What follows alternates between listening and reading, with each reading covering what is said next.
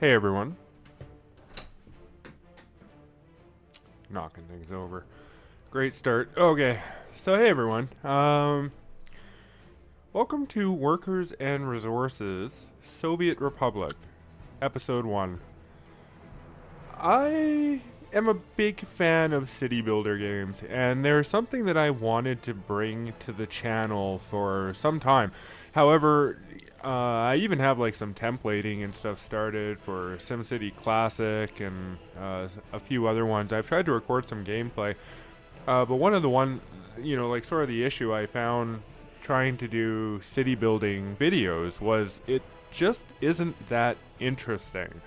Um, I mean, there's interestingness in the designing of the city and things like that, but to be honest, like I just don't find modern city builders, or really city builders in general, going back to the history, starting with SimCity, to be overly challenging. You know, you sort of like get like this balance of all the different things you need, and then that's it. You know, and then the money starts rolling in, and every city builder is the same that way. And even when you get to things like Anno and Tropico and things like that, where you're dealing a bit with more resources and there's a bit more strategy involved and even campaigns and stuff, they're pretty like simplified. I've always found. I've always dreamed of this city builder where you actually start from scratch, and one of the problems I've had with city builders is that they're so unrealistic with the birth of the city, in that like you're kind of going like let's take SimCity for instance. You know, you start with a power plant in the middle of nowhere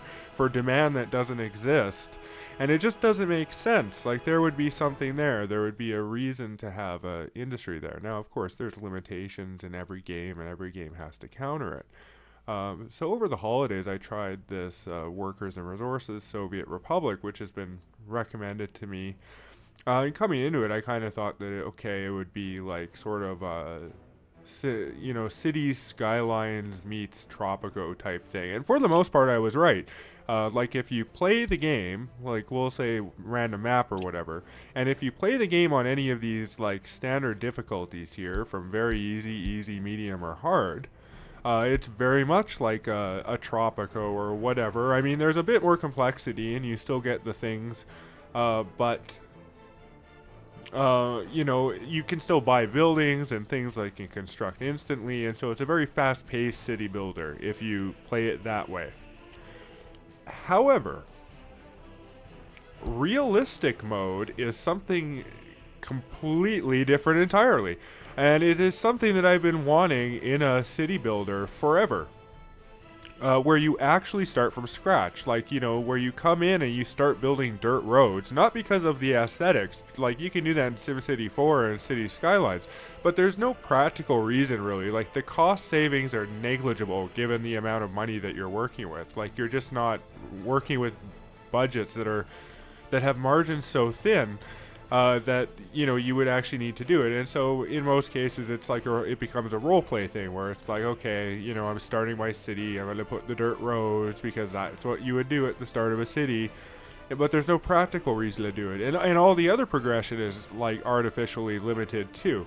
And it's not to say these are bad games. I love all these games, but it's something that I've always found was lacking in the city building genre, was the true feeling of like pioneering a city for purpose. And that's a feeling that I found in realistic mode in this game. This is amazing.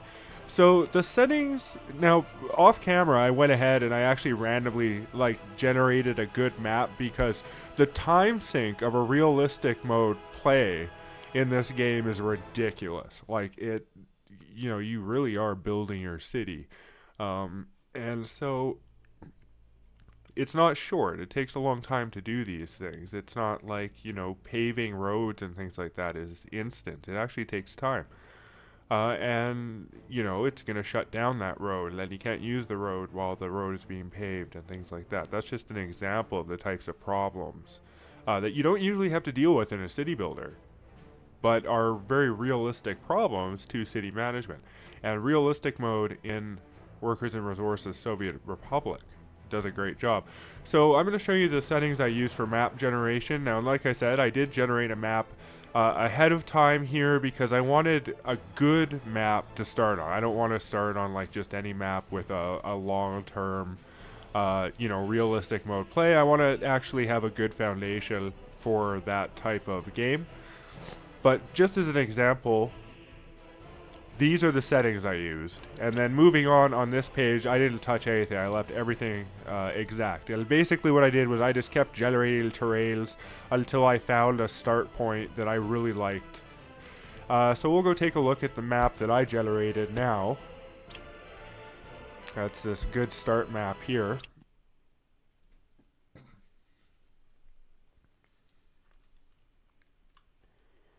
I really like this game. Really like the art direction of this game.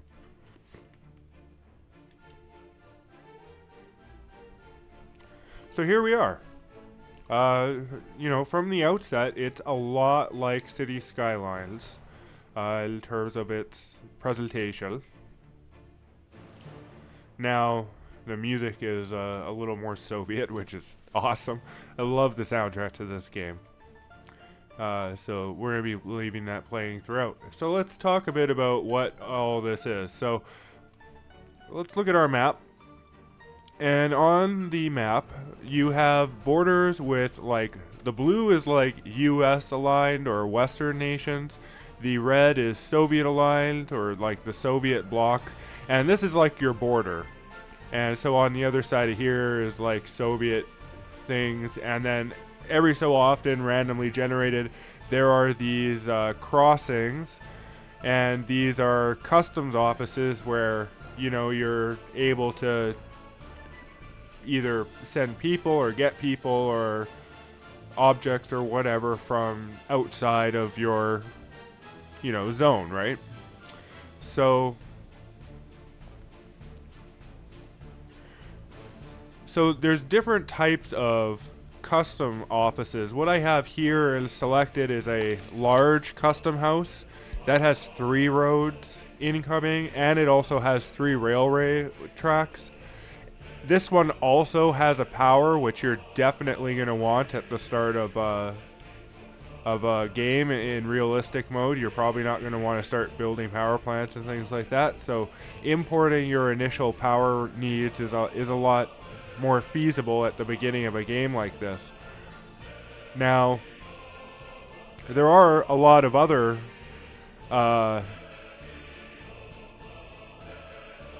custom offices and like places I could have chosen. Like I could have chosen this one, but it's only got a single rail and a single road. It does have the power though, but it is a lot closer to the US border, which is so the reasons that I chose this one, and I'll just cover that the one thing that it doesn't have that I wish it did have on sort of my checklist of things was that it was closer to the US border. But the fact that it's not is fine. You can deal just in rubles. So we'll get to how currency works and why this is important in a bit. But I just want to give a layover of the land of why I chose this place. So it has a nice wide starting area. There's no hills or anything that are in your way. With a good chunk, before you start hitting things. And it's not that I can't work around terrain or anything, but I find that for realistic mode, having to work around terrain is just, it's a little less direct. So you probably want to have something sort of set up before you're establishing more elaborate transportation networks and things to get around these types of issues. So it gives me a nice open area. The other thing it has nearby is oil. That's what this is down here. Even though I can't look at it, the research and whatnot, this is oil. You can just tell. And so aside from those, this one was a close second. There's one up here which is very, very, very similar. As you can see, it's also a large customs house with electricity. I think this is oil over here too. You know, and this one's got some quarry that's pretty close. But ultimately, I decided that this one is the better start point. I mean, the whole point is to try to like fill the map anyway, right? Like, or at least not necessarily fill it, but to put things everywhere. Like I could have a town up here and a town down here and connect them, and so, you know, I only have to pick one to start, but we are going to connect to more than one, and eventually work our way over towards the U.S. But who knows when that'll be, because this game is very slow, and I do have to warn people that if you don't like slow games, you're really not going to like this game. Especially since I've decided I'm not going to skip time or anything like that in this game. We're going all real time the whole way through. And the reason for that is that a lot of the time waiting and time management in this is also like strategic gameplay. And so that was sort of what I found appealing about trying this game out, was that I really felt that there is a lot to talk about in this game and with design and stuff, and it's not just, oh, throw a road here, throw houses here, throw, like, it's complicated, it's complex. Realistic mode is hard, and that's why I decided I might as well just record videos of it if I'm actually going to play this thing for real, for my own sake, because I really do want to just build a city, right? I love city builders, so but I figured, yes, you know, I'm going to venture out of the roller coaster games and throw something new on here. Throw something that's a little bit different, but still that's oriented in sort of, you know, grand design and that type of thing. But again, it's going to be real time, so prepare yourselves.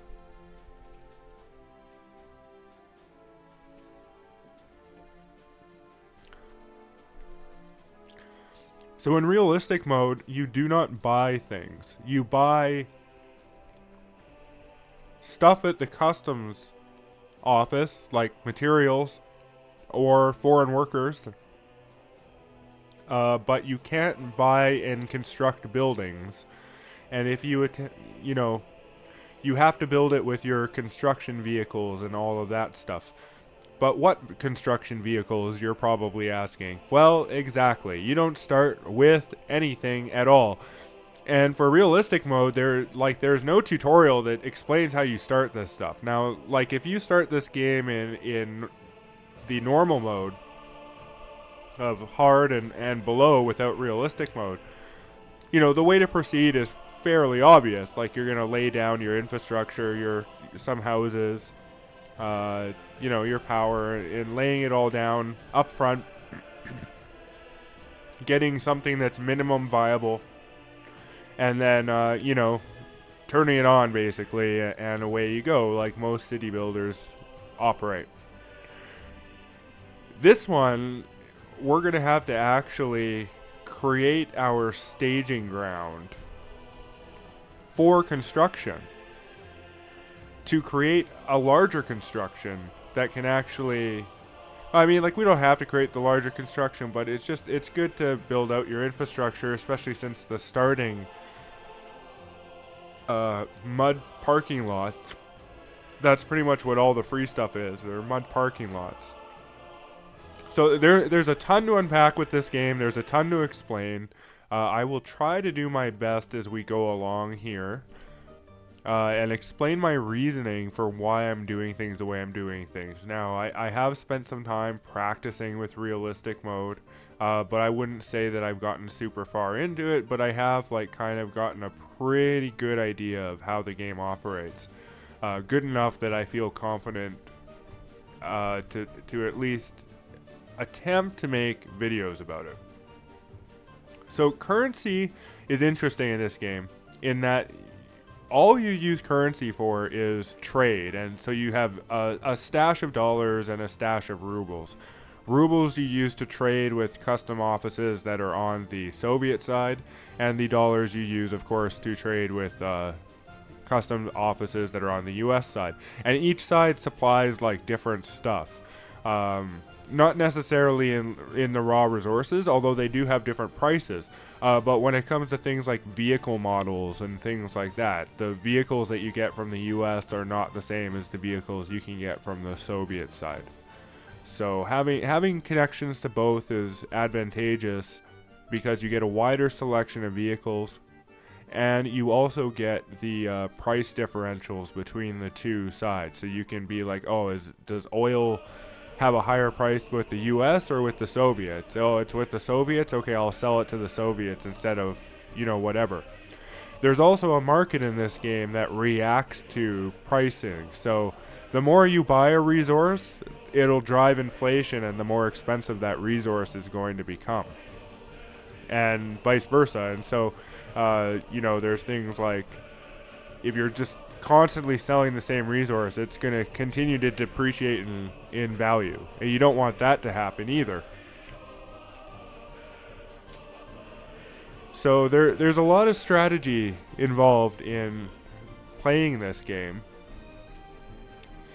and how you approach things, which is great, which is what I love. And the other thing that I love about this game is that you really get to watch your city as it expands and grows and does all the things. Like, we're going to watch all the vehicles doing all the stuff. It's going to be great.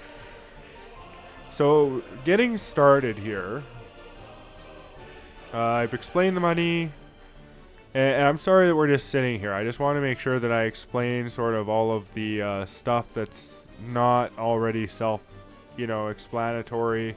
I think we're good. I think we can start here. So what I'm going to do is I'm going to just save as, and because I have my good start map, but I want to make sure that I don't overwrite that map, because I really like this map. And generating a map with like a really good start is not necessarily super easy with these settings. So we'll create a new one. I don't know. I'll just call it Innadiated Republic. Again, I'm one of those can't come up with names on the fly type people.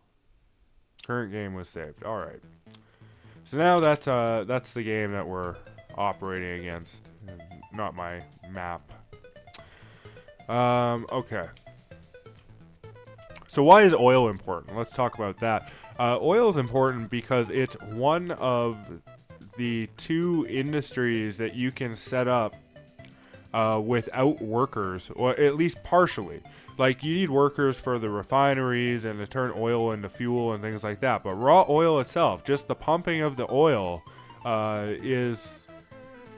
you can do it without workers. And the same thing with farms. You can do farms without workers if you have the machinery. So having oil close to our nice flat surface provides a great, jump start for oil industry, farms. We've got a little bit of a quarry here that we can utilize a little bit later for gravel production and things like that. So it's not a bad area. Yeah. The oil will be very important for later, because the only way you can make money to buy more things at the border with, basically, is to export stuff, right? Like, that's it. Internally, there is no money because this is communism. At least that's the, every game needs a justification for why you have the control you do. Like, who are you? Like, in SimCity, you're the mayor, right? And in this game, it works beautifully, kind of along the same lines of like with Tropico, where you're the dictator, so you can do whatever. In this one, it's all a centrally planned economy, so it actually like makes perfect sense that this is how you would go in and construct a new area. And if you don't think so, just look at the brand new cities that were constructed in stuff like China and stuff like that. They're not organic cities, and they're actually cities that like people just.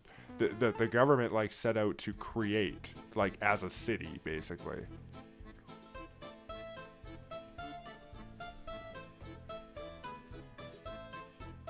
But anyway, okay, enough blabber. Let's get to the building. So in designing the initial part here, let's flip on the grid. So if you hit F1, you get a grid. Hit F1 again, you get a grid that has snapping. Unfortunately, it only seems to snap to like points. Not every road is aligned with a point, as you can see. So like if I take off this one, with snapping, it's going to go to the points and it's not actually aligned. It's not, I got to turn it off, put it something like this, freehand, to get a straight road. So that was also something I kind of struggle with getting into this game. And it kind of turned me off of it at first, the way the roads work. But I found the rest of the game so interesting that I fought through and kind of built up a system that works for me, at least. So I'll share that system.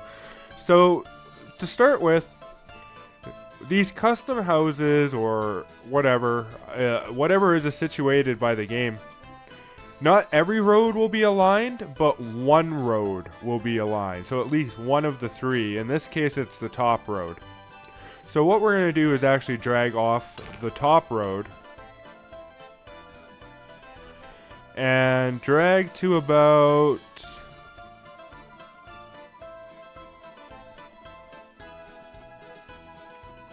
here. And now why there, you're asking? Well, because this is roughly 300 meters. It will be closer once I draw the vertical leg of the road, because you can't like draw off. See, if I draw off the end, it does a curve. So the only way that you can get like a 90-degree road coming off a road is to do an intersection. So you have to like overshoot and then draw off of it. But anyway, so now that I have this road, it's about 300 meters. And what I like to do is kind of design in this game in 300-meter square blocks, you could say, as I find that that's a pretty good size to average over like a lot of the coverage, like in terms of walking distance and things like that. And it works really well. And it allows you to like sort of section off your city. So I like to dedicate one of these blocks to being sort of maybe one or two functions, maybe three functions if the third function is related to one or the other function that's also in the block. And this will make more sense as we go along. So coming off this road here now, these roads will actually magnetically sort of like align to the roads that they're beside. So in doing it this way, I'm able to get the straight roads as desired. Now I don't want these two bottom roads to stay along. So this road at the top is going to be like a service road basically, and the two bottom roads are going to be the actual highway. And the service road is going to be important because this is going to provide a fairly short and direct connection to our initial like construction material imports. And maybe I'll just finish designing here and explain it once I have the whole thing, because it might make more sense once you see what I'm kind of going for here. So we're going to extend off this a bit more.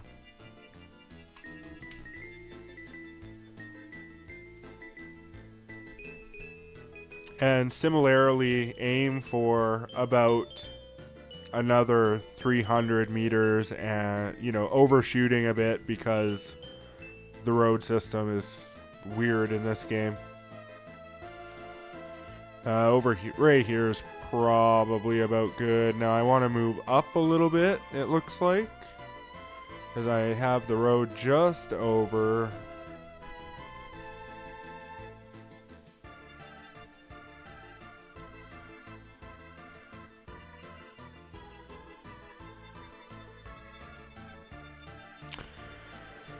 Yeah, the fact you can't like lock just straight is kind of annoying. I really wish that you could just have it continue straight without having to worry about it, but it's okay. We'll muddle through.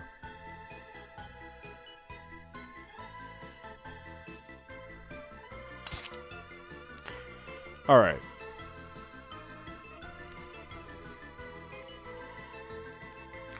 No purple dot means there's no junction there. Like, so these aren't segmented. That's good. We don't want the roads to be segmented. You want as few segments as possible for the purposes of upgrading.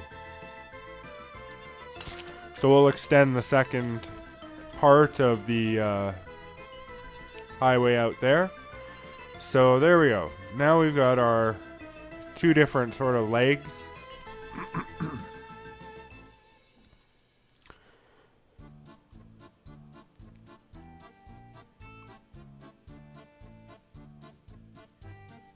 So now coming off of this one, we're going to also have the double road. So we're going to make the, this is the intersection.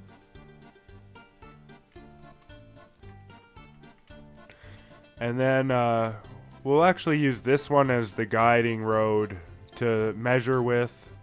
Let's see, where's a good spot to go from here?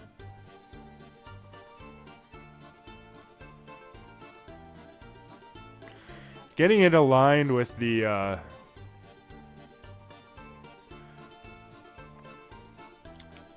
actual grid is, of course, always preferable. Are either of these aligned? This one's aligned. So, yes, I could do an aligned one here.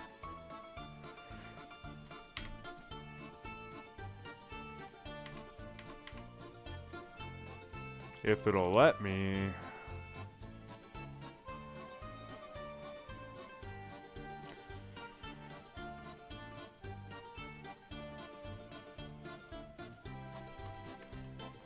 Actually, what I can do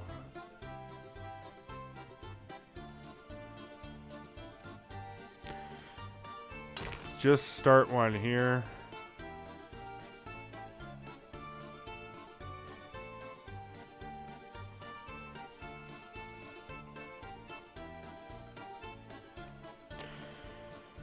So that's 20 meters. You see, 2 squares is 20 meters. So I want to subtract 20 meters from the total here, which means I want to go right to about 300. Maybe one higher. 313.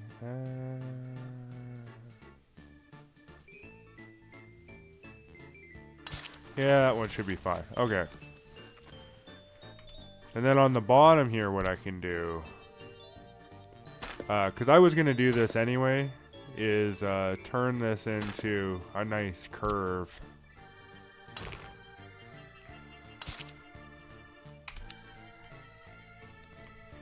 Like that, okay? So now on this side,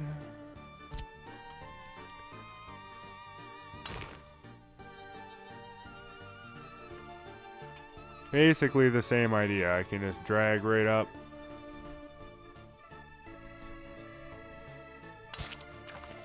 To the same point.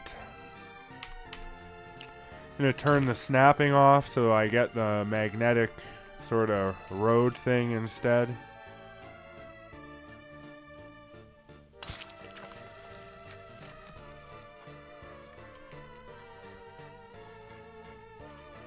Okay, nice setup there.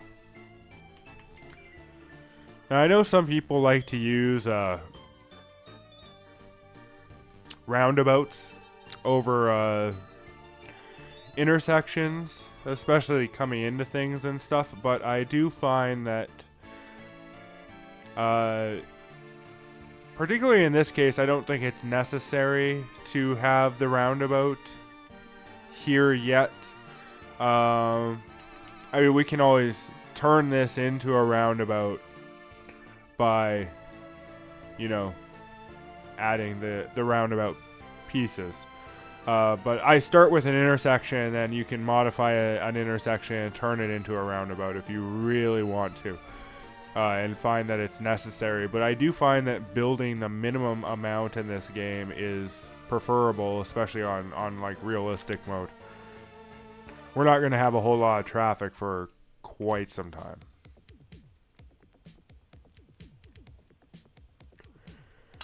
So now we just need a, oh, that's interesting. Why did it do that? Alright. These are not aligned.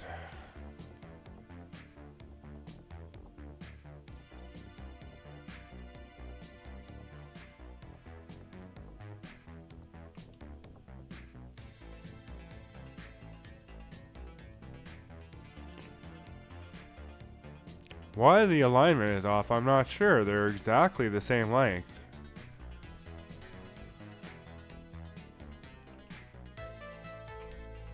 And the spacing's proper too. So I'm not sure. That's kind of crap, but see if I can do it with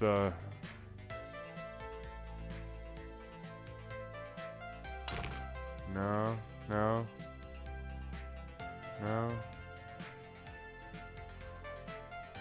Well, it's okay. We'll drag off this one.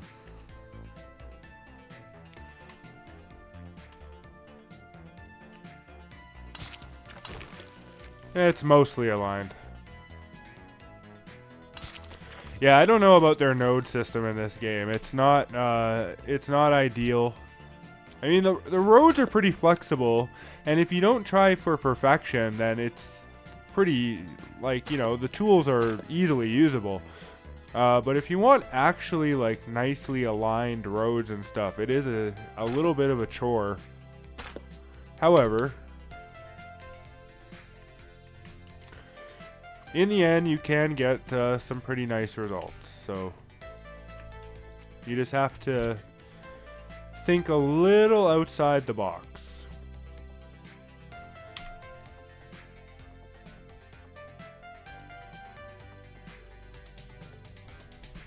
Alright, so now I need another road that comes down.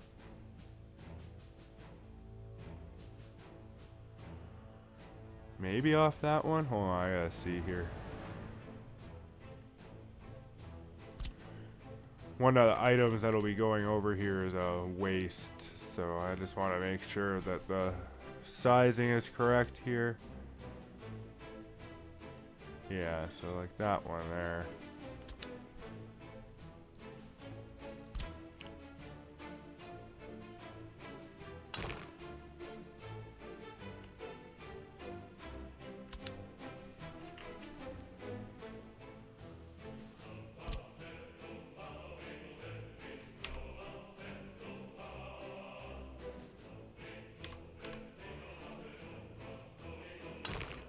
Well, close enough. We'll just freehand it to make sure that we stay lined up here.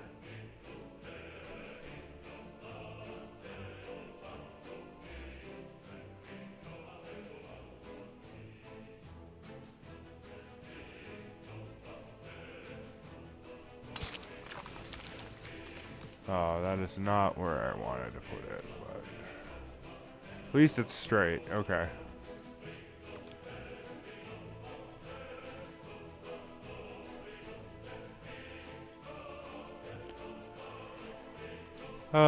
So now I want to grab one off here. Go to about here. See if we get a, yeah, nice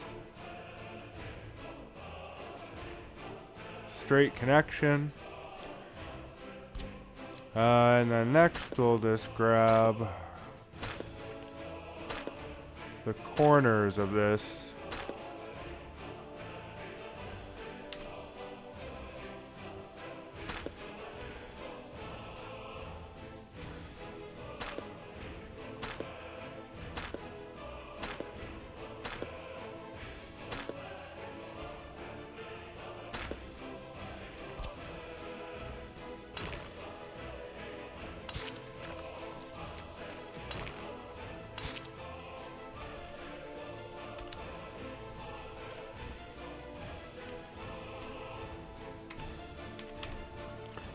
Alright, so this is our starting area.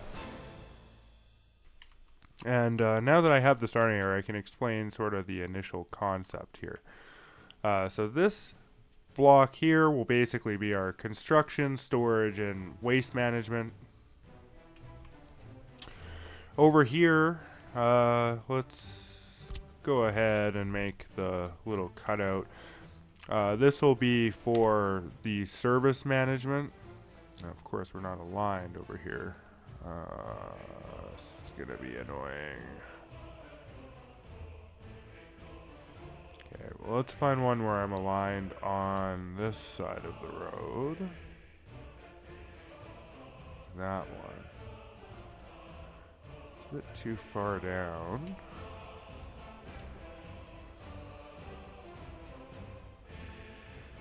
None of them, eh? Alright, this is the next best option. It's pretty much dead center in the middle. So still have to freehand, but it makes it a little bit easier to kind of judge if you're on track or not.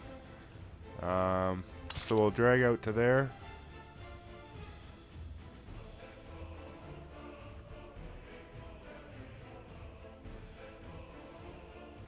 This one here, well, we can align this one.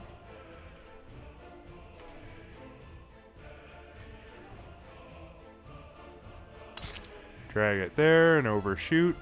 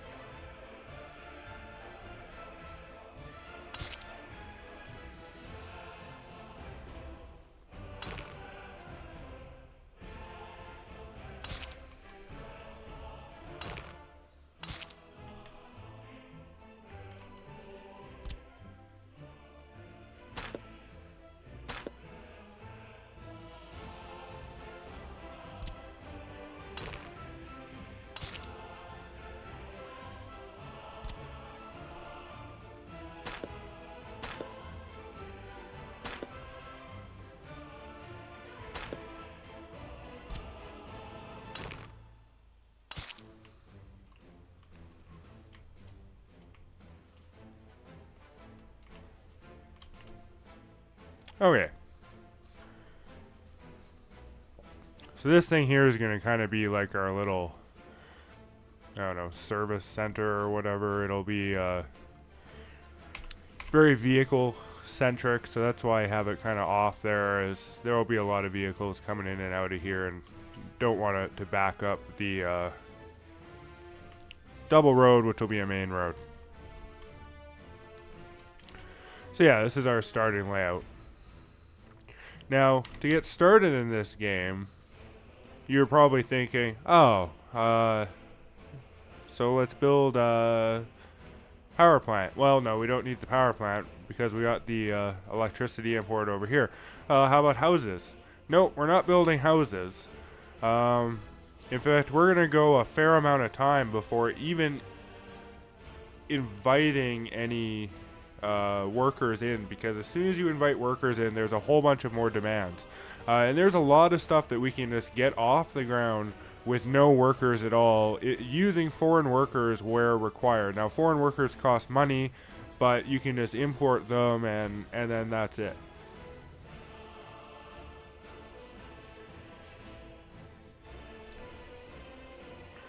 Foreign workers are temporary, though. They don't stick around, and you don't have to provide for their needs. So there is that. So how do you get started in a realistic game? Well, the answer is you buy a gas station. Yep, that's right, a gas station. Why? Well, you need to be able to gas your vehicles, because all the vehicles in realistic mode require gas. Which means they require fuel, which, you guessed it, is going to be the first import.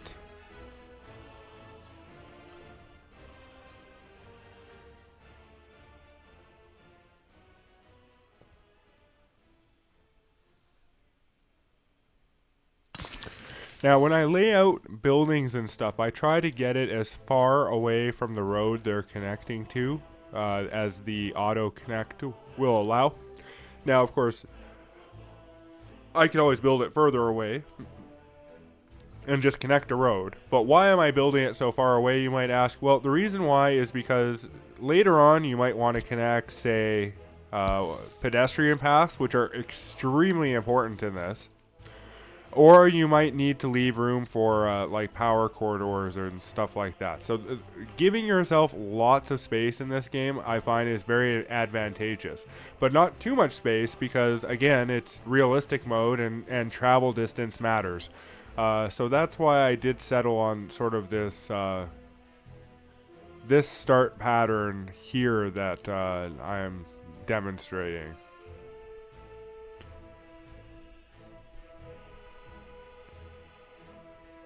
Alright, let's try to get my camera nicely aligned to the grid so that I can tell if things are misaligned or not.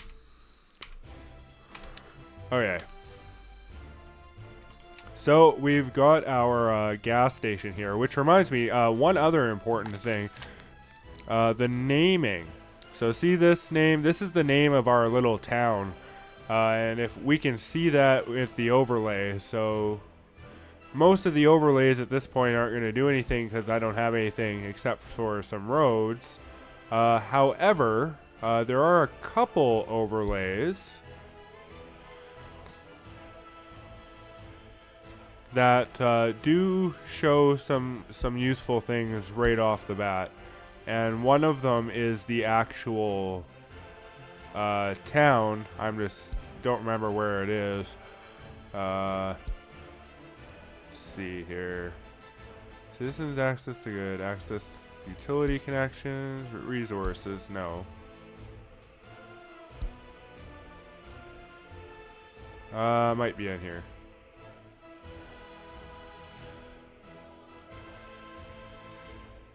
Maybe not.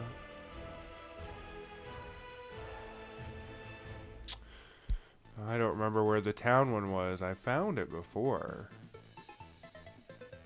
Yeah, it shows you exactly where your town is.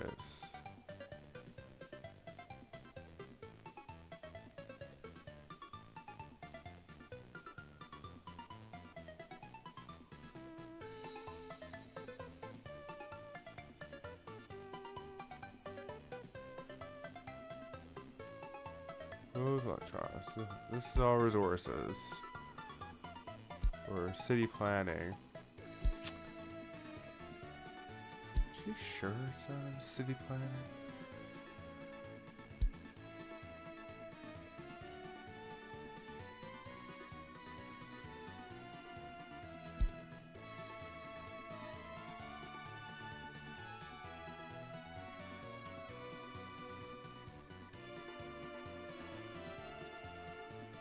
Yeah, if you can't tell by all the different overlays here, there is a lot of different systems and stuff in this game. Okay, anyway, I'm not sure exactly where it shows the town.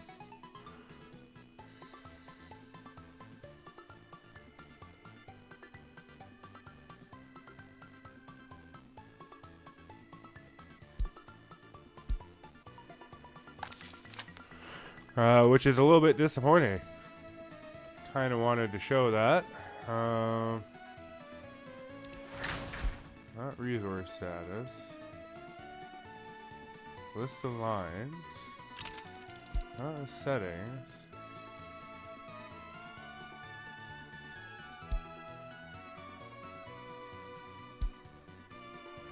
No, I'm certain it was a overlay.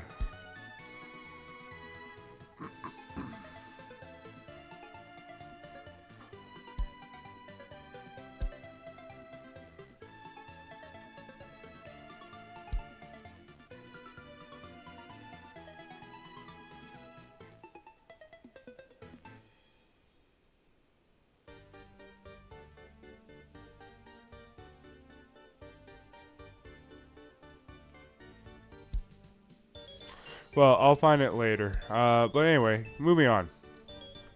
So this is the name of the like town, which is roughly about this big. We're gonna rename this, and we're just gonna. I don't want to type that name. So we're just gonna copy it. I'm not gonna change the name of the town because that's just a pain as well, and we're gonna have lots of different towns. It's just for the purposes of kind of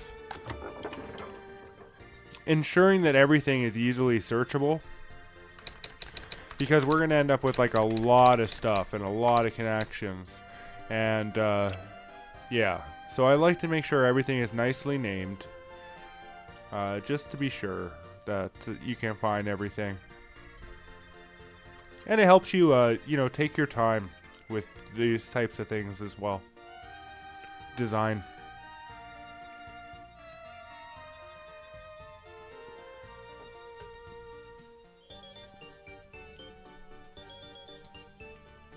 Alright, so we have our gas station, which, as you can see, takes fuel, but it's got no fuel in it. Well, that's because we have to import fuel. And the way that we do that is with something called a distribution office. And the way that we're going to set up a distribution office is we're going to put it right here beside the gas station. As close as possible with a straight road.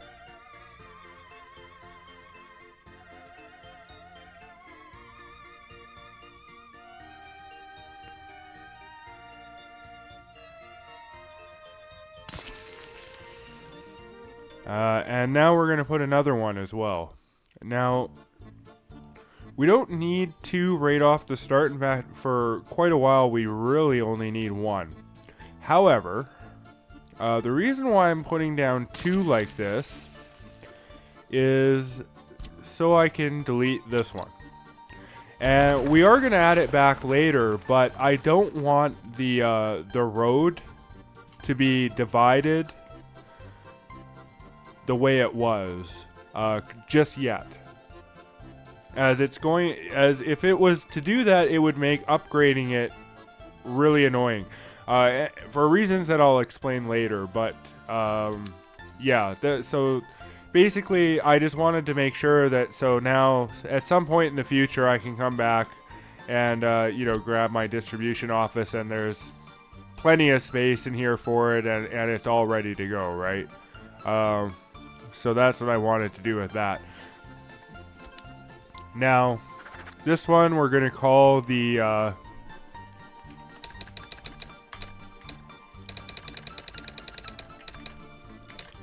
aggregates and liquids import office.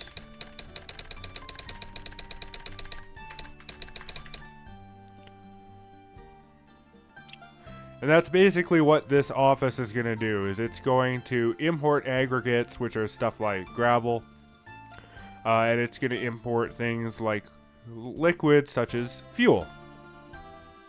And so now that we have that set up, let's go ahead and purchase a vehicle. Now, the choice of vehicles changes over time, obviously. It's 1960 currently. So we'll go to oil tanks here. As you can see, an oil tank can hold oil, bitumen, fuel, and liquid fertilizer. Now, for the purposes of this import office, I'm going to go with the largest oil tank that we have at the moment, which it can hold 11 tons of fuel. The gas station holds 20 tons of fuel, so one trip by this tanker here does just over 50% of a fill of the gas station, which is pretty decent. So that's what we're going to go with.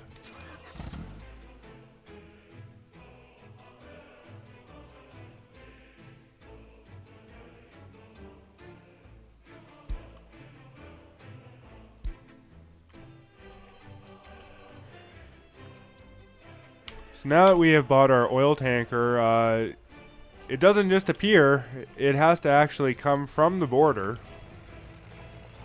So here it comes. And it's a T-138 cistern. which we're actually going to rename to the imports T138 cistern. And the reason why we're doing that is just so that when you look at everything and like the list of vehicles and stuff, it'll just make it really clear immediately who owns what and what it's for.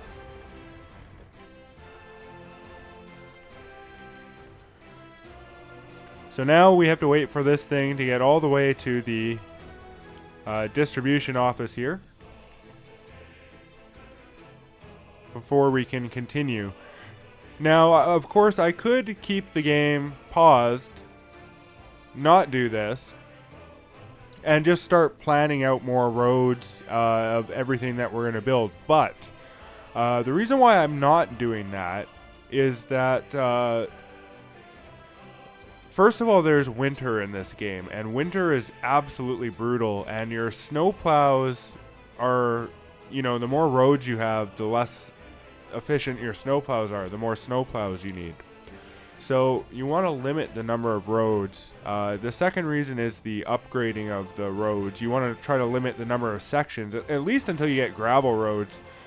You know, gravel to asphalt isn't nearly as painful as mud to gravel. So that's the main reason. I'm trying to keep things in a confined area, basically. So we're going to continue the game here and allow it to work its way to the distribution office.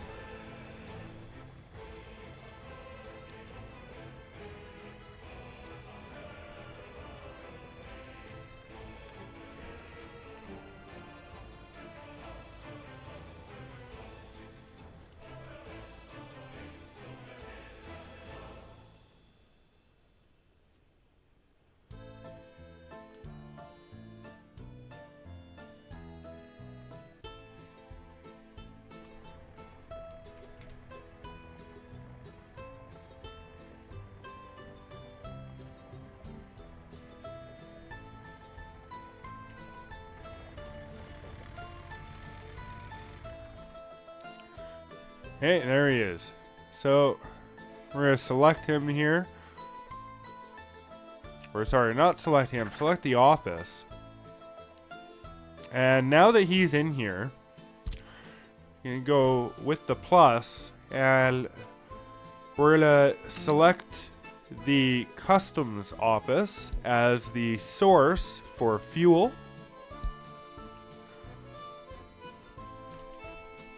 We are then going to select the gas station and have him unload the fuel there. Whenever the gas station has less than 10%, let's make it 20, less than 20% fuel, he'll go and do a run, which will bring it up to like just over 50%. So there we go. We will accept that. Now if we run the game, we will see that he's going to take off for the border again, this time bringing back fuel.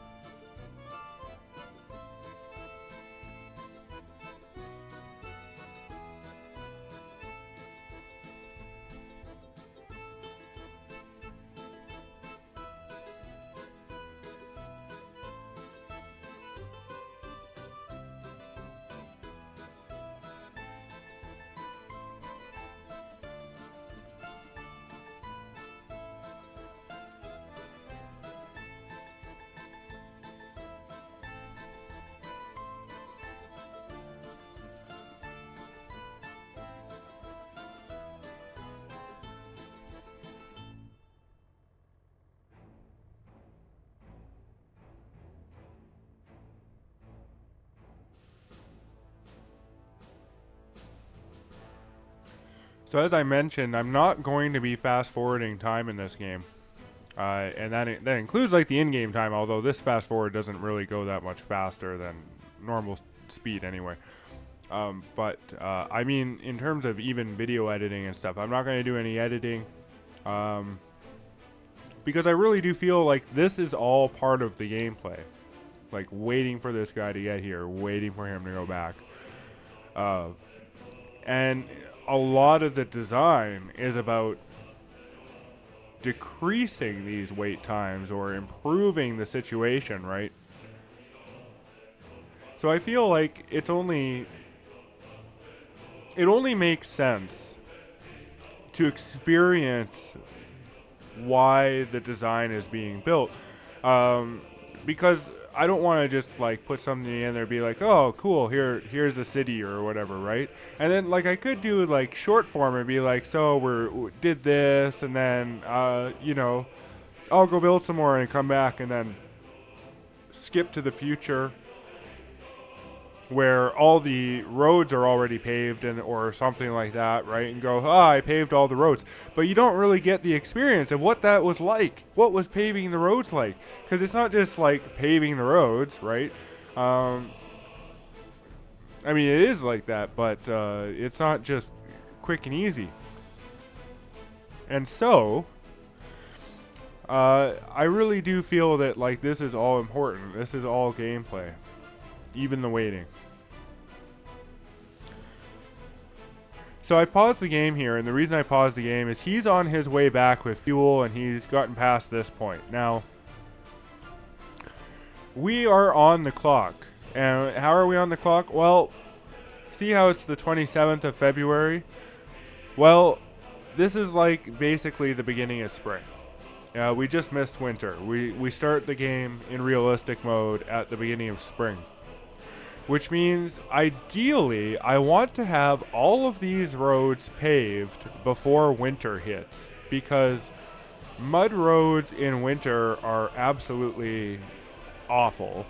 And even in rain and stuff, they're awful. But to get anywhere during winter, these mud roads have got to go. So that is going to be the first focus. And, time is of the essence, because every day that we get closer to winter is one day that we're losing in terms of construction time and stuff. And we need that time. It's going to take some time to pave all this stuff, given that we're starting from nothing. Got to bring in the gravel, got to do all that stuff.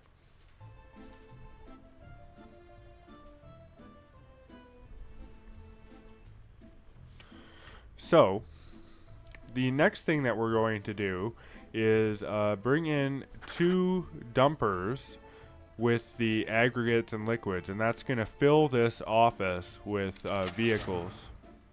We're going to use the T138 dumper. Why that one, you might ask? Well, there is one that's larger, the BZ252. It can hold a total of 25 tons of gravel. However, it moves at a whoppingly slow 35 kilometers an hour. Now, that is just... It's fine for something like a quarry or something like that, where it has to move a short distance, where like you want it to take a lot of product a very short distance. However, when it comes to something that's like imports or exports or deliveries or supplies or something, it's just not practical. Like this is one of those like types of dump trucks that you would see at like the oil sands or something like that, right? So the T138 is the biggest dumper that's like a standard dump truck. And so that's why we're going to buy 2 of these.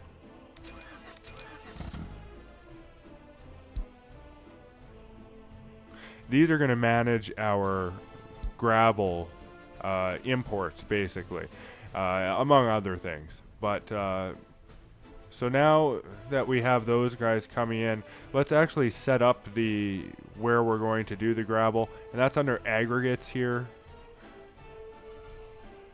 And we're going to use this free aggregate storage. Now you'll notice that all the free stuff is basically just mud. So you got mud roads to mud fields. This is a gas station. This is a distribution office. They look very similar. And our storage unit here is actually like just the same thing, right? It's like just a big mud field. Now we're going to hit T to mirror it because I want the road to be closer to that side. hit F1 for our grid.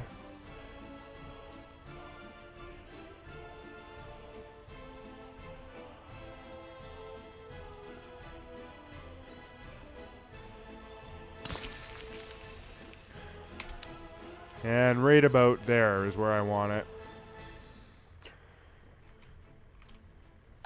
So now coming into this, let's just hit the name first of all. So it is an aggregate storage. However, we're going to call it what it is. It'll just make things easier.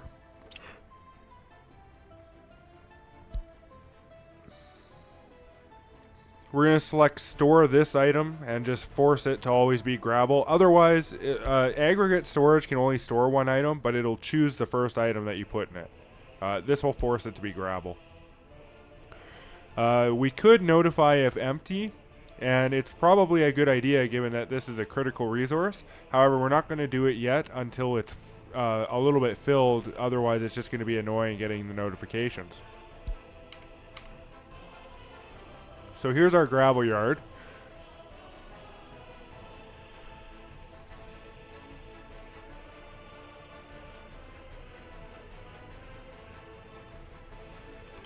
So now that our truck is, or our fuel truck is on its way to fill the gas station. Now by the time that it fills the gas station, some of these T138 dumpers will be getting near there, and then they can gas up because everything that you buy has to gas up. We're just going to rename these quick.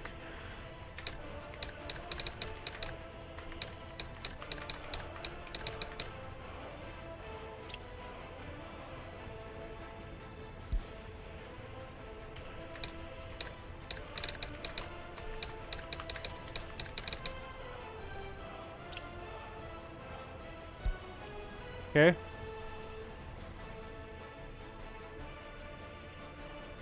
Oh, actually, you know what? I want to give them letters, too. I don't want them both to be called dumper. I'll call it dumper A. Dumper B. There we go.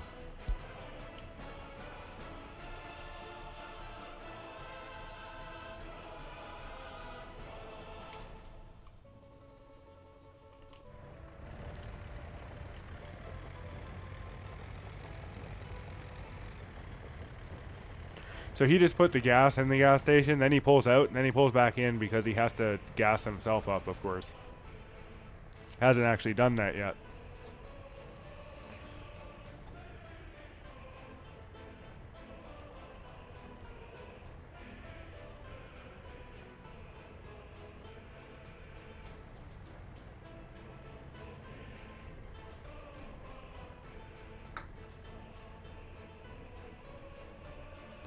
Alright, so our dumpers are coming in here, and now that one has arrived, you'll see that the amount of things that we can import from the customs house has changed because we have support for transporting different types of stuff. And we can now load gravel as well. And the distribution center will intelligently send the appropriate vehicle to get the appropriate thing. So now all we have to do is add another location. We're going to add the gravel pit here. And of course we will unload.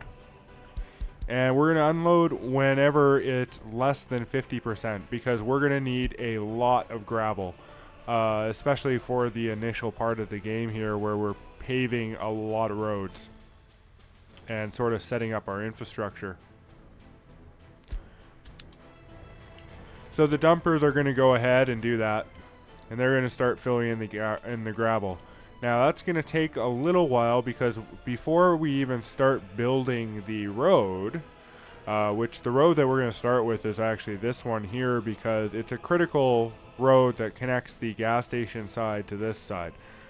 And so changing it is going to be highly disruptive to the pathfinding of this. And so it's best to get it out of the way early when there's the least amount of traffic possible on the roads, and hopefully 50% in the storage here will cover the distance. I think it will, but You know, we could go up to 60, 70%, but 50 should be fine. And once we have a well-oiled machine that's kind of working here with our service road nicely paved, this will be more than enough. So as you can see, they're on their way to the customs house to start getting gravel. So while they do that, let's go ahead and build our construction office here. And this is what we're going to actually use to get vehicles to do construction. And kind of like the dumps and the distribution office and the gas station, you get some free ones, which are a pile of mud in the middle of nowhere, basically. You do get a limited amount of them. And these are all basically just your starting infrastructure, right? So see, mud parking lot, awesome. This is our construction office. We're just going to rename it. For the moment, we'll just make it the construction office, though we will get more specific with offices as we add more. So we just need to assign the sources for the construction office, which for the moment, we're just going to assign everything to the customs. Except for the gravel, which is going to now be this.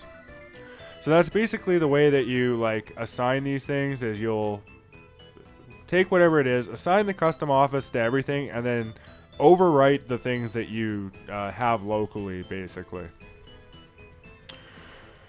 So we'll turn auto search off, as I'm really not a big fan of it, and I prefer to control my construction directly.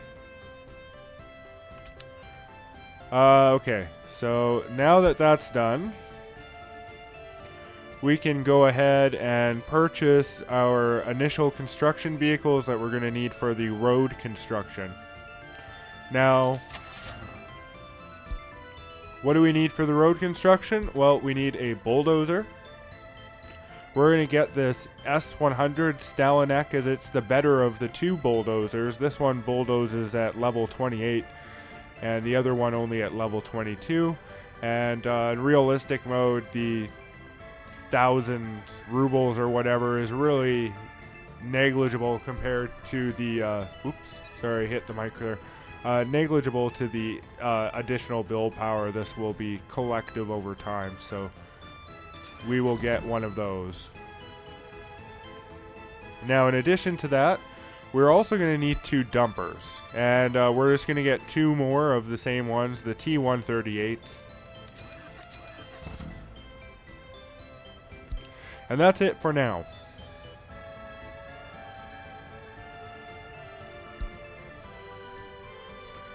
Now, of course, I'm going to want to name these guys as they come in here.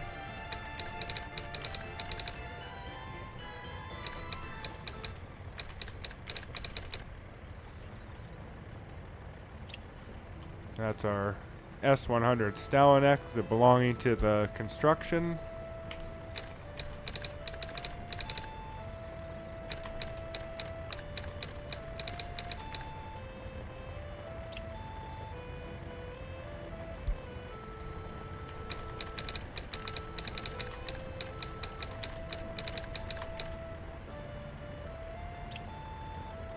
And there's dumper B.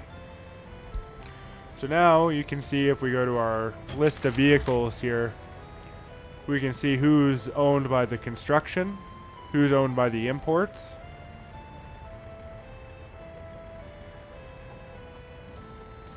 Okay. So that's why I named them like that. Is when that list gets way bigger, you'll be thankful.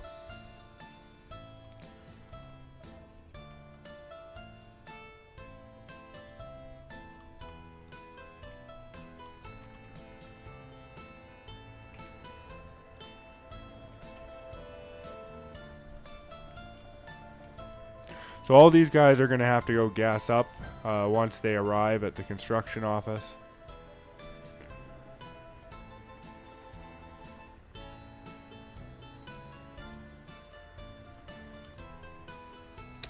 Set our max construction workers here.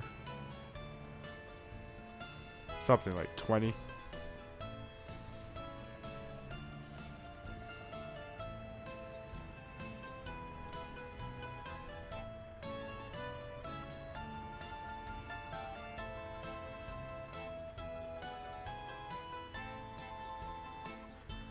Not that we're going to have any workers. All of this initial road construction will be performed by the bulldozer.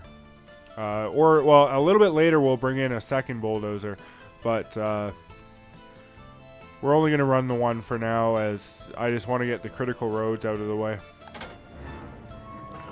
You can see our gravel storage here is now filled to 11.11%. So we're going to wait for it to get all the way to 50 before beginning road construction. Got to wait for these guys to get back from gassing up anyway.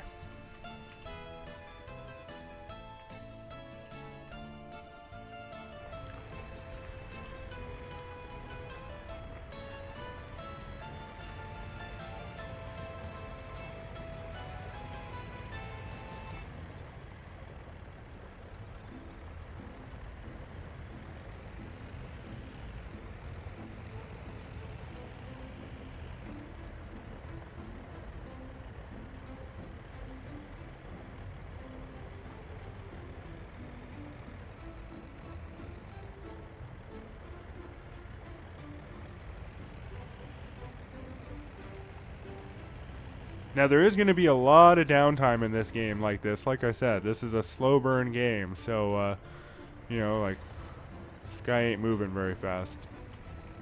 So, don't expect me to talk for forever. I'll sort of talk when things are going on. But during moments like this, I'll probably just let the game work. And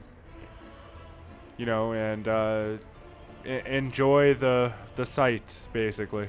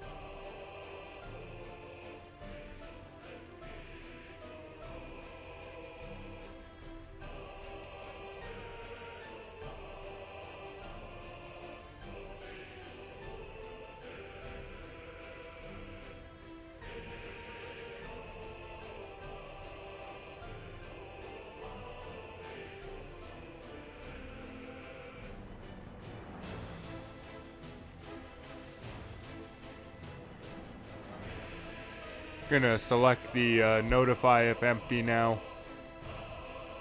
And that way, I'll know if I run out of gravel.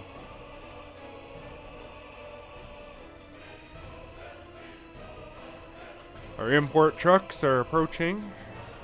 This will bring us up over 40%. Then it's just a couple more, one more trip after this, one more round trip, and we'll be at the 50% that's required to get going here. And like I said, the reason that we're building up to 50% is we're going to be doing this road first, and it's going to basically cut this area off from this area temporarily, and hopefully we can just construct everything we need before the pathfinding on the supply trucks kind of flips out and they don't know what to do. Because we might be able to get like one supply, but we definitely won't get two.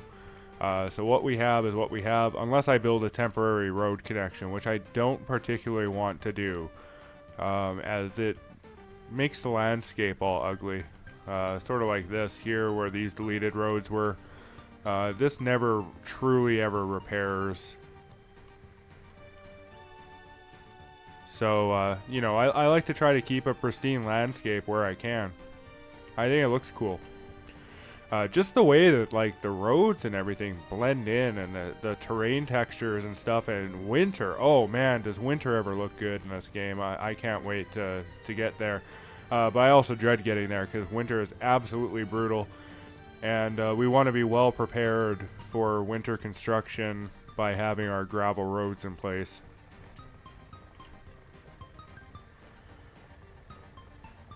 It's also why I'm not bothering with too many vehicles and getting things started, right? It's because I want to build the gravel roads first without too much vehicles having to get diverted as a result.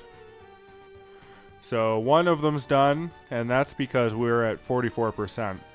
And so this one truck that returns here will push us over 50.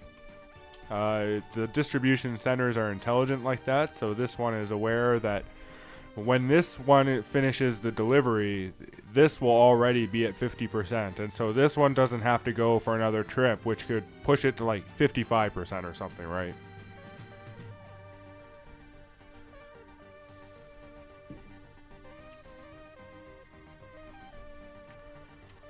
It does do a full like pickup though.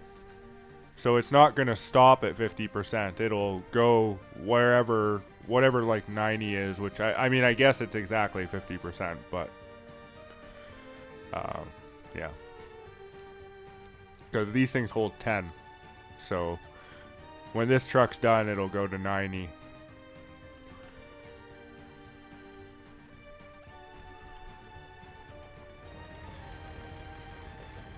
But it doesn't hold 10 because it goes to 90. It holds 10 because that's the max amount. And if it was, for instance, if it held 15, it would be bringing 15, not 10.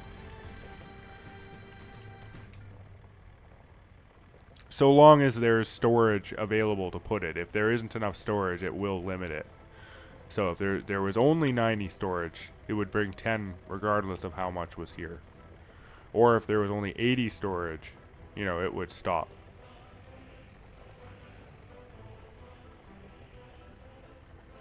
Alright.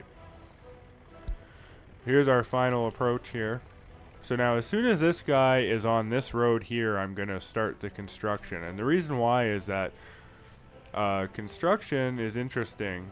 Road construction, in that vehicles that are on the road that is designated to be constructed finish their trip on that road as though the road was already constructed. I'm going to pause the game here. We're going to go to build gravel road. We're going to turn this whole thing into a gravel road. And see, he's already on it. But he's not just going to get off. He's going to finish his trip. And he's going to finish it as though this is a gravel road. So he's going to get better efficiency. We're going to just assign this construction office here. And then we're going to assign it to that. hit play again, and they're going to start building this road. Or upgrading the road, I guess, would be more apt, but yeah. So see how fast he's traveling there? He hits the mud road, and yeah, that's because it was acting as though it was gravel already.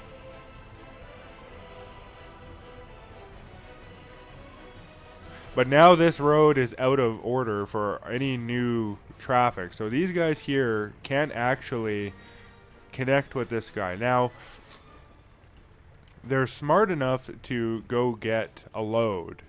But then on the return trip, they will go here, and then they go back here somehow. And then they can't ever get back here. I've tried this a number of ways, and yeah, without a secondary road, they will never use the customs office as a like connection point to the roads between them. So that is why we're just gonna have to hope that 50% plus a load, which is about another 10%, so 60% in total, is enough to cover this distance, which I think it will be. It's about 100 tons of gravel.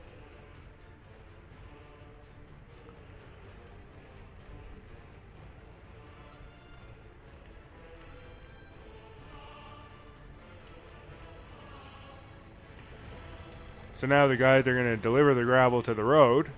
And here we go. He's starting his construction.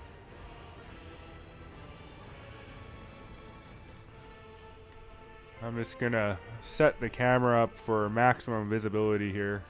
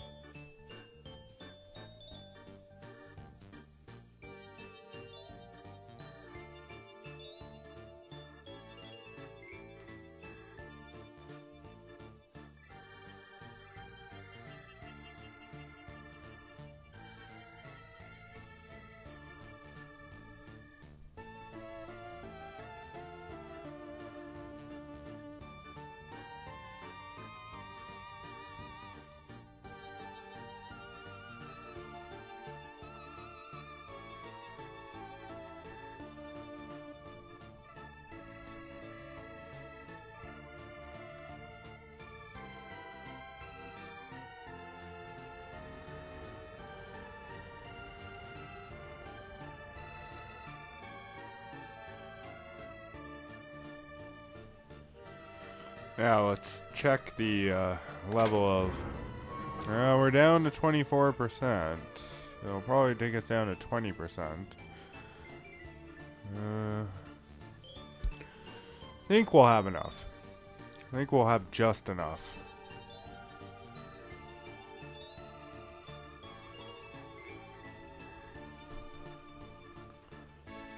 We're just over half.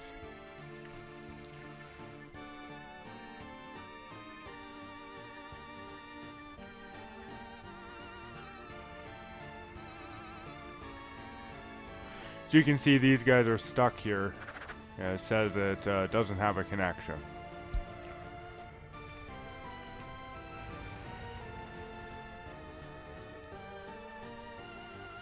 Just temporary though, till this road's back online.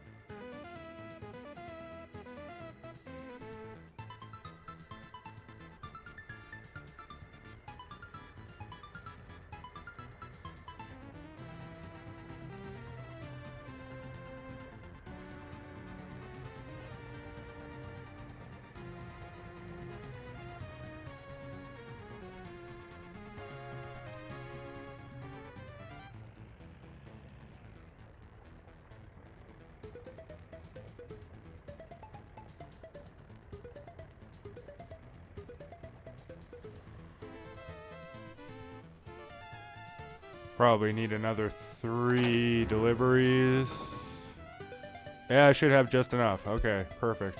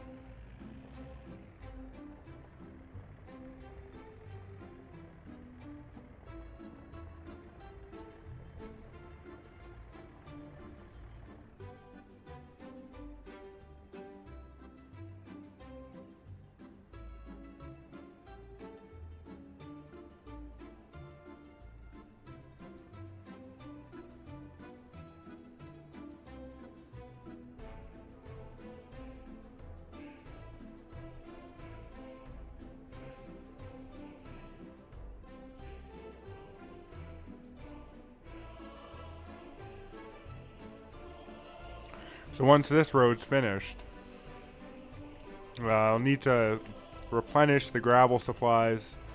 This guy will need gas. These guys might need gas.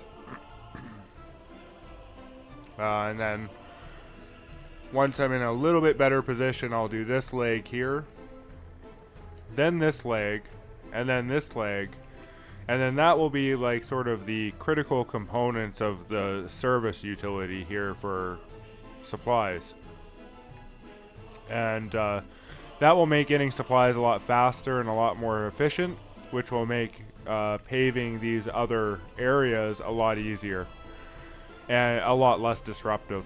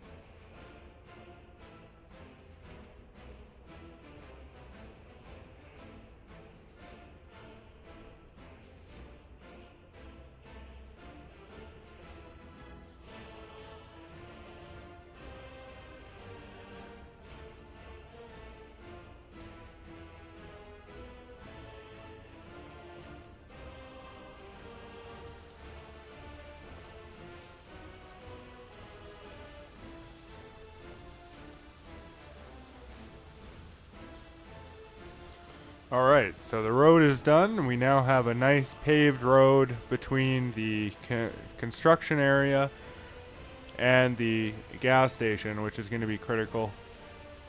Especially since when I shut these roads down, this is also going to be the alternative route that the trucks take to resupply the gravel. So having this road up here, even though I'm not going to do these ones before that happens, even having this top one is beneficial. So now that the connection's reestablished, these trucks are going to make their way back to the customs office, and as you can see, they're actually taking the northern route now instead of the southern route, as just this one road being here has made this path now more efficient than going this way. Whereas before, this was the route they would take by default, as it would be more efficient.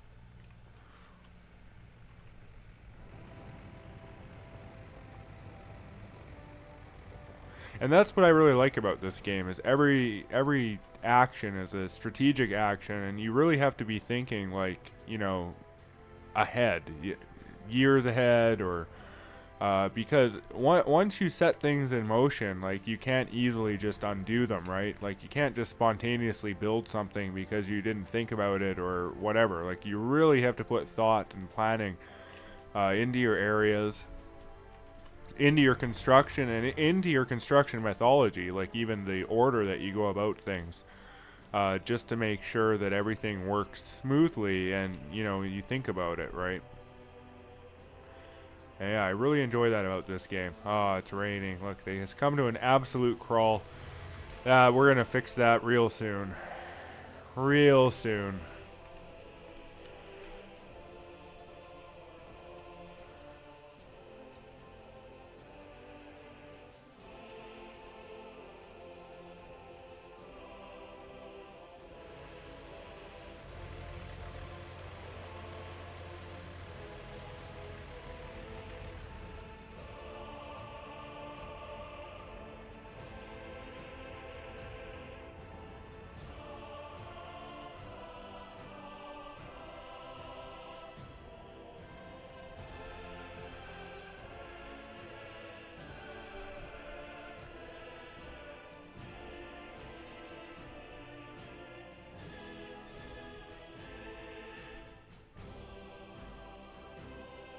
So one trip of gravel should be enough to do this segment here.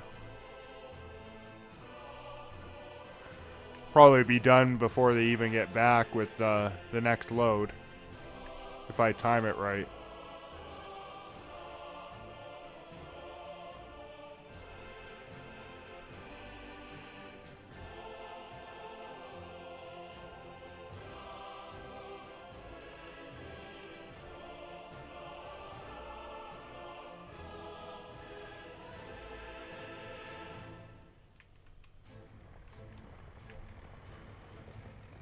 Alright, one of them's on their way back. Get a nice close look at these guys. The T-138s. We're going to have a lot of T-138s. Like, even this is a T-138 too. They're the same truck. You can have a lot of the models of the vehicles are multi-use. And the T-138 is a good one. It's pretty high capacity for an early game vehicle. With pretty good speed.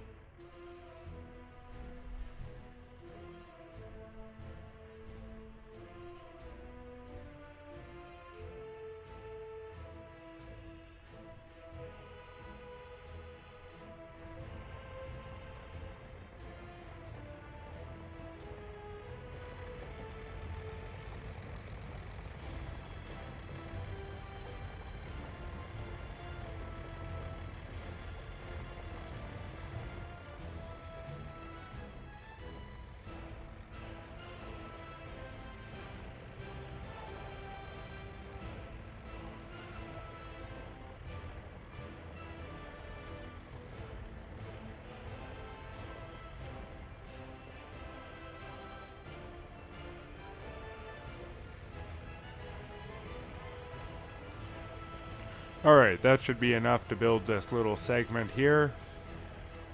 Same deal, we'll just pause it once this guy gets on there.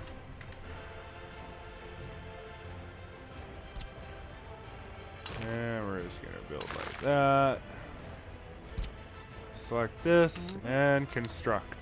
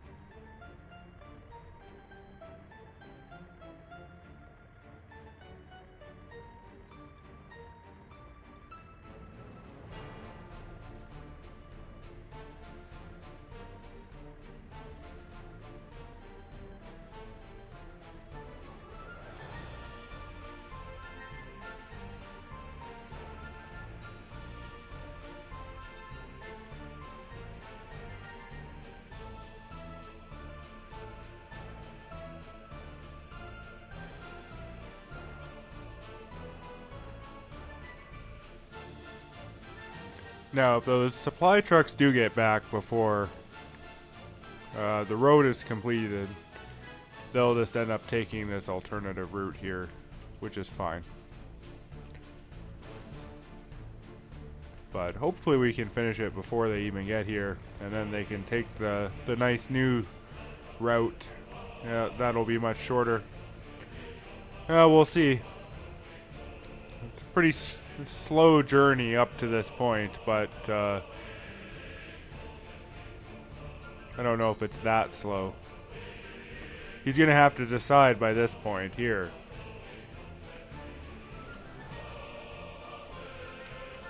Yeah, pretty sure he's not gonna make it, so he's going the long way around. That's okay.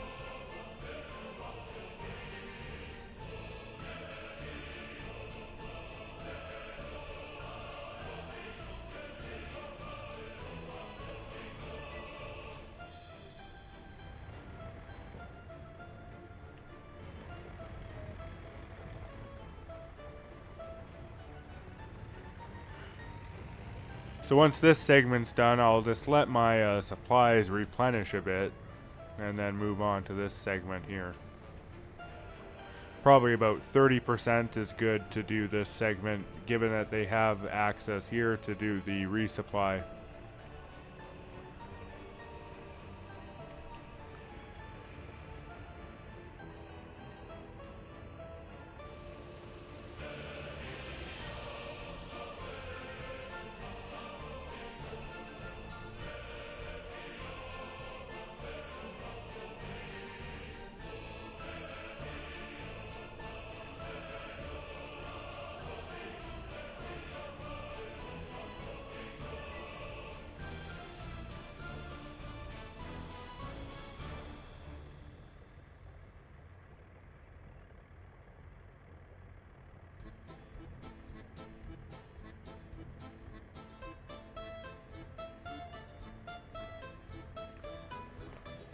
Alright, there we go. That segment's done just in time for them to arrive and then use it to get down there for another load.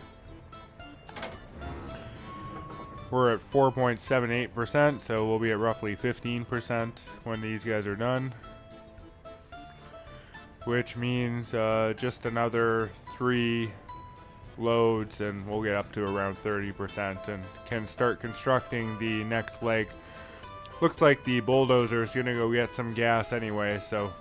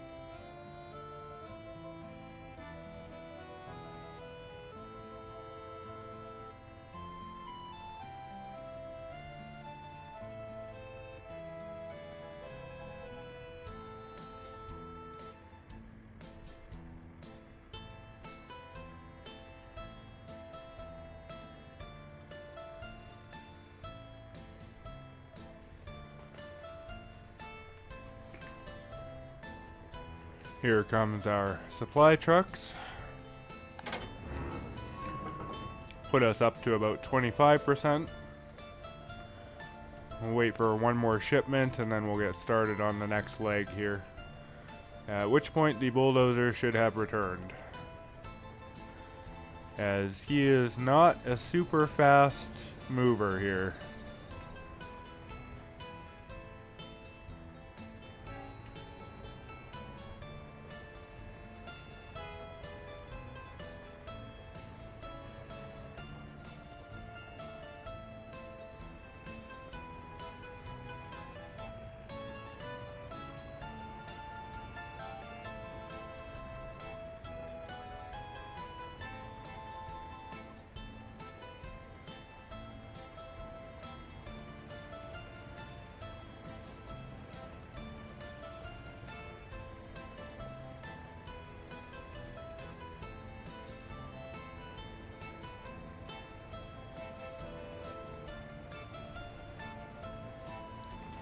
One of the supply trucks is going to get gas as well.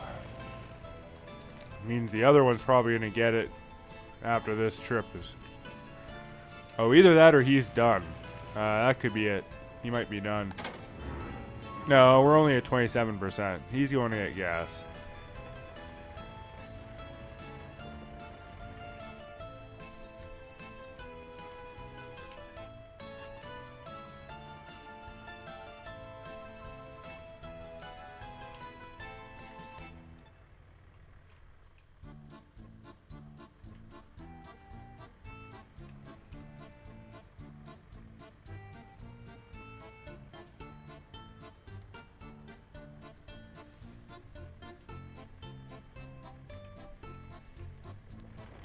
Interesting, he's taking the southern route this time, it looks like.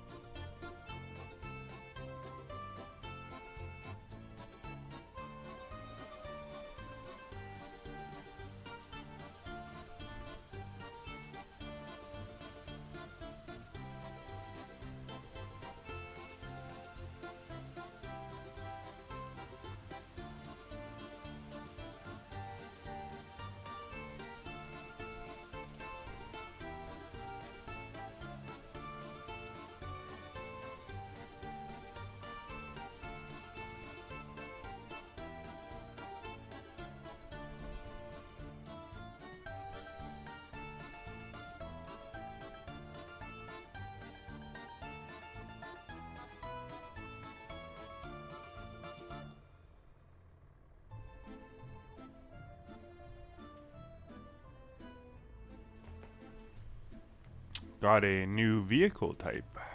That's our first one, I believe. Available for purchase using dollars. An open hopper, 90 ton. Train car. Alright. So this guy's going to bring us over 30%. And then we can start the construction of the next leg. Let's wait for him to get on this road so he can take advantage of the early speed boost. Unless he decides to go get gas.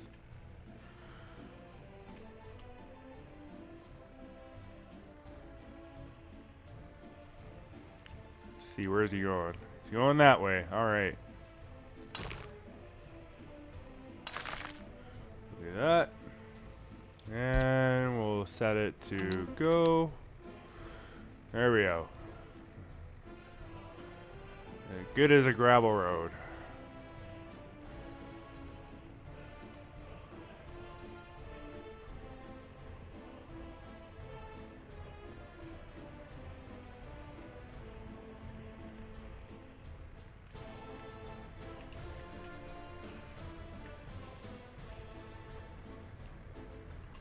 Got one of our suppliers coming in. He's going to take the long route around.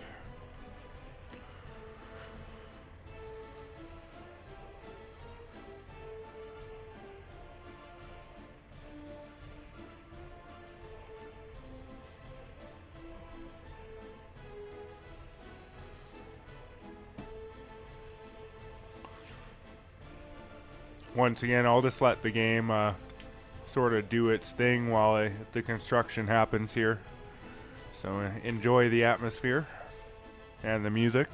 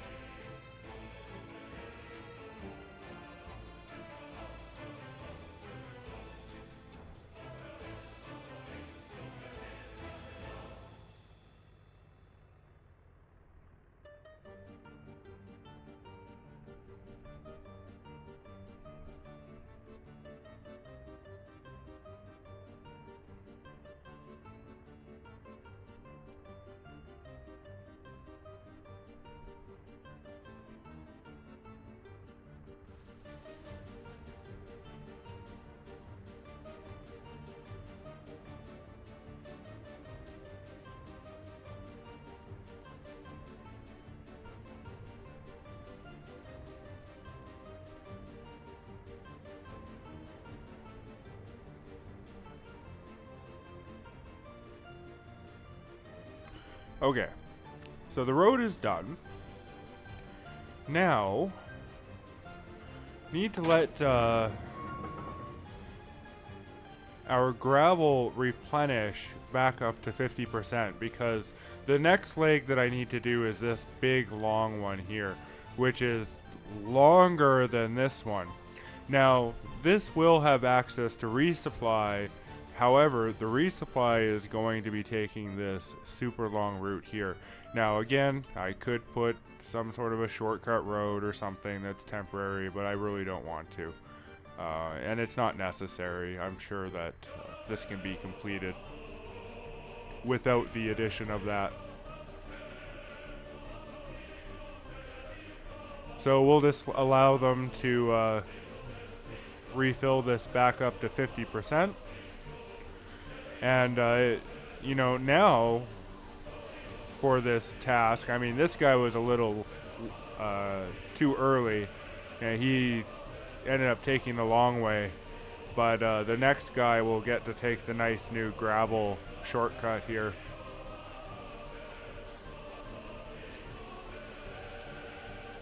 And with each, you know, road improvement, everything gets slightly better. And you'll see how that works over time here. I mean, I'm sure it's obvious, but it really does make a big difference. And it's something that I haven't really seen. Like, I went and I took a look at a few realistic playthroughs. And I don't know, like, personally, in my opinion, a lot of these guys are building way too much stuff just right off the bat. Like, they're planning all these roads, and they've got stuff going all out everywhere. And it's just, it doesn't look sustainable. You know, like, you don't need all that stuff right off the bat.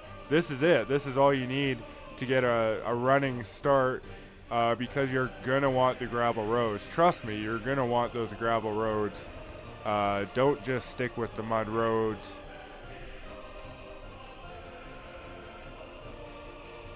Now, some roads I'll leave mud. In particular, the roads that like connect to mud places, I just end up leaving mud, because, like, why not, right? It makes sense to me, given that that's sort of the terrain that they're entering. But the majority of main roads I do like to convert to gravel, just because it's worth the efficiency, it's worth the cost, but it does mean that you have to, like, you know, really think about how you want your roads. Like, every road here is a critical road for one component or another. I didn't build anything extraneous. I mean, this area looks extraneous, but it won't be once I put, like, the dump and stuff and the waste area in here, because the waste area requires a pretty large area. So it'll be, you know, like this. And this will be construction, and this will be service. This will be nice open area for, like, utility corridors and stuff like that. But once everything's kind of filled in, it's not going to look like this open. And there isn't really even going to be anything here. Like, this is all this staging area, basically. But then we'll move down here. We're going to, like, set up some warehouses and heating and, you know, other stuff. Sort of sustaining industry stuff to sustain us longer. A new construction industry over here, you know, and then houses and stuff. So, yeah.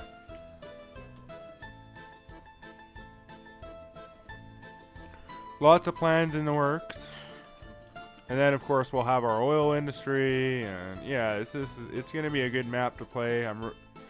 I would, you know, spent a lot of time finding a start location that I really wanted to play, as I explained at the beginning of the video. And yeah, this one is as good as any, I think. And as you can see, the time sink is significant. Like, if you're gonna play this game and play it on realistic, you don't want to be, like, screwing around on some map you don't want to play.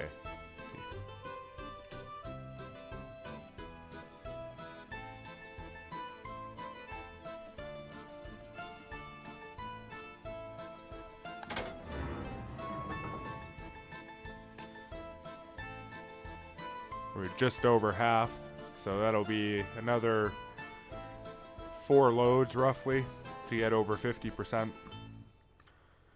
So I'm just going to let the game do its thing, and I'll come back when we're closer to the point of the next action here.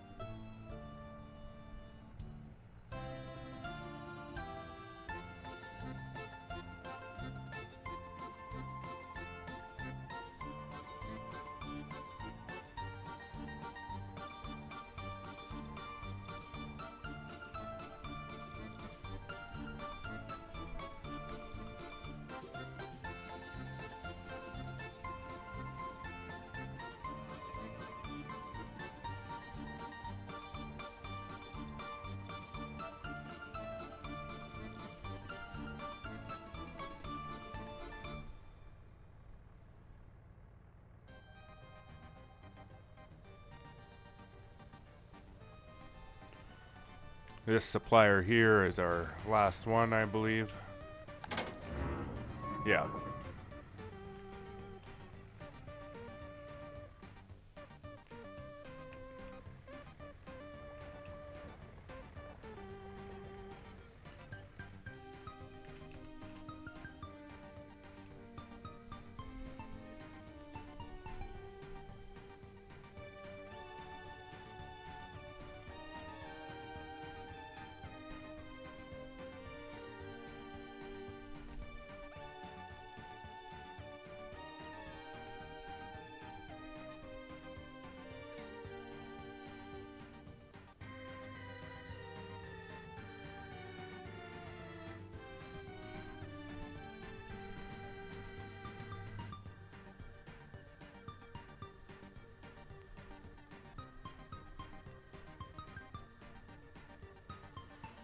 Alright, so he's on the road. We're just going to start the construction now with him there.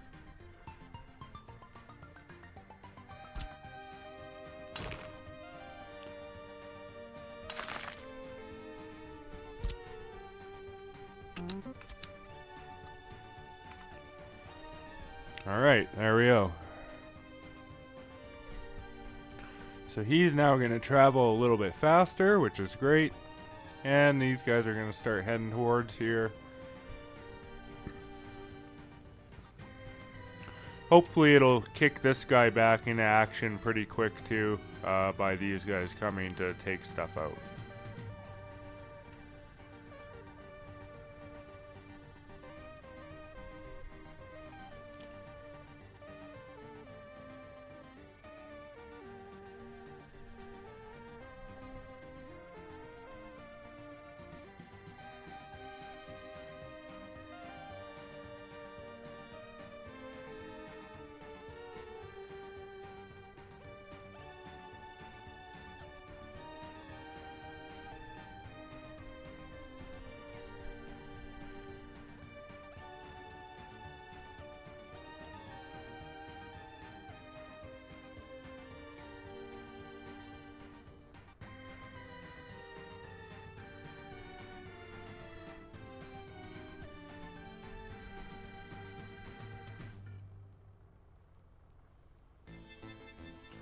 We've got a new vehicle type available, an excavator,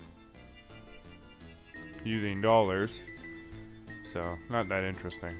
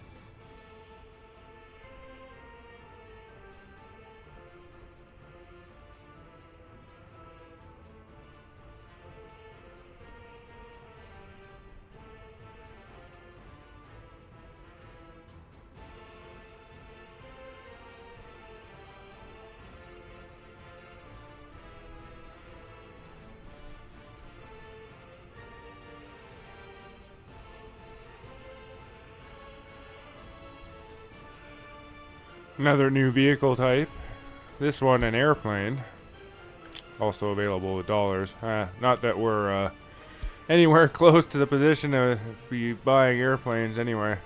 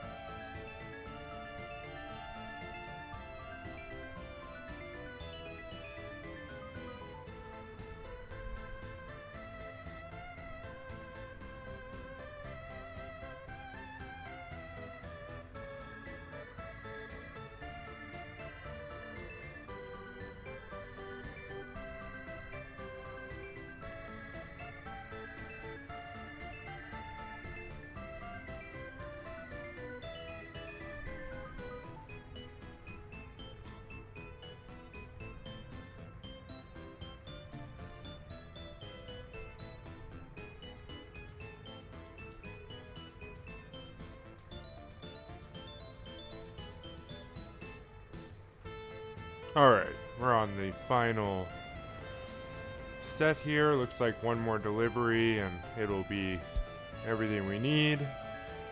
Yeah, not enough gravel.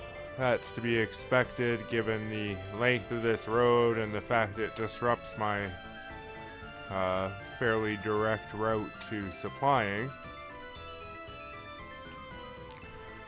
But one of these guys will come back here now and finish the job.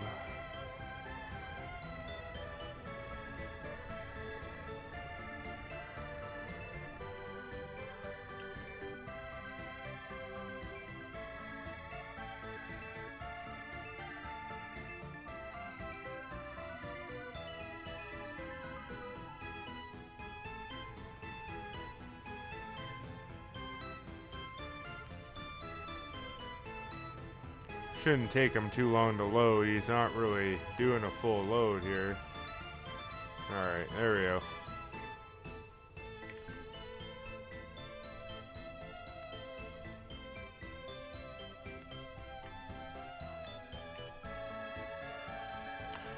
Oh man, is this leg ever a brutal leg to do. But necessary. I mean, again, you could always double up the service road to your initial construction area, but honestly it seems like a waste to do it that way, and plus you're gonna want it to be gravel anyway, which means now you're gonna have to gravel the double road, which we already have lots of double roads to gravel here, although we're not gonna gravel the far side of this road. We'll just do the highway into the thing and pretty much everything else.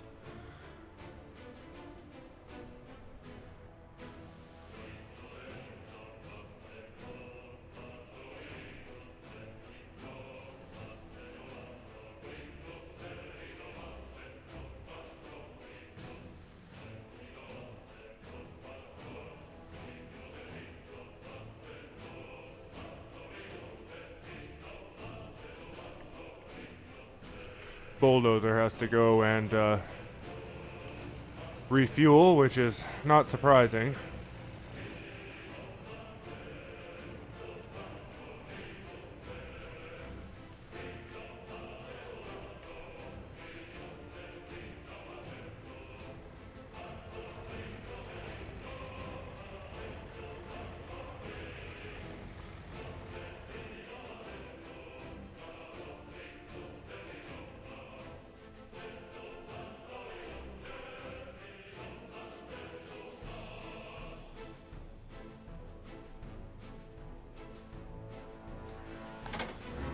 So we'll probably want to wait for it to get back up to the 50% before starting the next leg, although this will be the last time that we really have to wait for it to refill itself. With the efficiency of this route, it will not take long to keep this thing filled. So once we get the initial fill, these trucks should now be able to keep up with the demand, no problem.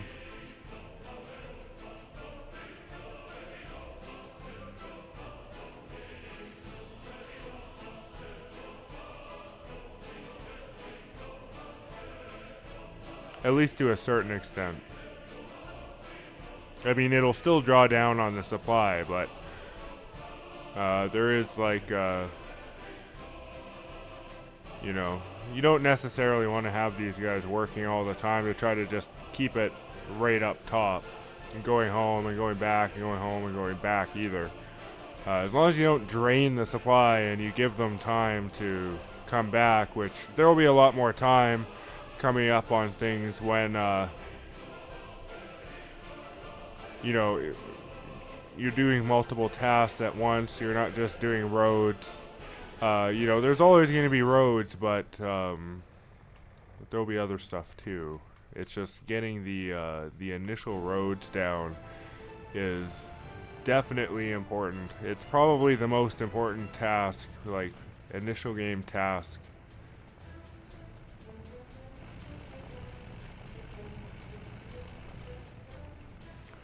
And not just to do it, but to do it efficiently. And, you know, like I don't like to have too much traffic driving on my roads until they're actually gravel because it's just so inefficient. So, um, you know, so that's why I'm waiting on the construction materials and stuff like that to get my flatbeds going, because there's no point in doing it on the mud roads. I'd rather just be doing it on gravel, given they're going to be gravel roads anyway.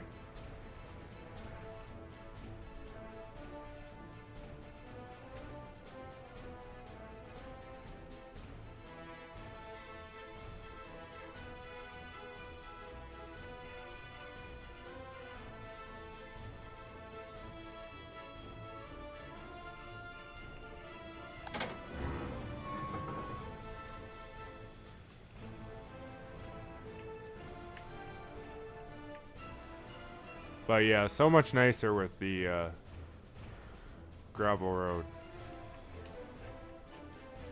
Like, the difference is just immense.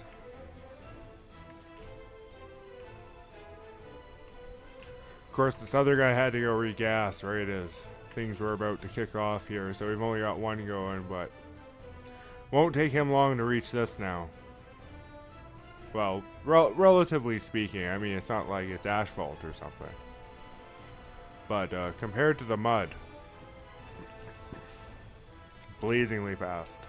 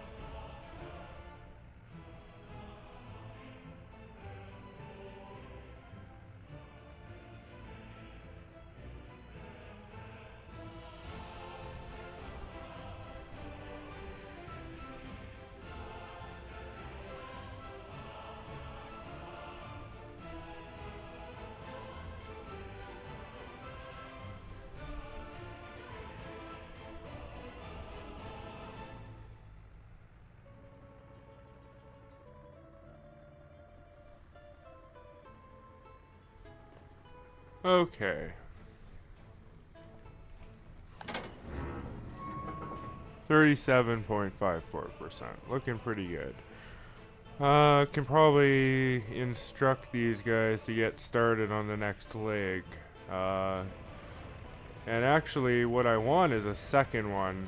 Now that we got most of this stuff going, we'll get a second bulldozer going. So we're actually going to rename this one to A. And we'll bring in another one.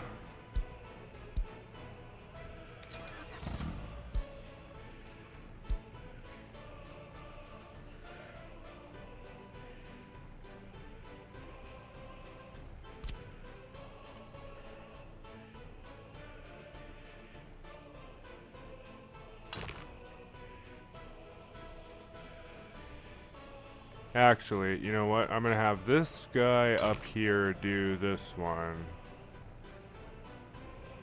And get started on that.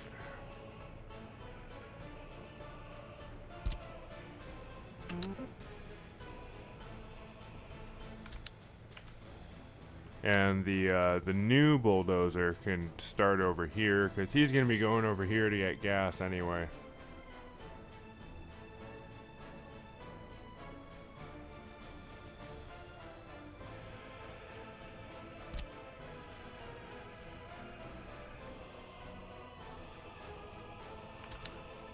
So here he comes. Let's rename him now before I forget.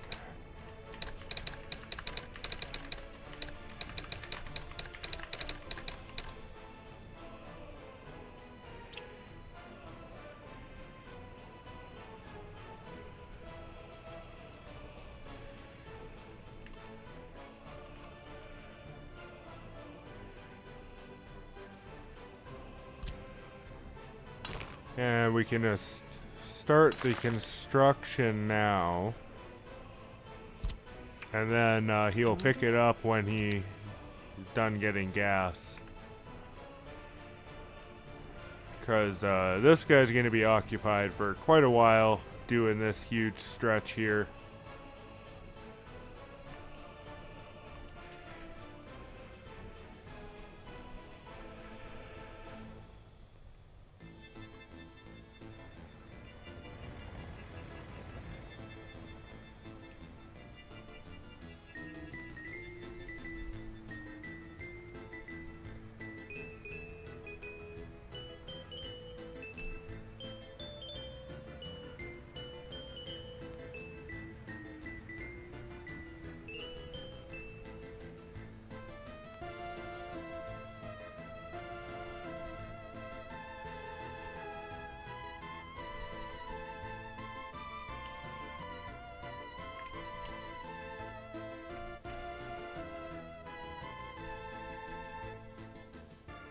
Let's try to get a good overview here.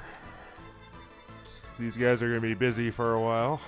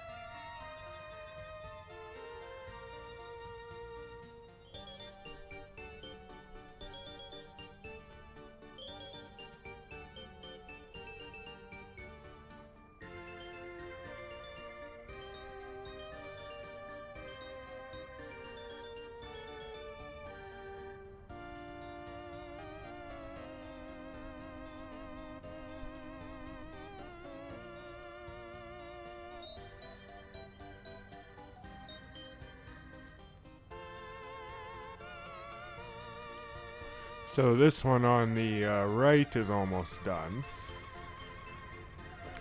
One more delivery, maybe. Yeah.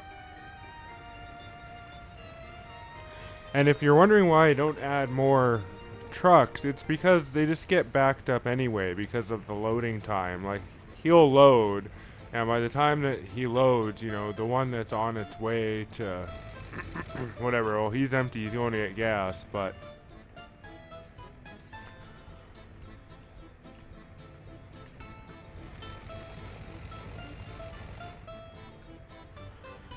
by the time he goes, you know, he and this guy's done loading, he'll be back.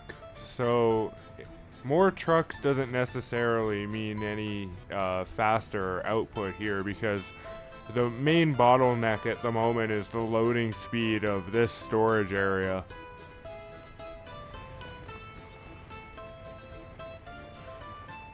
And the fact it's a single stall, right? So these free storage areas only give you a single truck, whereas the more expansive buildings will give you multiple trucks that can be loading all at the same time.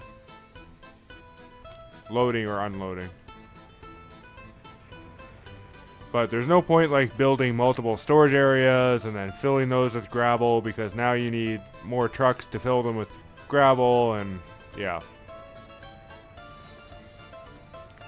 These are all problems that will sort themselves out as we slowly expand. There's no point jumping the gun and loading up on a whole bunch of stuff just to try to get it done a little bit faster when the bottlenecks aren't really anything, especially given now that we've got the gravel roads. Everything moves really quickly, about as quick as this thing allows for, so.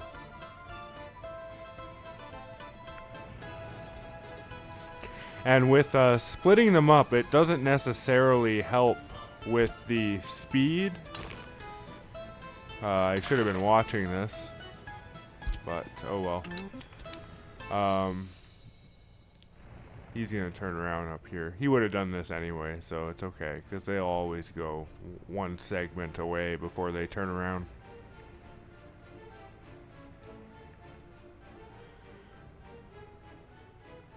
Yeah, here he goes. Okay, yeah. Turn around, go back. Do this one.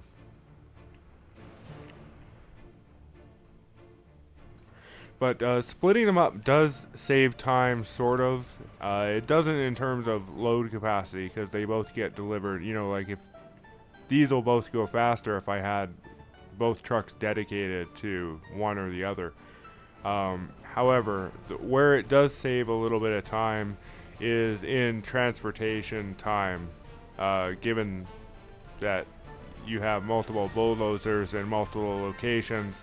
They can travel shorter distances between the next construction site while the other one's completing one, which does save you some time, as the travel time with those bulldozers is pretty brutal.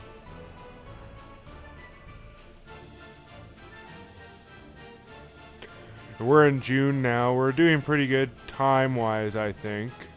I think we'll make the November deadline that we're aiming for having this stuff converted. At least enough of it.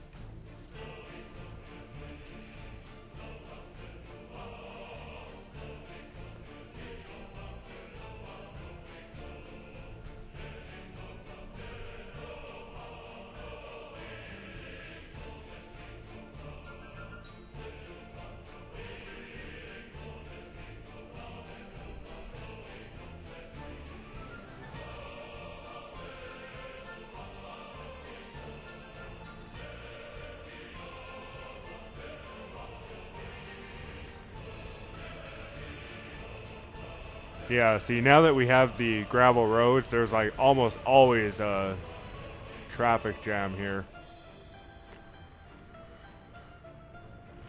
With just 4 trucks, so adding more is just not useful.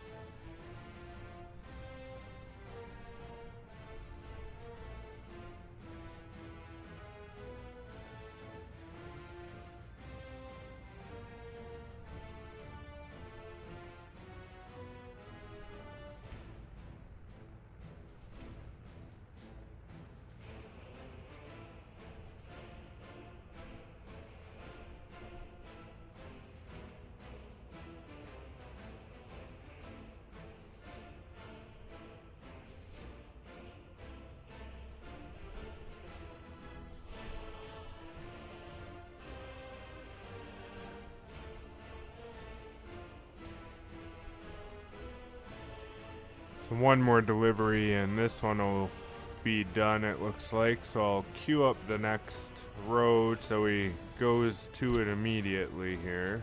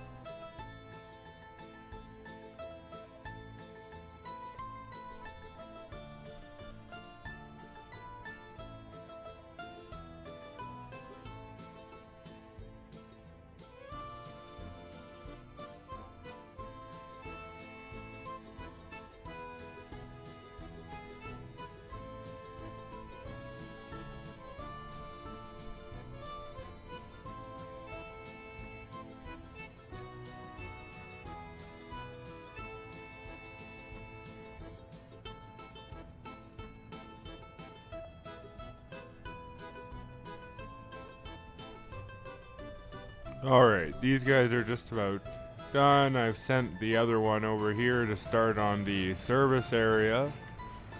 He's coming here. This one will start on the highway afterwards.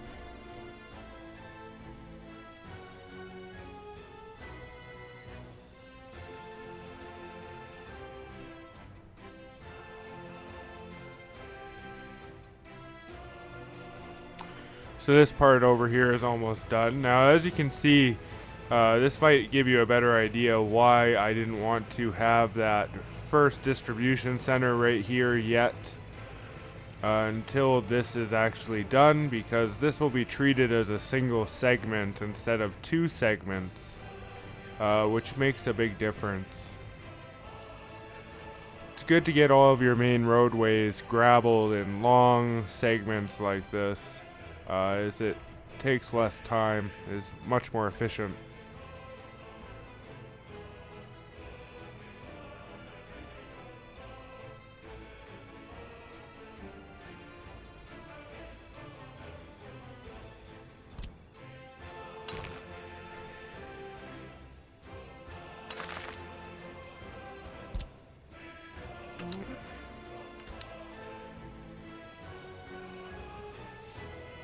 Now I'm doing them slowly here, like instead of assigning him to both, because I want these to be still accessible as I do the roads. So now the gas station is accessible from this side, and this guy can get out if he needs to on this side. He's gonna turn around and start on this segment here.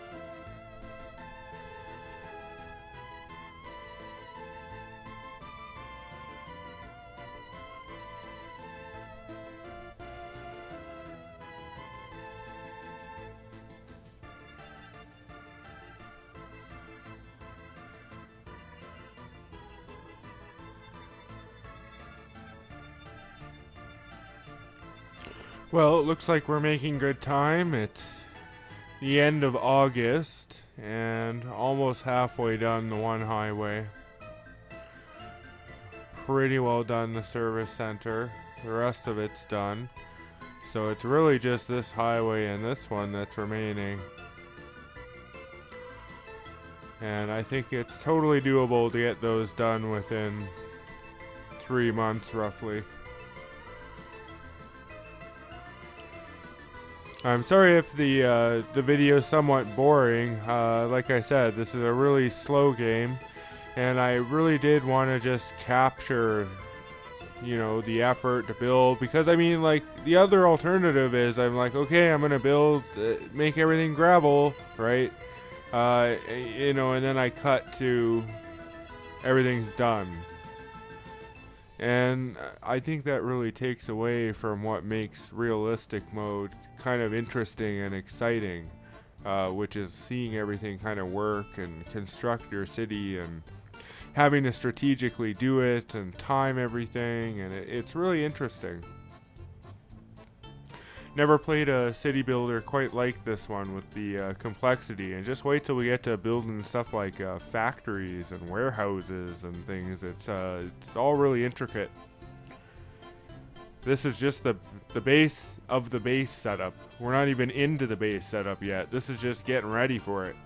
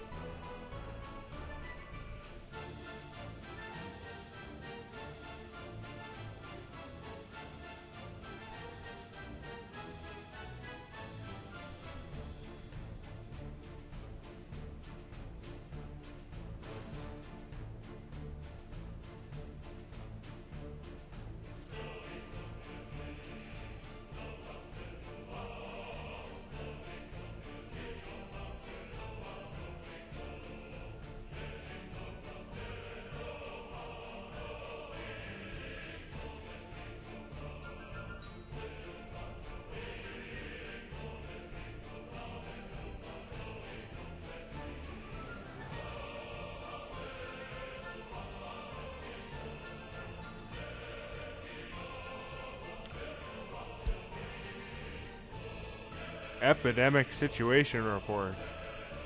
It appears that our republic has been impacted by a serious infection. Well, I don't have any workers, so oh well. Not a big deal. Oh, out of gravel again. That's okay. And I'll delete that too.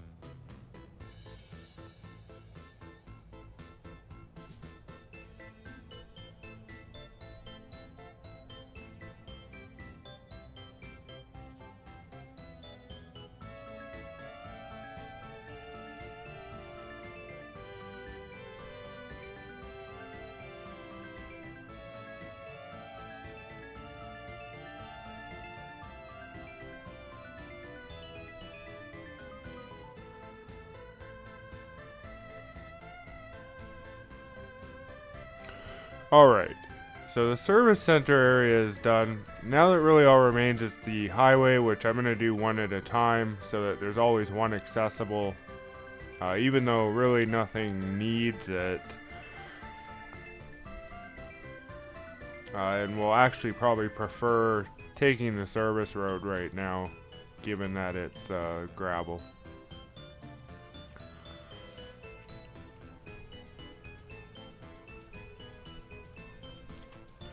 But by not assigning the other one to the bottom one, this one will get done twice as fast, at which point I can start this one. And then when the second one is started, that's when I will begin planning and laying out the rest of the base setup here.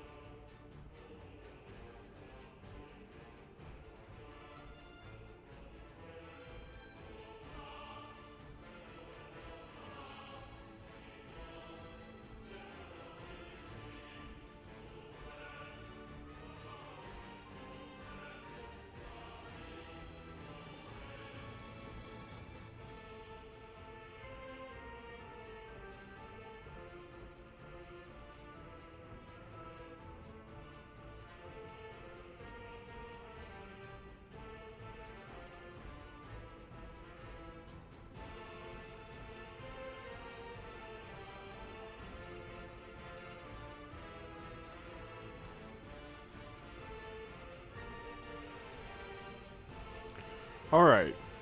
First highway is complete. Can start on the second highway here.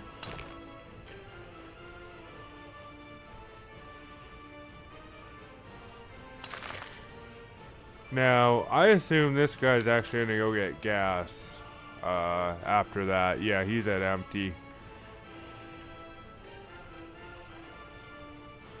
So I'll wait to trigger the build until after he's done the gas. Otherwise, it will cause this guy to head over in this direction. I don't want him to do that.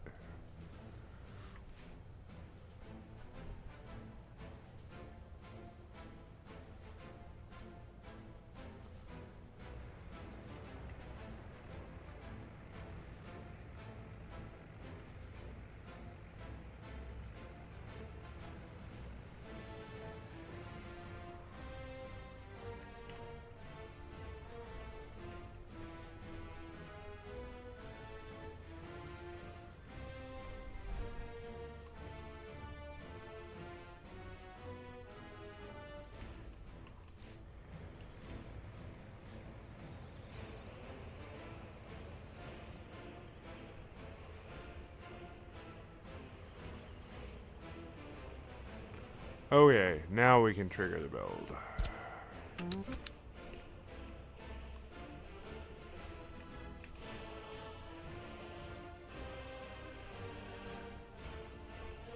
Oh, it's still taking this guy. Oh well, okay. That's fine. So while that builds,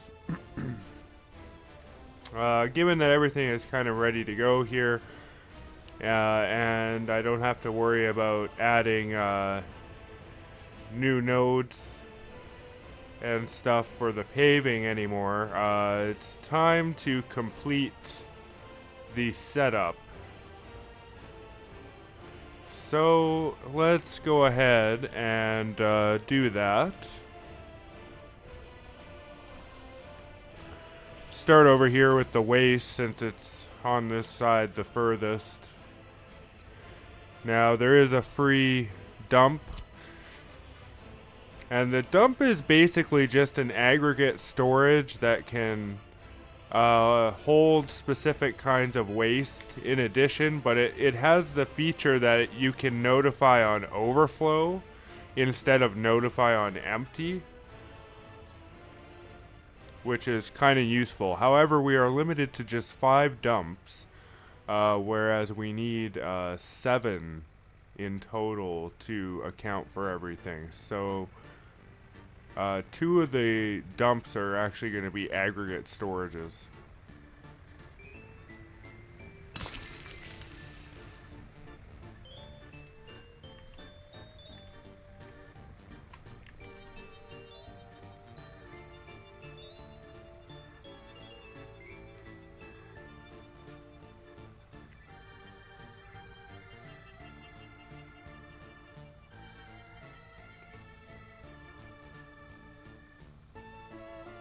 Yeah, that's not a straight road.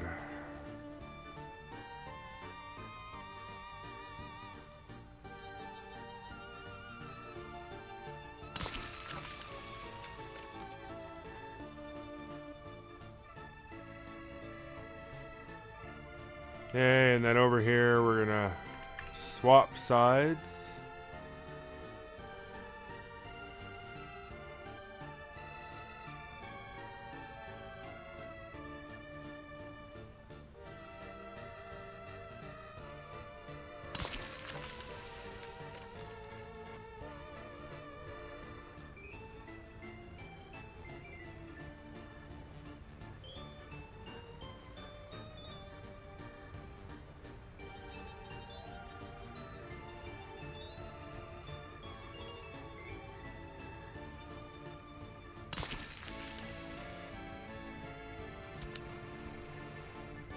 So there's 4 of them.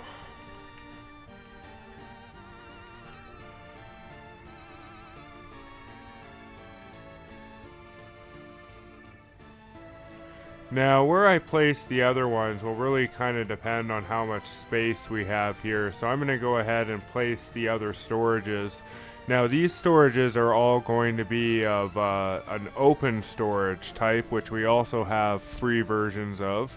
Now, the storages you can interesting place as much as you want. They don't have a limit on how many free storages you have. Of course, the free storages are incredibly inefficient, so there is that. You don't really want to use them, but it is nice that you can basically in a pinch always have storage, at least open storage, not warehouse storage.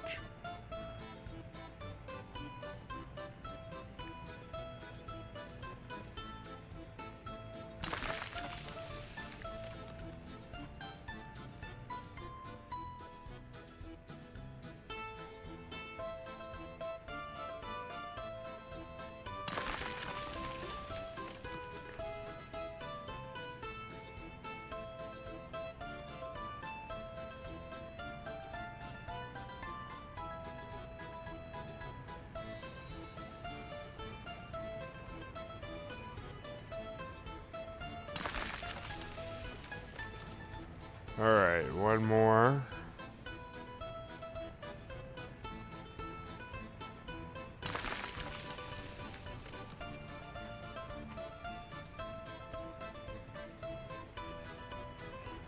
I'm sure I can get this one closer. Let's try that one again.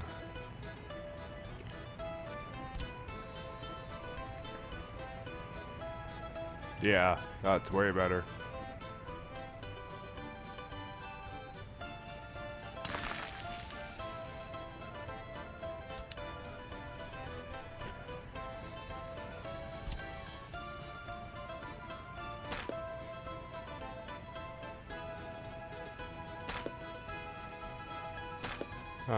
I'm removing the roads because I don't want these to be gravel roads. It's really not necessary.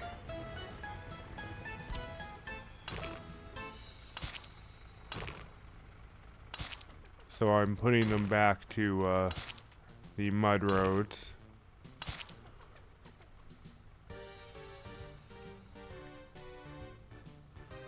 All right.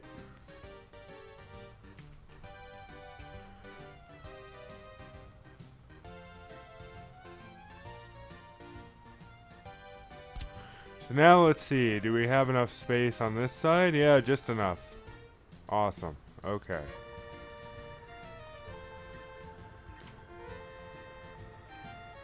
So I could just move it down one. Let's see, how far can I get? I don't really want to go all the way.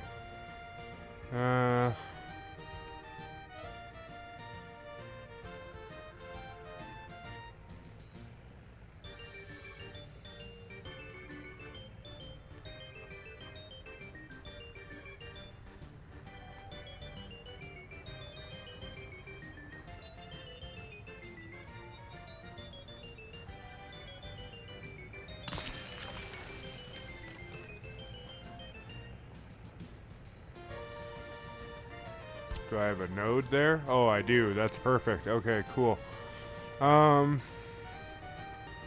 Right, so that's the 5 storages taken up. Now we're going to do 2 aggregate storages, or 5 dumps, waste dumps, I should say. And now we're going to do the aggregate storages for the other 2 items that we will need to store for waste.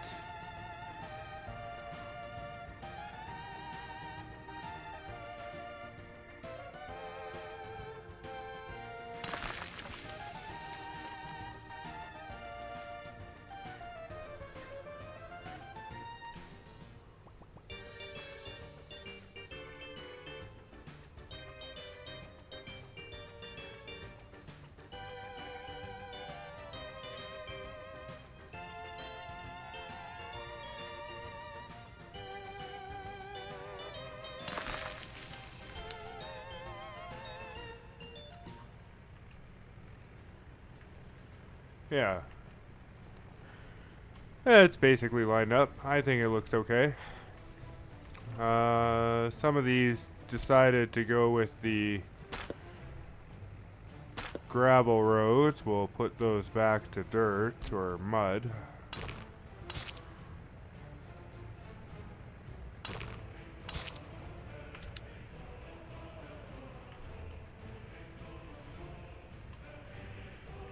Okay, very nice. Very nice. So now let's throw in the additional construction offices we'll want. Some demolition offices too, probably, just for completeness sake.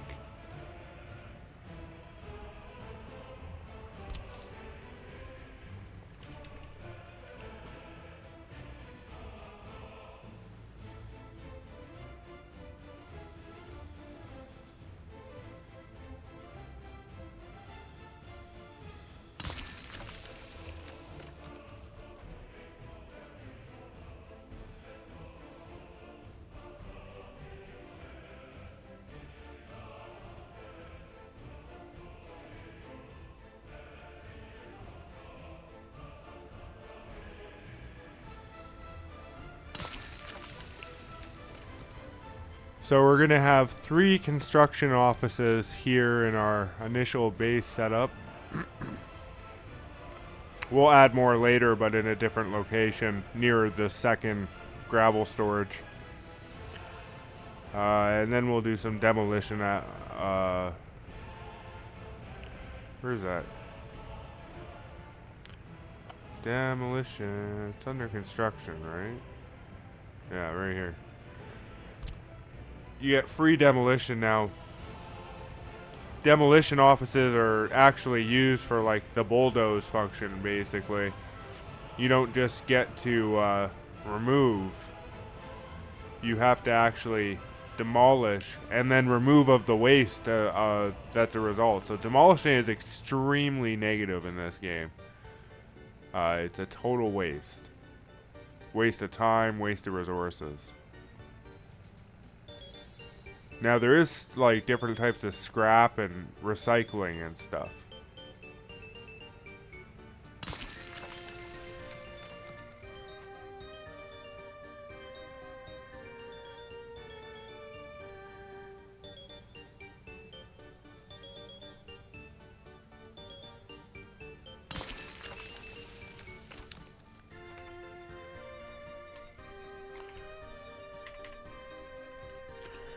Alright, so there's the construction, storage, and waste area. Moving over to the service area, let's throw in our additional distribution office.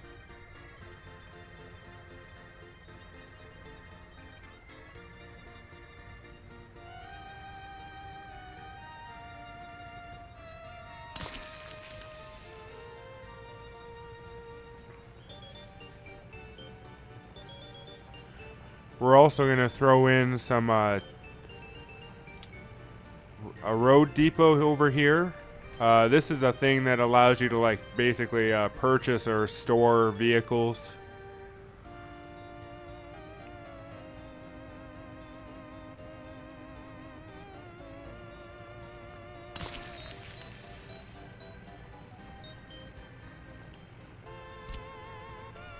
And we're going to put 2 technical offices over here as well in the service area.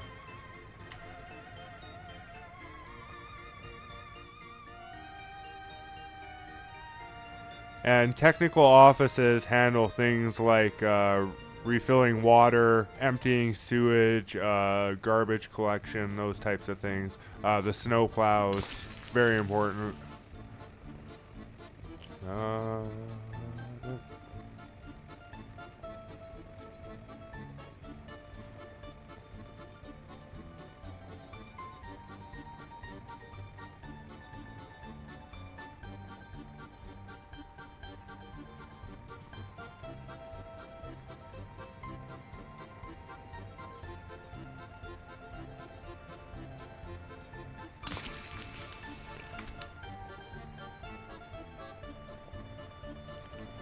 Alright, so that's basically the service sector. We've got our construction sector over here. So everything is placed now.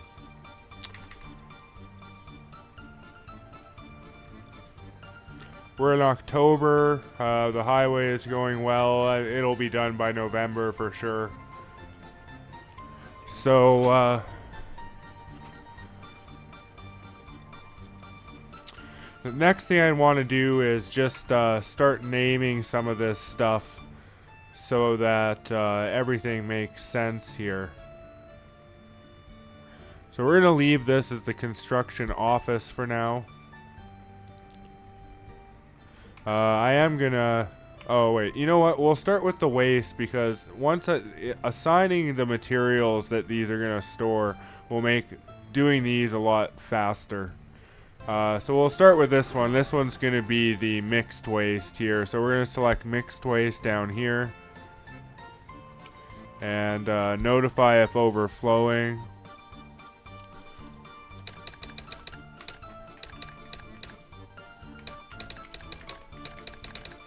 Call it the mixed waste dump.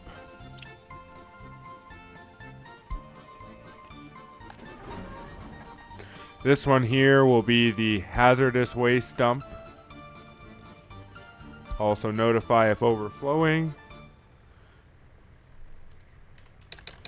And we'll say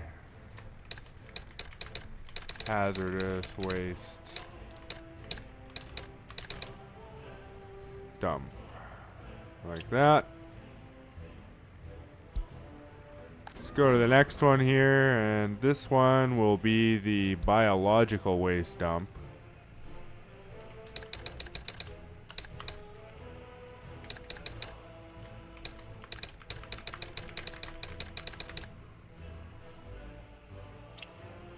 All right. This one here. Which one is it? Construction waste. And, yeah, notify if overflowing. Did I do that here? No, I didn't. That one has it. Yeah, okay.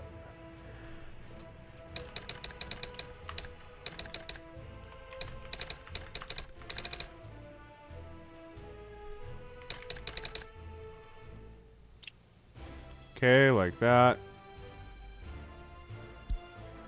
Finally, the last one is going to go to the plastic waste.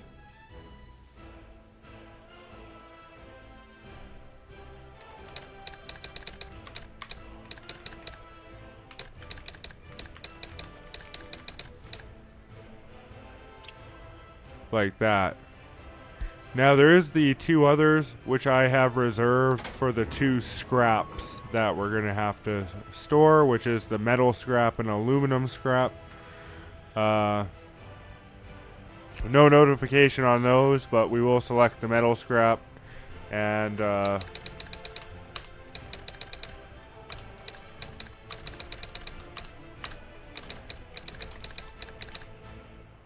call it the metal scrap storage.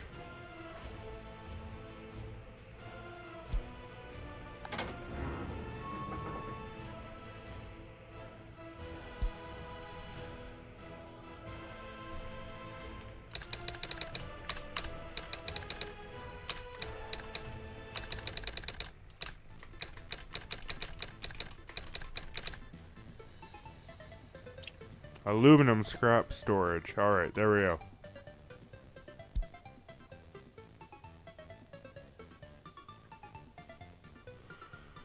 Check how our highway's going here. Pretty good. We're in October still. Alright, so let's move on now to the storages. So now, open storage is a little bit different than aggregate storage in that you can actually mix what you're storing. However, for the construction materials in these free storages, we're not going to mix it just due to the low capacity of trucks.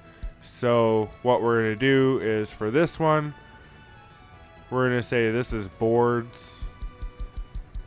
We're going to put limit the amount to just boards, 100% like that.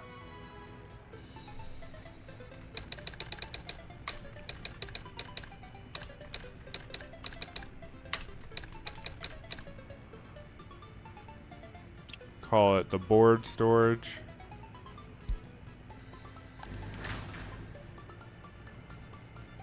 Okay. Very similar thing to this, and we'll also notify if empty after we get some stuff in it, but this one will be the bricks.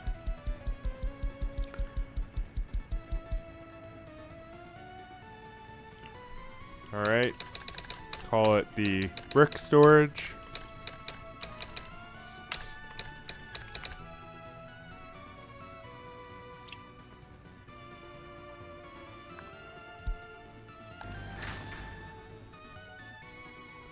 This one will be prefab panels.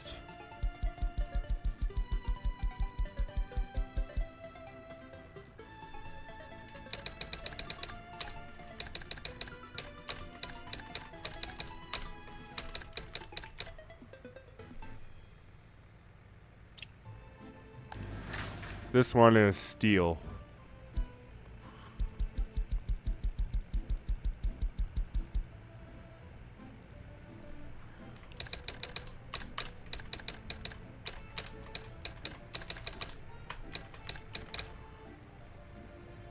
Steel storage, just like that. Okay. So now that we've assigned basically what these things are all going to contain, the rest of the stuff can actually detect it a lot easier, and it makes it a lot faster to go through this stuff. And I'll show you what I mean by that.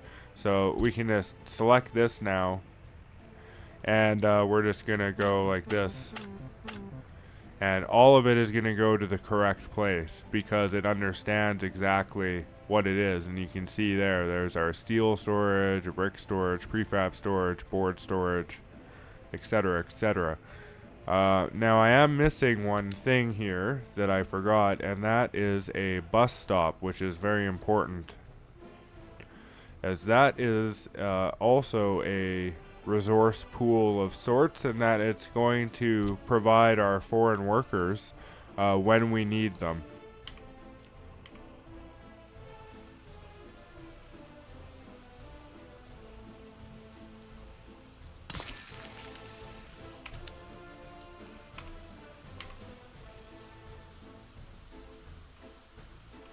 Check how that's going. Yeah, good. Okay. We'll just rename this so it doesn't have the free in it.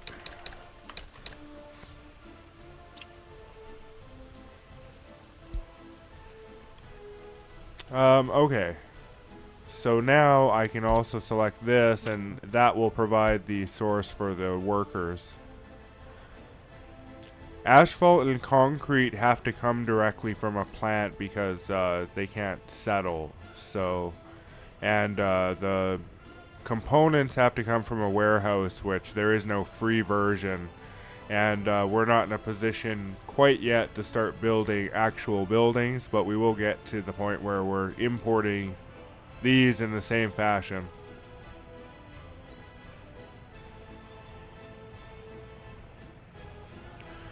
So with that said, I can close that. Let's look at the mechanisms here. I'll just let them finish what they're doing for now, but then I'm going to move the dumpers into this one, which is going to be renamed to Construction Aggregate Supplies.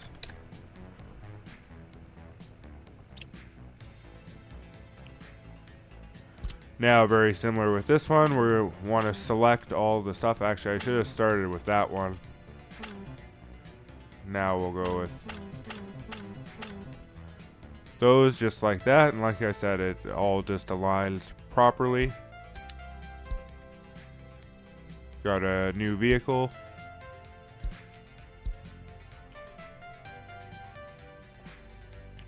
We'll go to this one. We're going to call this one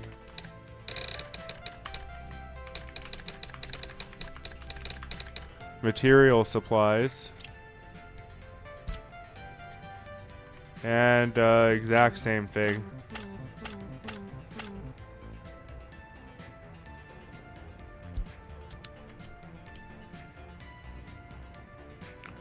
So this one we'll call just the demolition office. Now, the demolition office has a few different requirements, and this is where some of these garbage dumps come in. So, workers is one that we need. Oh, sorry. We start here, then we'll go to workers. Now, explosives would be stored in like a warehouse. We're probably not going to be using explosives right now anyway. So then construction waste. Now, here's something really that I thought was kind of neat. So see how it's red if I try to select these because it's not applicable? Now the same thing applies for the dumps. So you see it actually does detect it. So the red ones are not in this list here. However, the green ones are. So I can select the green ones and they'll associate properly.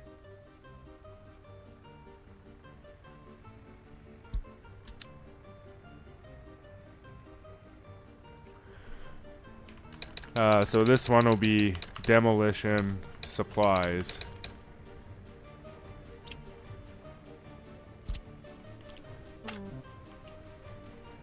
And same idea.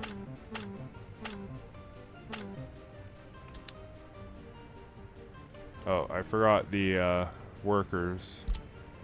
Yeah, there we go.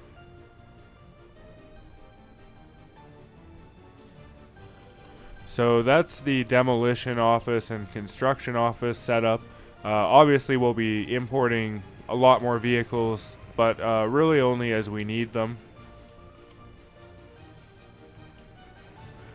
Now, starting over here, this one was the aggregates and liquids imports. Or was it the import office? Yeah, import office. This one is going to be the goods and materials import office.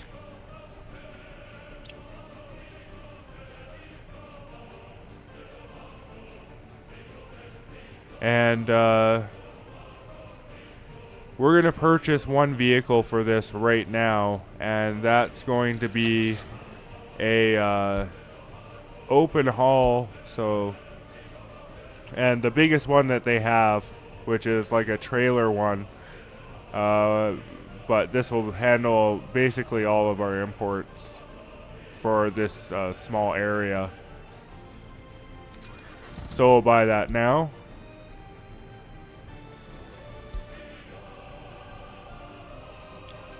Now this technical office here, we're going to name the service office.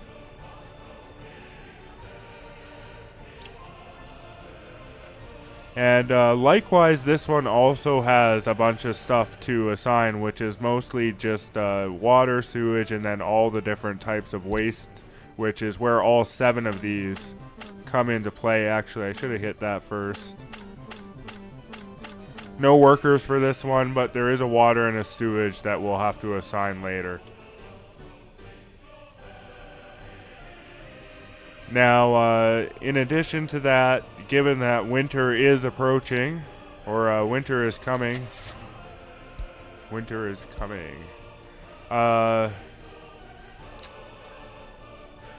get some snow plows.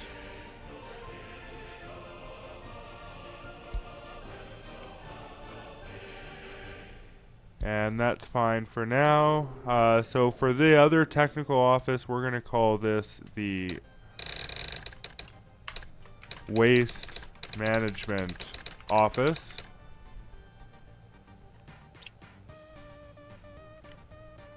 And same deal. We're just going to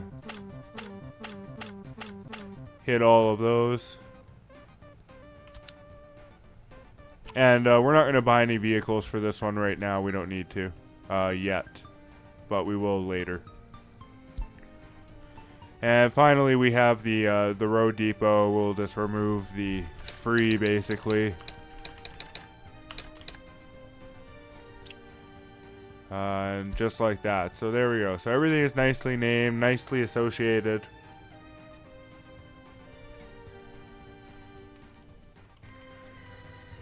We'll play the game and let this finish the highway here. And allow our new vehicles to come in. So let's name these guys here. We'll call this the Imports SKD 706 RTTN Open Haul.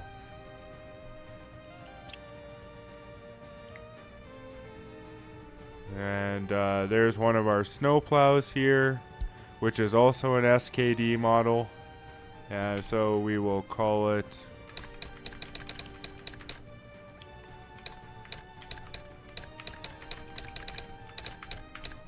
the Services Snowplow A.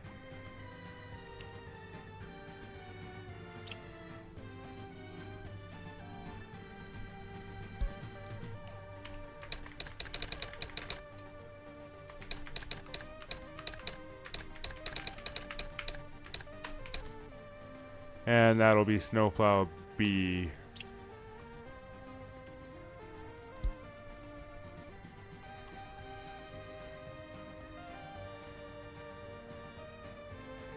Alright, so now that this truck has arrived, we can actually set up the assignments for it. So we're going to load steel, prefabs, bricks, and boards from the customs. And we will be unloading them in the various ones here. Now, 30% is generally okay. I would say even 20%. You know, given that you don't really need that much and they get refilled pretty easily. It's not quite like the aggregates. So we'll go here and we're going to unload this one with prefabs. And it's auto set itself to 20 now.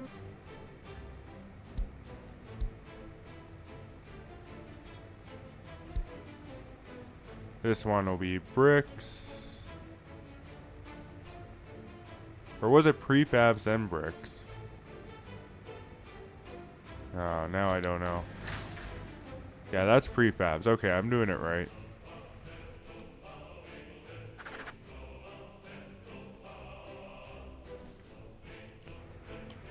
Alright, and this final one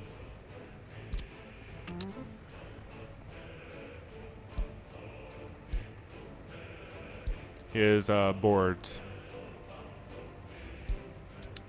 So now this will start stocking these, and then once they're stocked, I can set the notify if empty.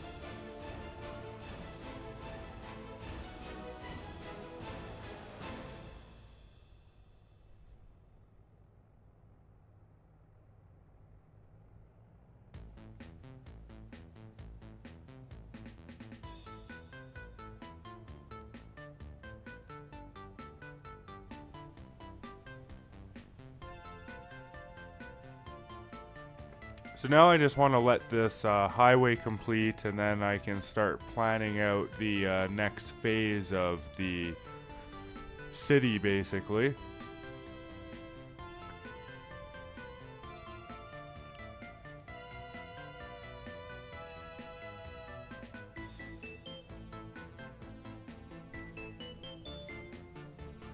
We're coming up on the end of summer. I think I will end this video at the end of summer, actually, and then do winter as a separate video.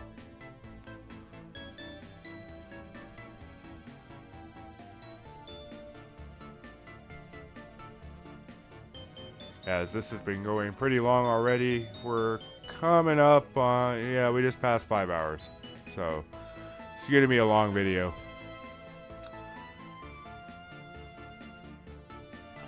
But I think this game's just so neat, and I just don't see that, you know, if someone's interested in this game, I think they're interested in it for what it is, and I don't think cutting what the game is out is really useful here. So I wanted to present the full experience.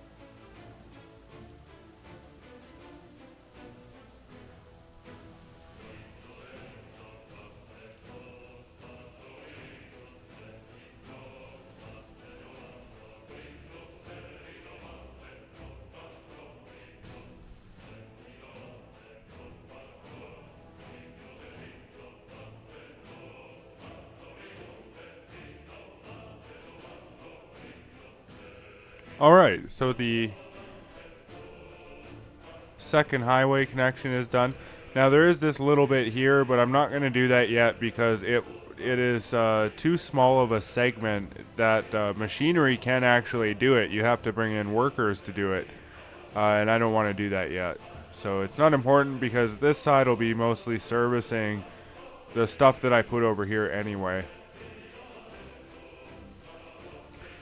So the only thing that we're waiting on now is for these refills to be done.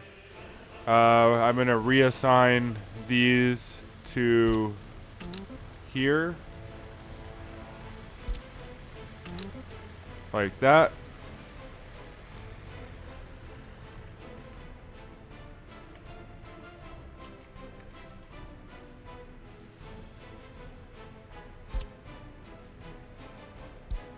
And I'm also going to update my construction group here.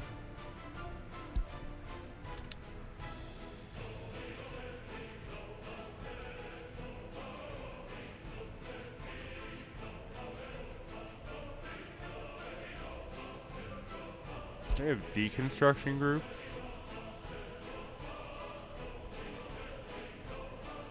I don't think so.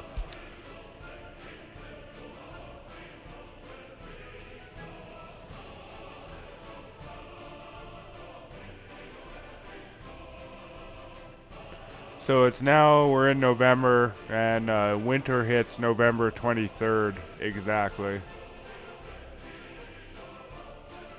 Which is still a little bit away. We got some time to finish the resupply of this, because you want to have that done basically before winter hits, as these roads will slow down quite a bit.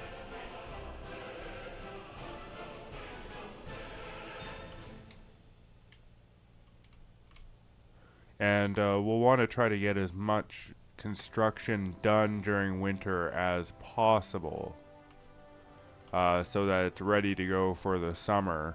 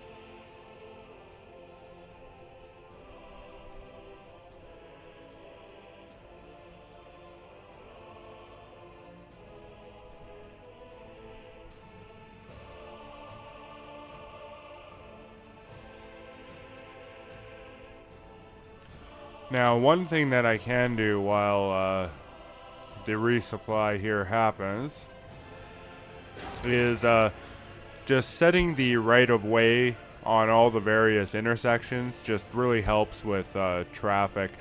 Now, at the moment, we can just use yields for pretty much everything.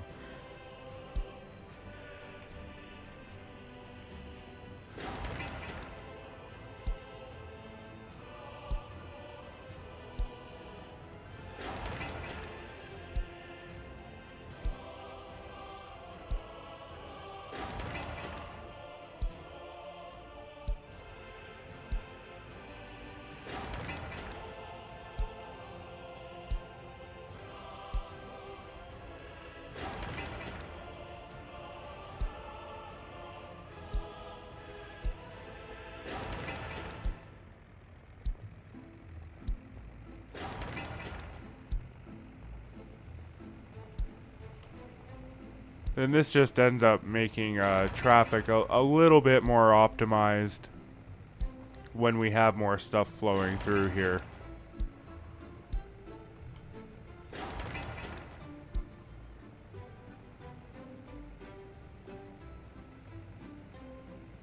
With this one, I'm actually gonna make. Which one is that? No, that's gonna be free flow. This one should be yield. This should be free flow. Yeah, like that. I did that one, so we'll move to over here. That's fine for now.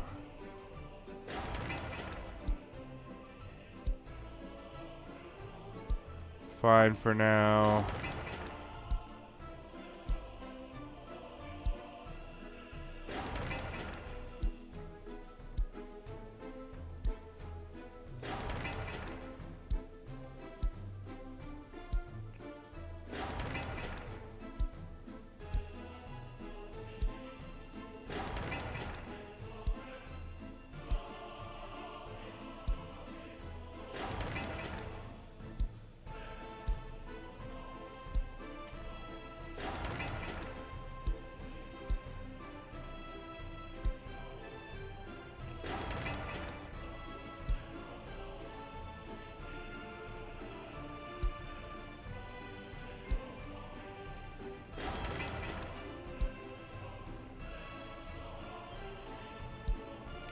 I'll swap these for now. Alright, that's pretty much all of them.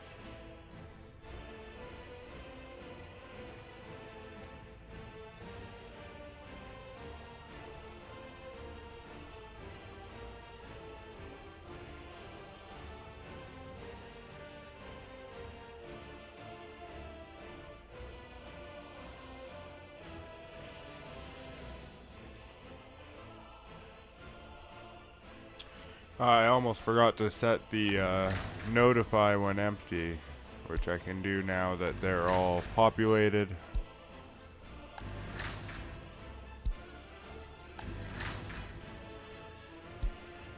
Alright, there we go.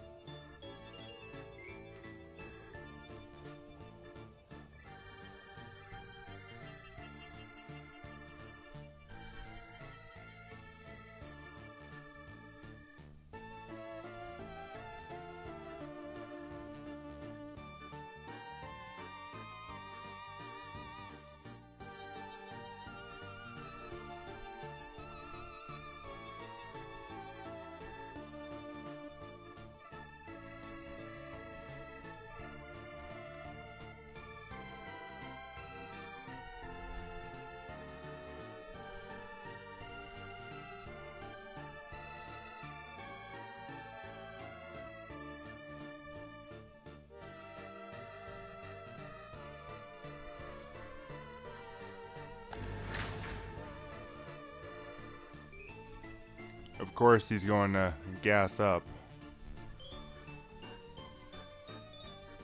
Hurry up, I want to be able to do my planning. I mean, like, I could start my planning now, but I kind of wanted to save it for the next episode, and I would like him to finish before I quit and save the game.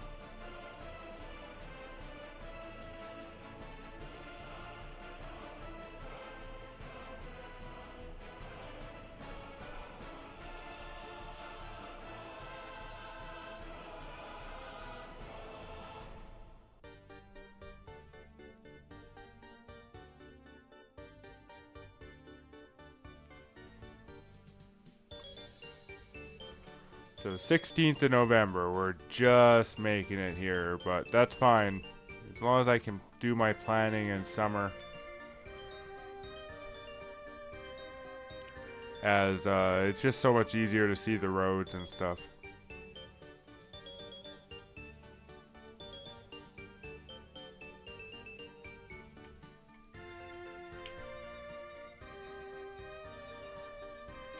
So we'll let them finish unloading and get home.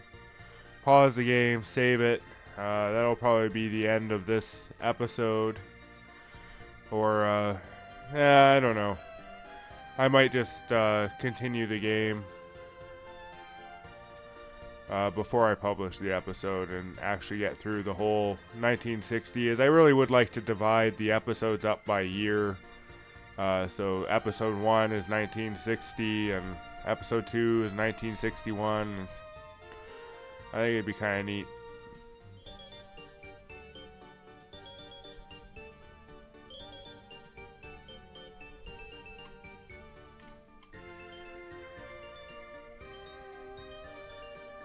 Not to mention that there isn't really any construction happening in this episode if I don't push through winter as well, at least the first half of winter. You know, all of this stuff these are just parking lots, various parking lots.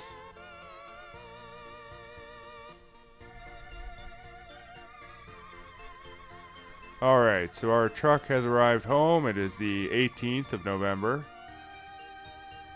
Which is perfect. I'm gonna save right here.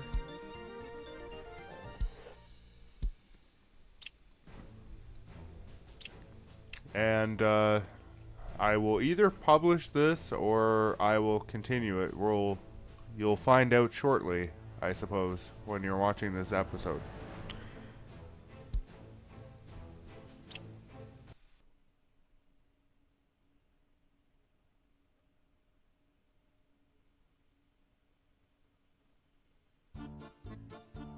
So I decided to continue the year out, finish off the year for this video, and yeah, divide the videos by year. I think it makes the most sense.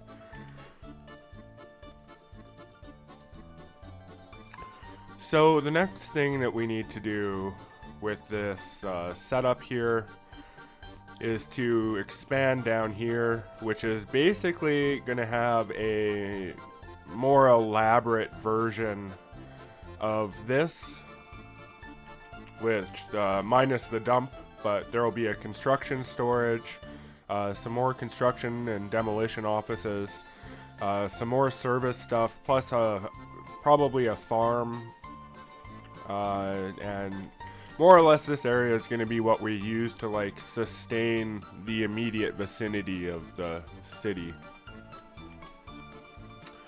So to get started with that, we'll go and build some roads.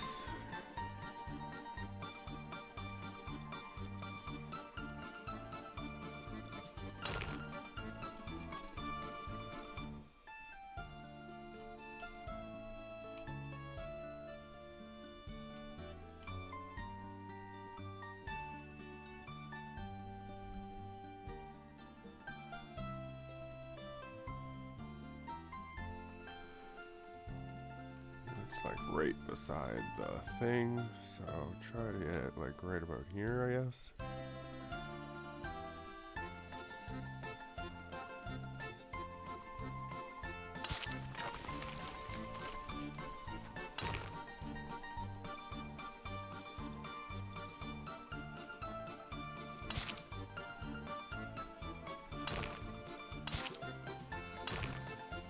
Well, at least we have alignment on this side, so that's nice.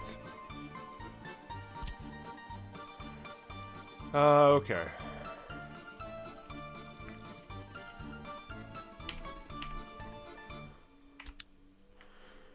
So the next thing I'm going to do is just expand the railway. Now, we're not actually going to build railways for quite some time, but I do like to draw them in as I build, just so that the space is consumed that's required.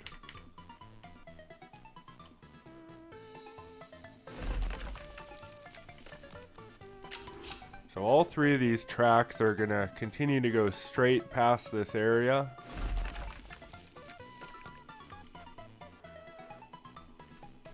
But one or two of the tracks are gonna turn in here, and we're gonna have a spot for the storage connection and things like that. At some point, we do want to import the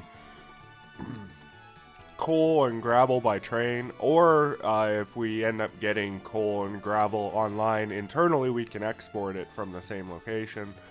We'll try to build for both scenarios.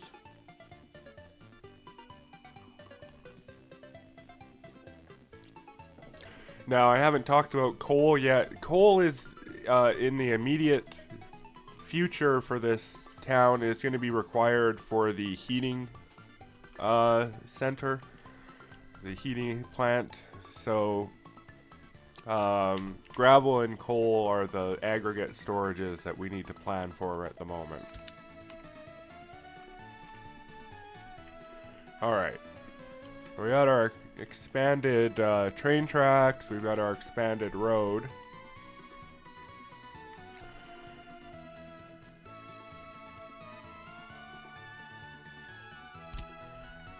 Now, I'm not going to like fully build out the train tracks, but I do like to get an idea of what is going to be where.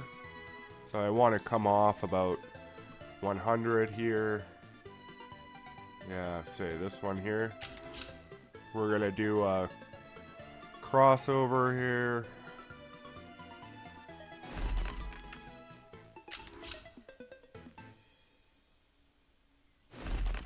Like that.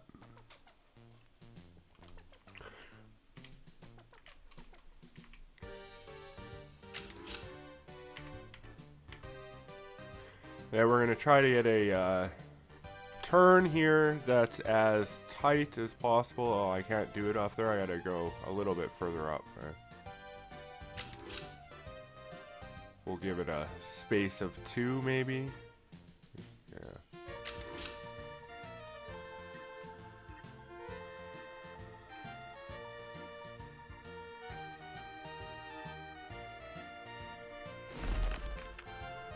Try to get as close to a nice 90-degree angle as possible, and then we'll just continue the tracks north at this point, roughly up until where the road is,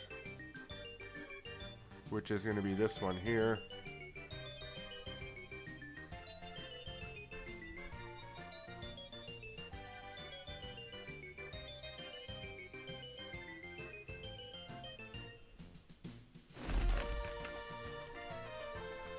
Yeah, sort of like that.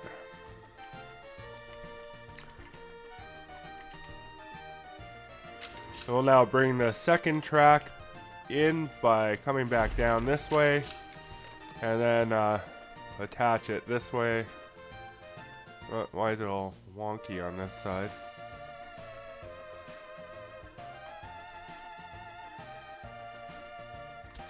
Okay. Try going from this side to the other. Doesn't like that.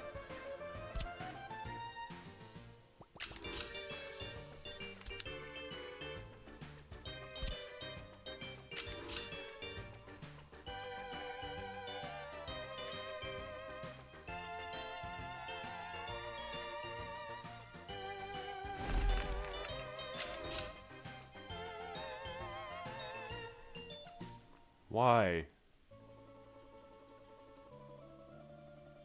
What if I draw that? Yeah, that looks all weird. Okay. We're not gonna do that. No, I'm not gonna do that. Cancel the train track.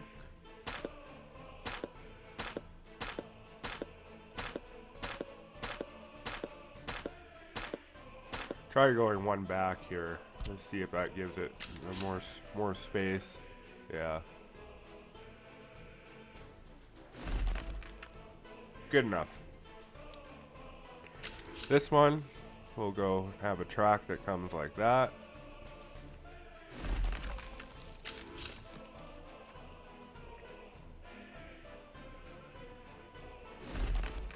And like that. Okay.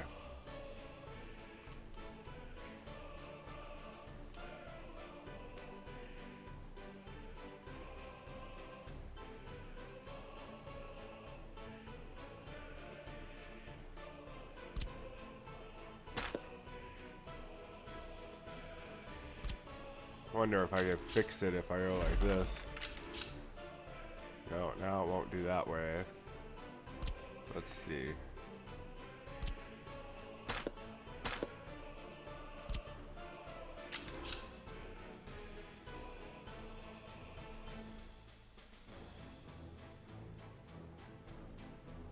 Oh, just play nice.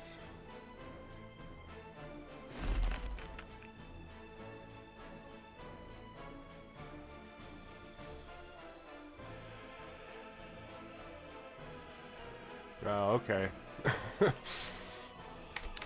Whatever. Close enough.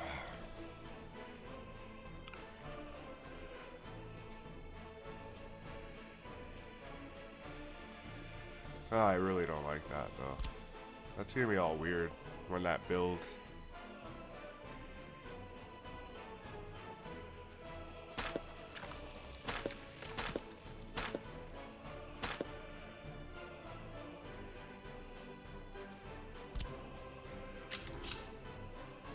No, that's not right.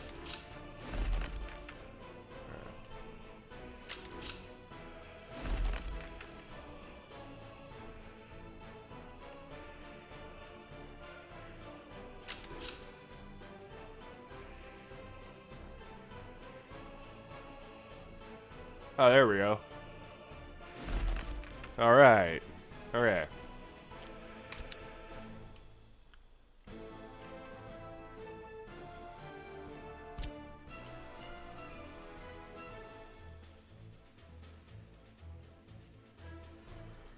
Okay. So now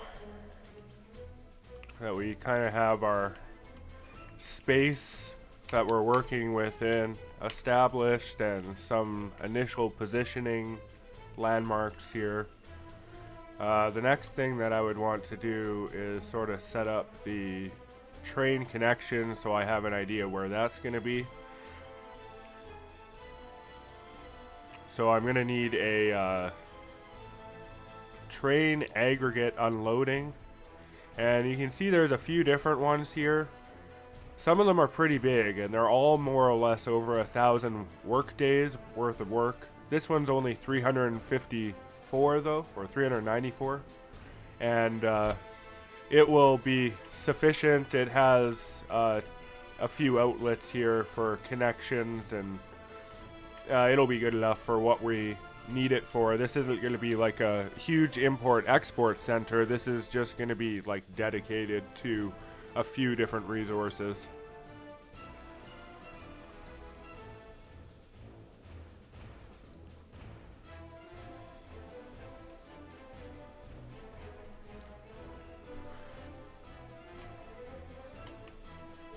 Yeah, I'll probably want it to be roughly in the middle here, so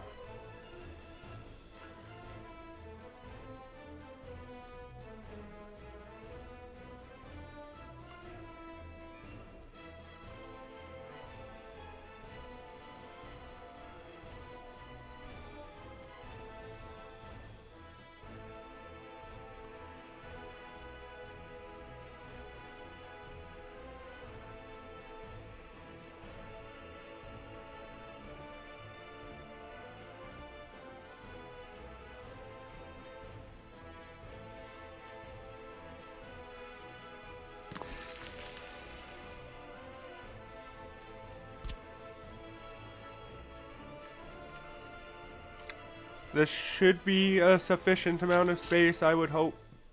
We'll just bring it out straight to, and then what we're going to do is bring it into, what are you doing?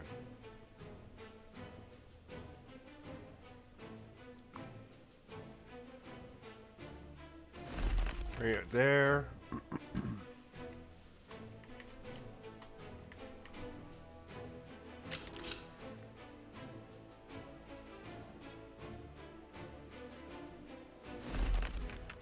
and bring it there like that. And I'm going to do the same thing on the other side.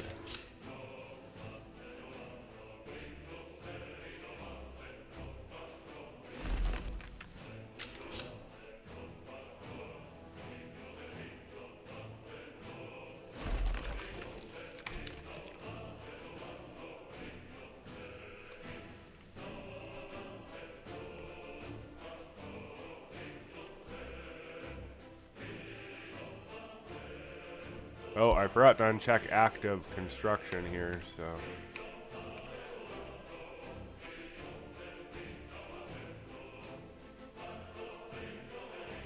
Gonna have to make sure that these don't have that one assigned. I don't think they do. Alright.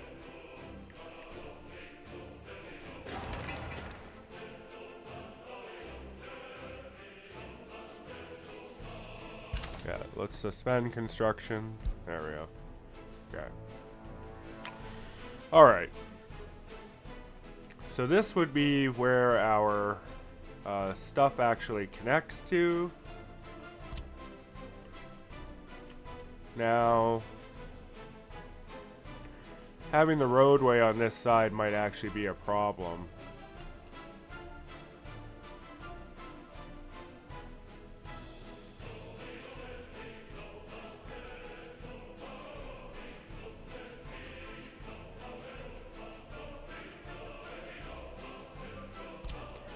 Yeah, we're gonna swap the roadway on this.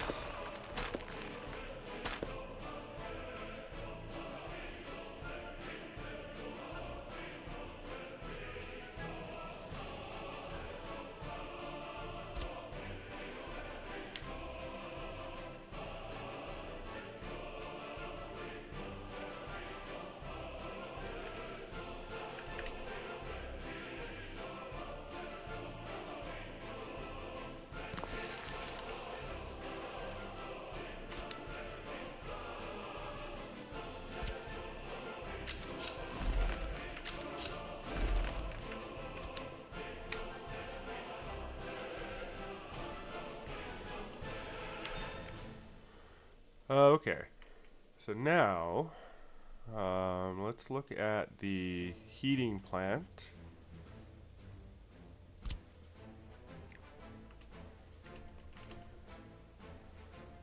We have to swap this one around too, because I want the aggregate coal to be over here basically. Actually, maybe I'll put the aggregate storage first.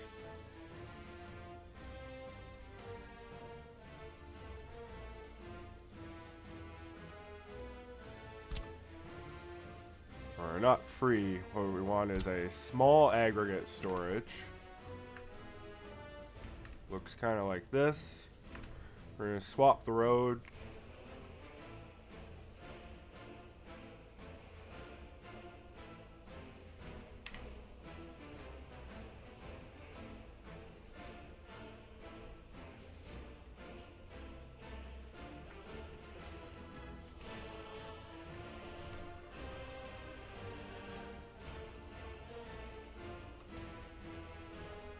Actually, on this one, maybe I'll have it face like this way here. Probably makes the most amount of sense. So maybe I will put the heating plant in first.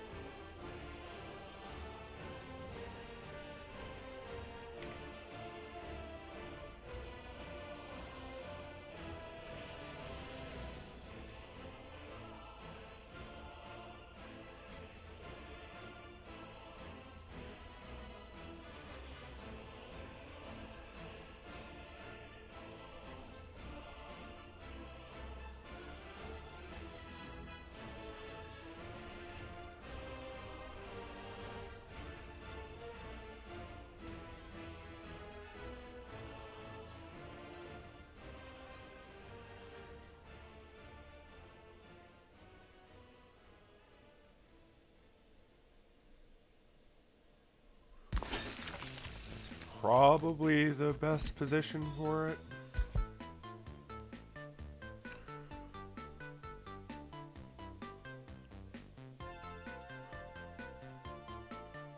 Now we'll put the small aggregate storage.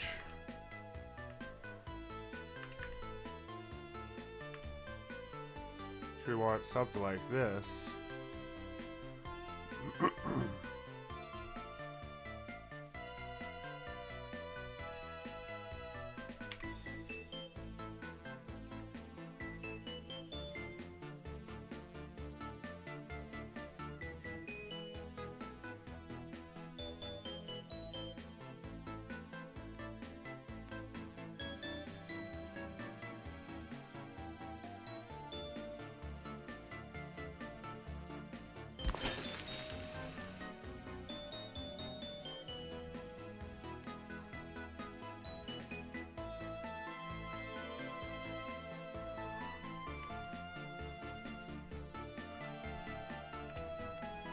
So now we want another aggregate storage on this side, and this one is going to be for the gravel.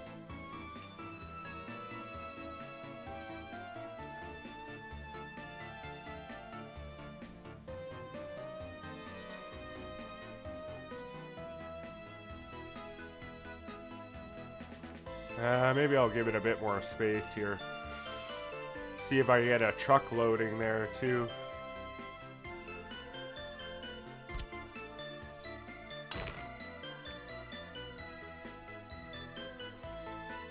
So for our smallest possible turn here.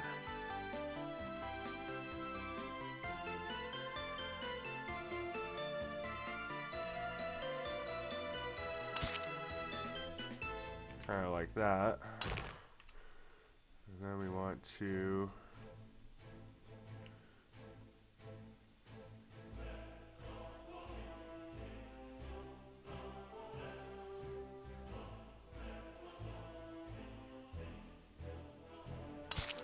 go all the way to there.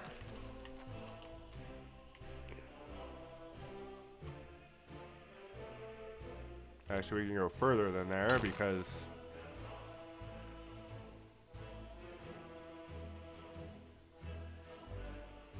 we're going to need connectivity.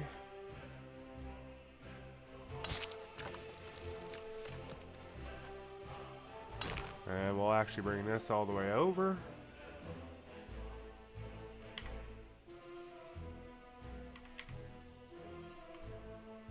Where are we connecting to? It's about right there.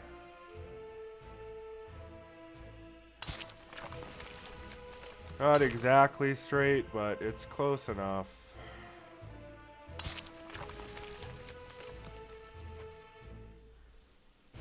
And we'll extend the train tracks just a bit further.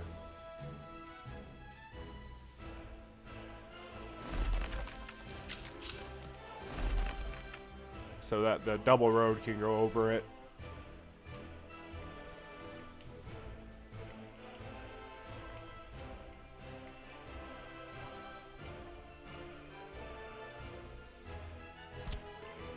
So now we'll use this position to attach a road to here.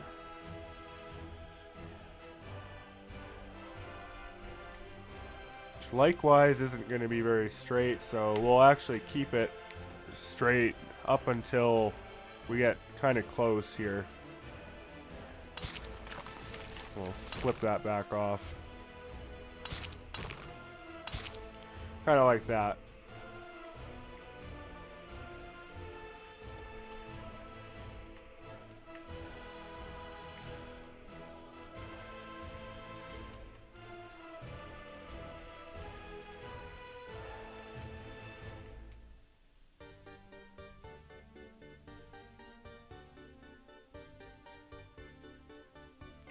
Okay, now that we have these roads in place, I'll go back to the aggregate storage here.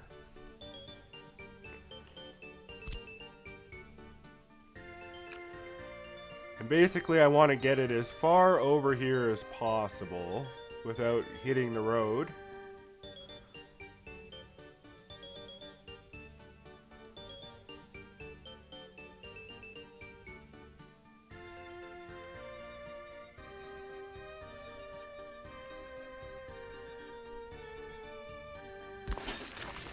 like that.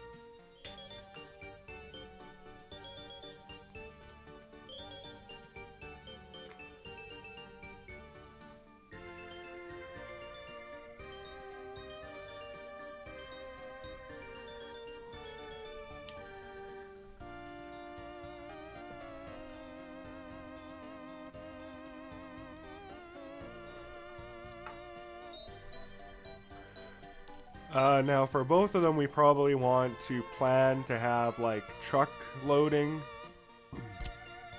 additional truck loading, because you never know, right?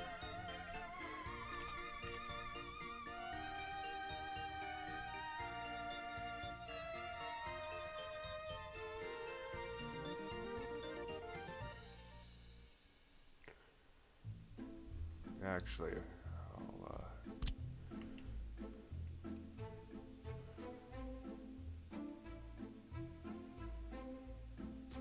bring a road up this way.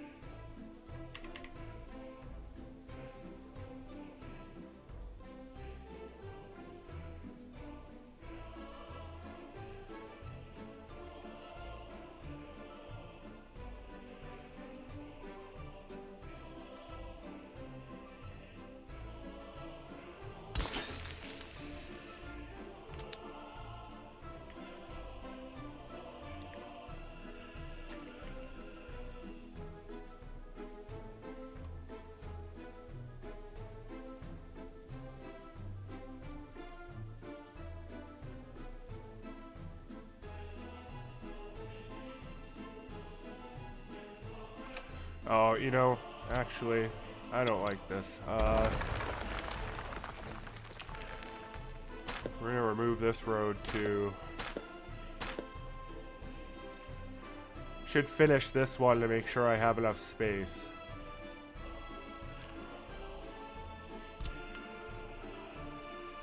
So if we were to put truck loading in here, it would have to look something like this.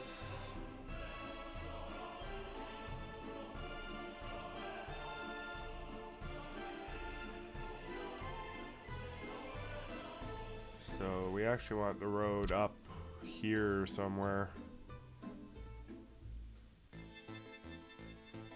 Like maybe here.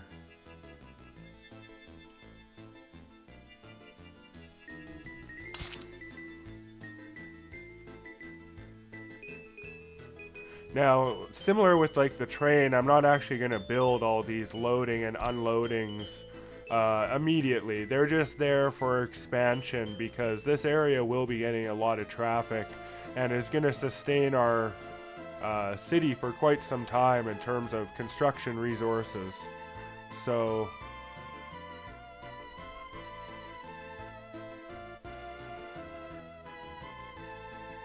go to the inner one. Yeah.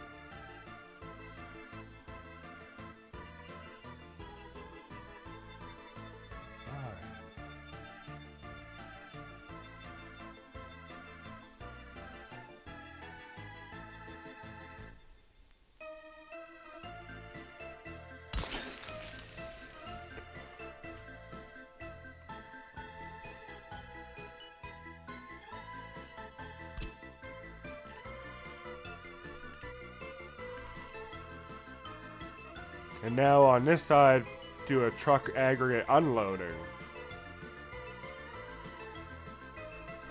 Try to get it as close in there as I can.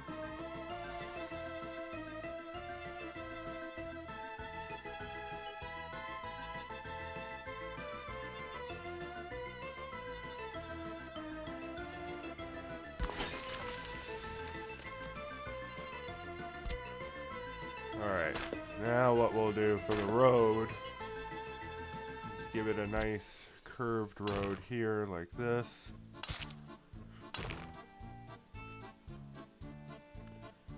And this one,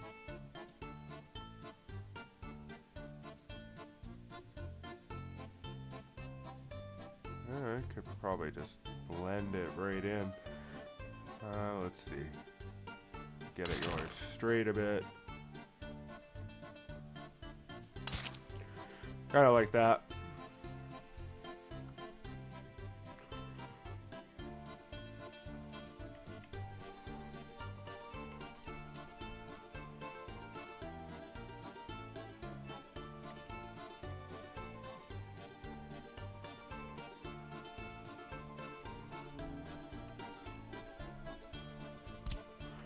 Alright.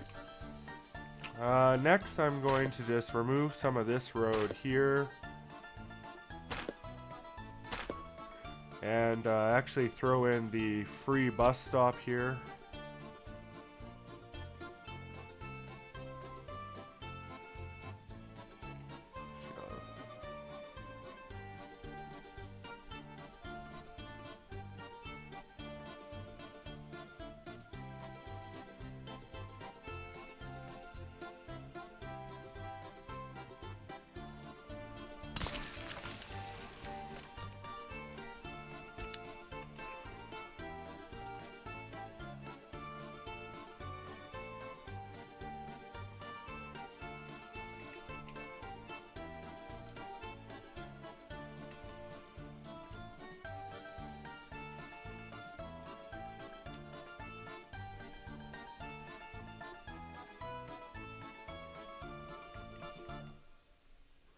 Now this plant here is going to need workers, so what I'll probably do for that is put a path, a pedestrian path.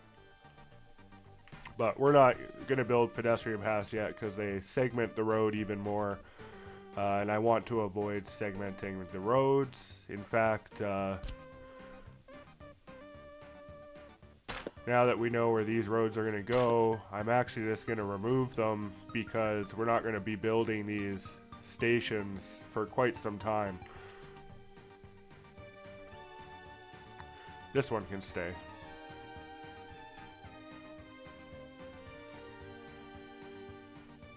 So the next one we'll do is the truck loading for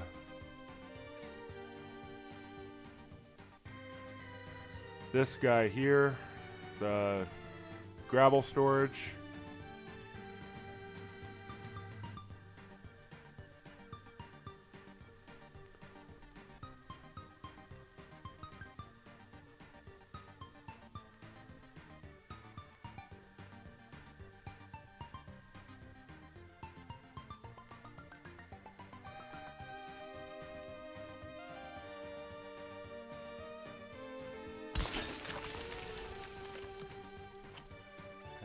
Actually, we probably want a road that's just going, should continue this road all the way straight. So let's remove this turn.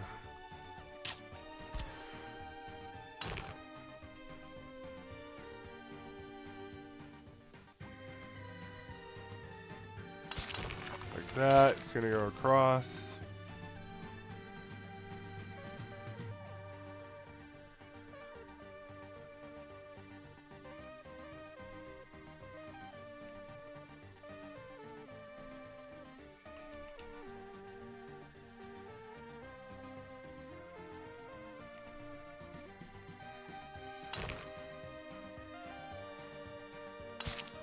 That'll basically go like that, and then that one can connect there later. Okay.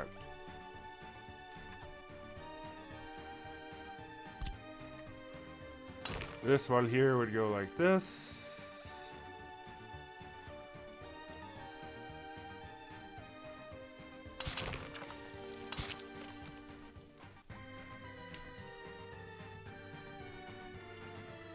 And we'll remove this one until later. Okay.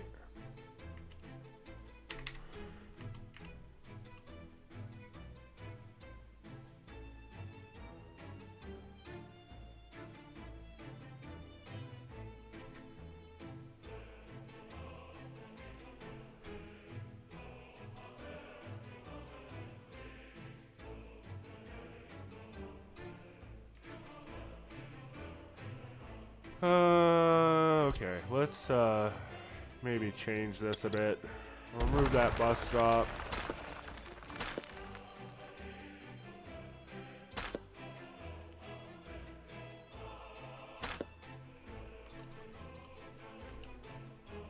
Want to see if I can get the truck loading or unloading in there as well.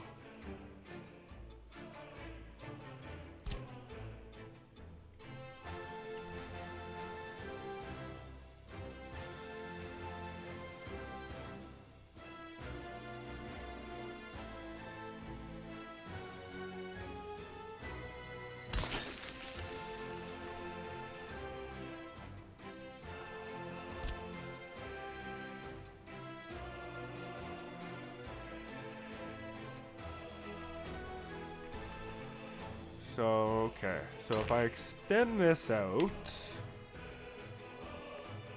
we'll go past the train tracks. Or like this.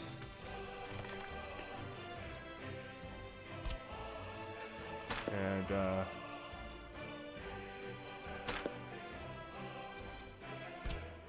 gonna get rid of that intersection thing there.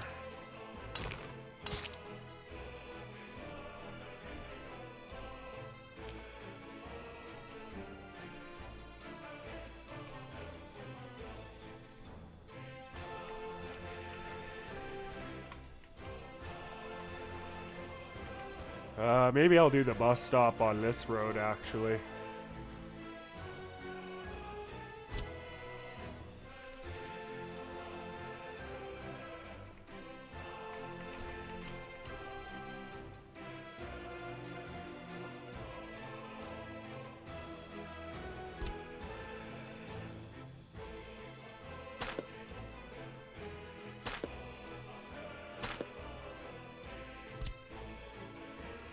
And one thing I really wish you could do in this game is like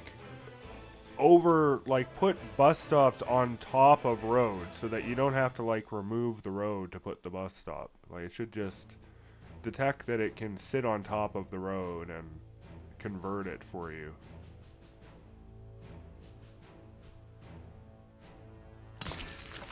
We'll sit it like that. Now let's see if I can actually get pedestrian pathways on this side of here.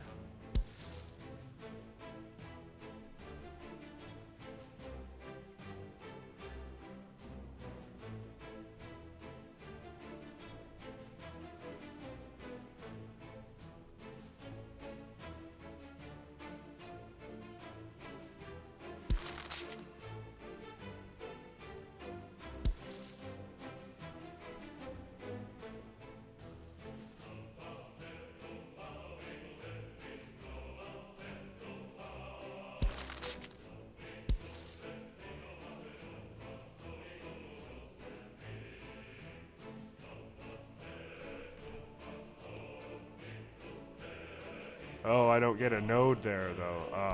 I gotta push it back a bit.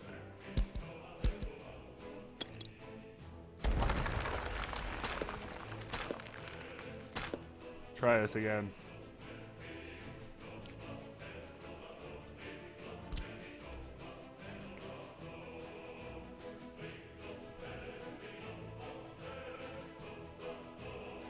That means I'm not going to get a node on this one either. Okay, I got to push that back too.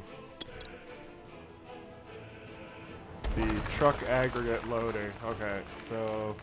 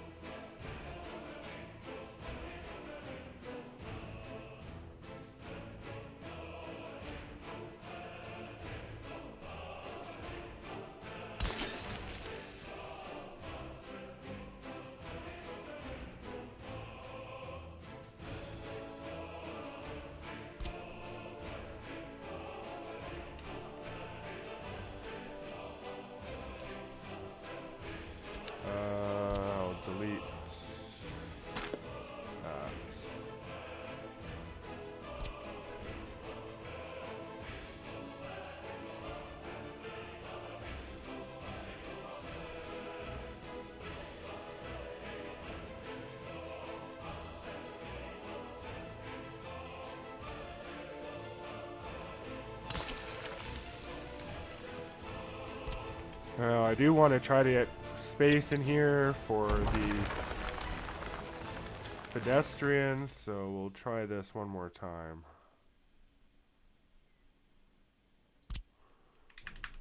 Truck aggregate loading.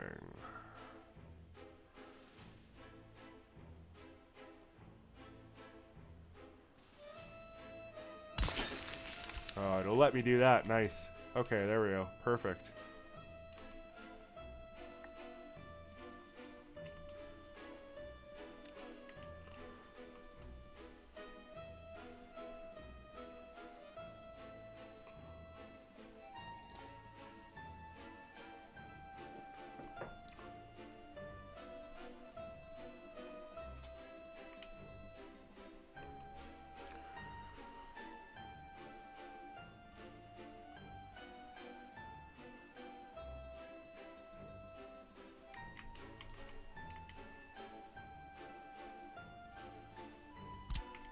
Okay, so now I have this road here, like that, and I think what I'm actually going to do is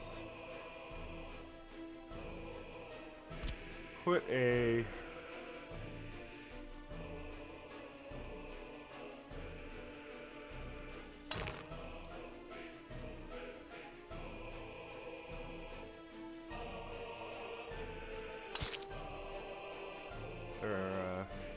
node in there? No. Yeah.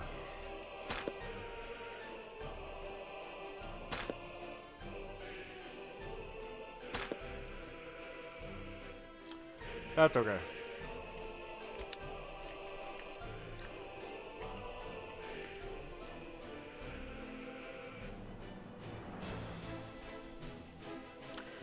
So this is, yeah, what our aggregate storage area is gonna kind of look like. Now, of course, the only thing here that's actually important for us to build immediately, or what we're going to be focusing on, will be this heat place and this storage here for the gravel. The rest of this is expansion only, basically.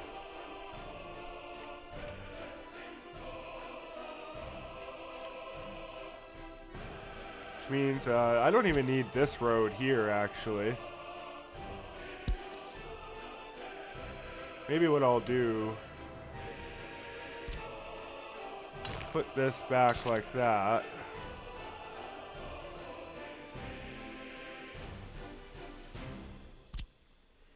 And let's see if I can remove, I can, perfect. Yeah. We'll just leave that like that. I'll finish the paving. And then I can put it back.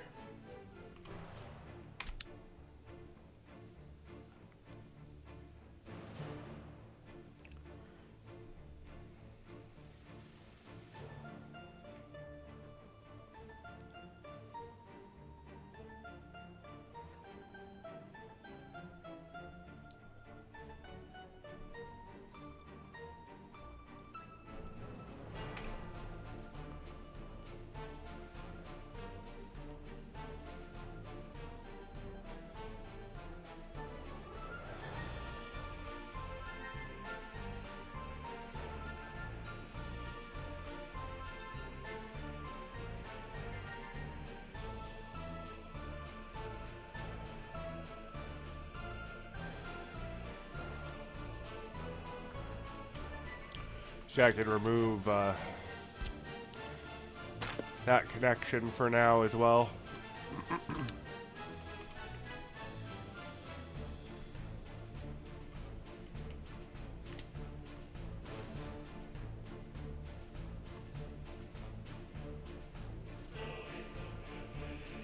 All right.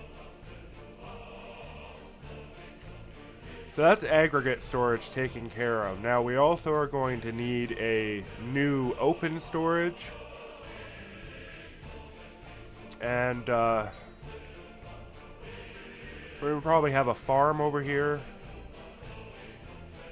as well as, you know, more construction things and stuff over here. So maybe let's put in the construction offices next. We'll use the 4 remaining ones we have in the free category here.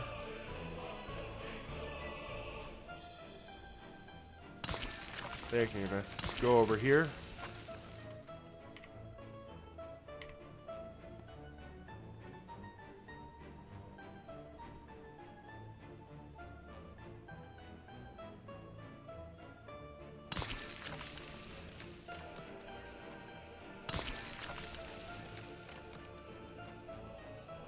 Okay, and then demolition offices. We'll put 2 more on this side as well.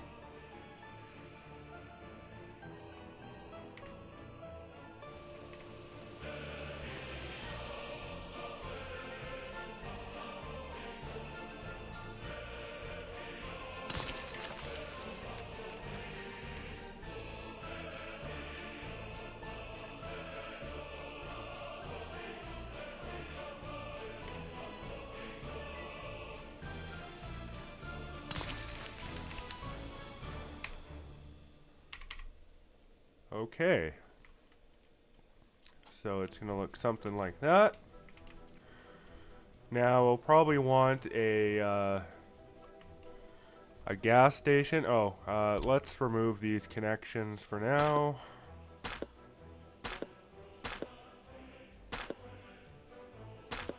As we really don't want all those sections. That one's still got one. There we go.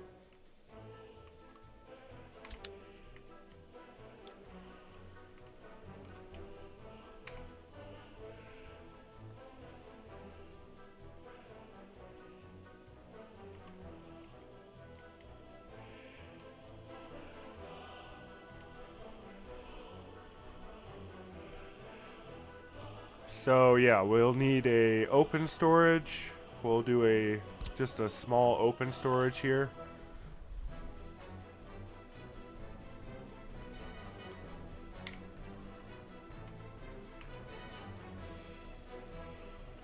Yeah, we'll throw it on against this road.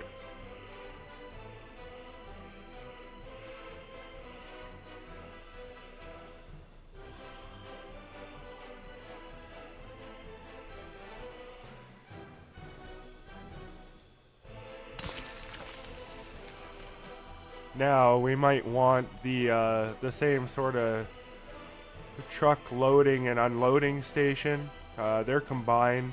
You just have a road cargo station, which provides some additional capability for loading and unloading.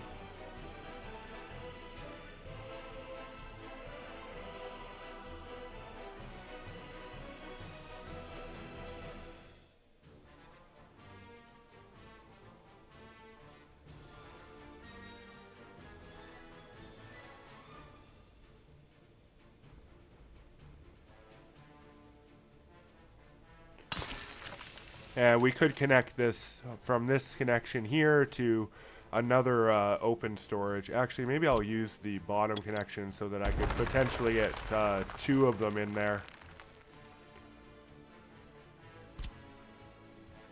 Not open storage. Road cargo loading. Let's swap it. Yeah, I'll use the bottom one there.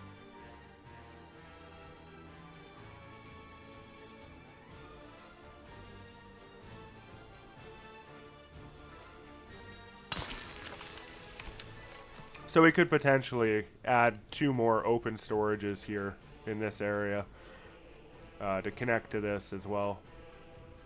Plus these have their own loading. So the idea is that you don't want to have a backlog of trucks, kind of like we had with the free storages. Now, I'm not connecting this one to the train tracks because the small open storage just doesn't contain enough that a train is worth it. Whereas the aggregate storages do, because like a single train car is like 90 tons around there, depending on which one you're using. But and the aggregate storages can hold like 800 something tons, so, or maybe it's 300. in any case, it's enough that like a full train could come with coal and gravel and top up the storages.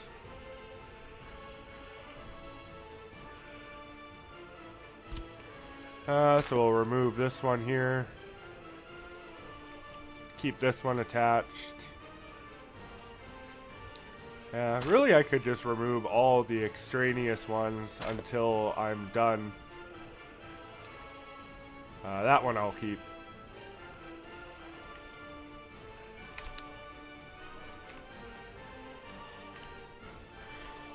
So this is going to be our storage area. Now, the other thing we're going to need is like a warehouse and stuff. And I like to attach the warehouse to my first farm.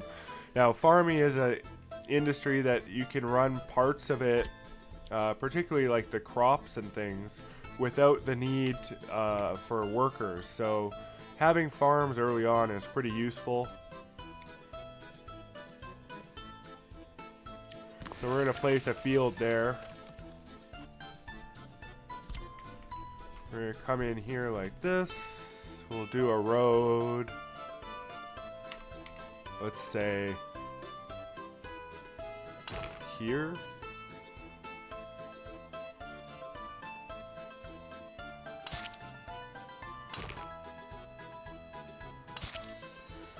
Yeah, seems okay. All right. So we'll do a road that goes pretty far.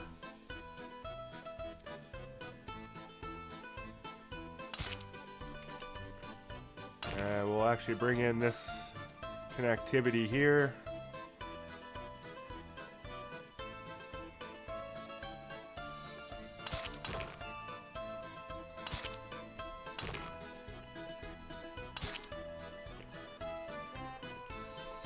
Okay. Now we're going to go plant a whole bunch of small fields here. Now, the medium fields and the large fields are obviously, they produce more, and they're sort of worth more, but also then you have to handle like the output and the storage and things. So what we're aiming to build here is just a farm that can sustain like the food needs of the immediate vicinity, and yeah. Actually, let's see here. So put it here. All right. So now, there you go. We'll put one like that. One like that. One like that.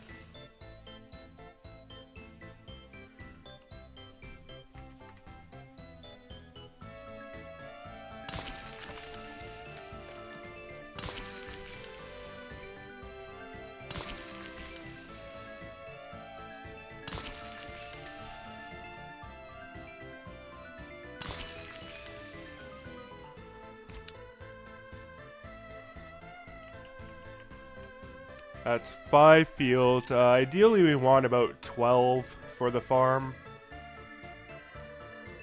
to start off with. So we'll add some more along this road here.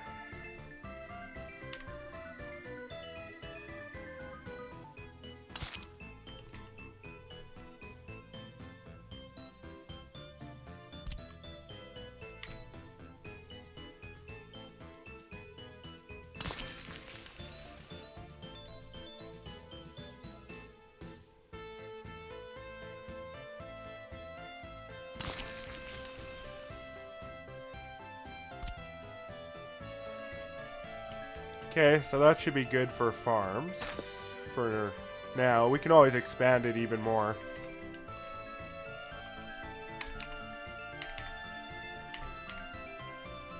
Or for the fields for the farm anyway. So now we gotta build the actual farm.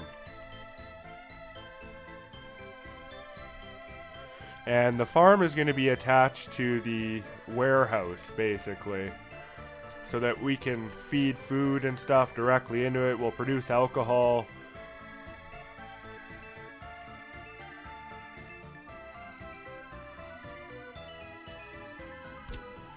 So we'll just do a small farm here like this.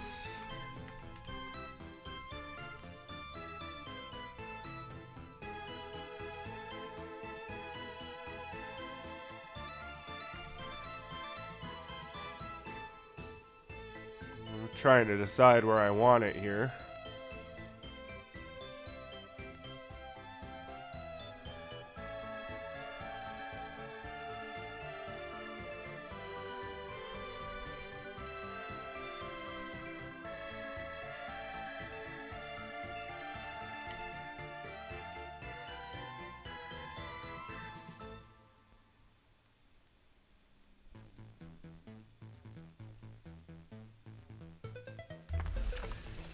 Probably right about there.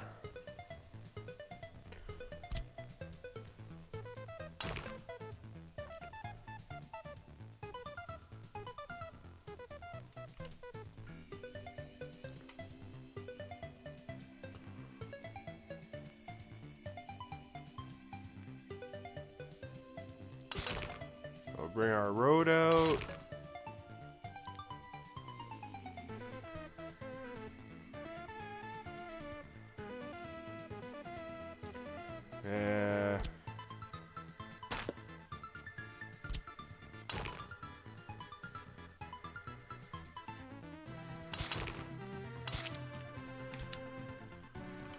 Yeah, something like that.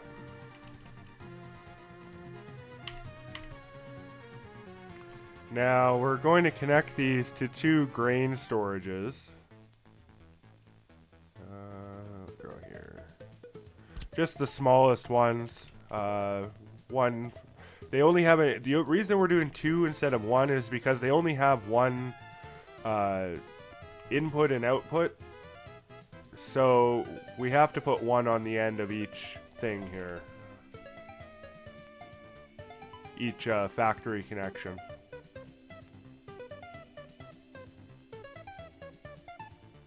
Now, if I used a bigger grain storage, they have multiple inputs and outputs, and it would be a little bit better, but they're also quite a bit bigger and a lot more expensive. And basically unnecessary. 2 of these small ones is still smaller than one of like the next size up, basically.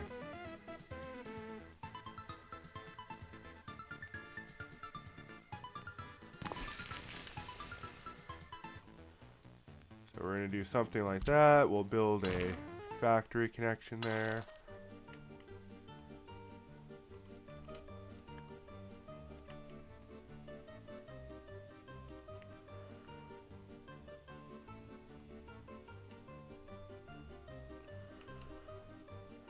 Obviously, we'll connect these roads. Now, I know you don't need to connect the roads to every single thing. Like, you can do... I'm pretty sure you can build these grain storages without roads. You only need the road if you actually want to grab out of the grain storage.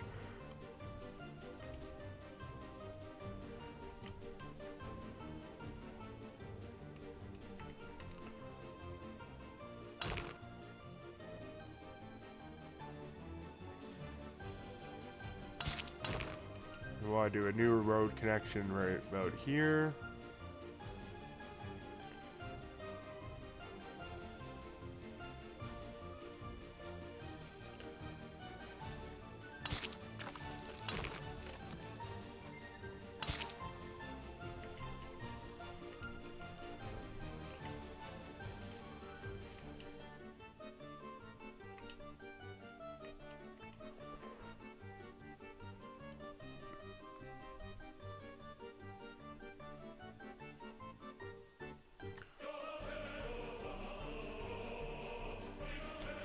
So next we need to do the food and alcohol factories.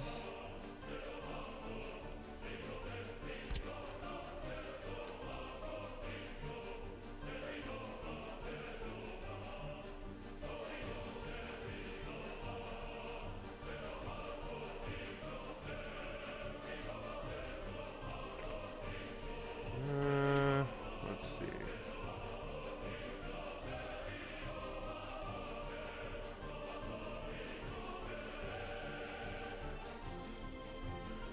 Maybe I do food on this side.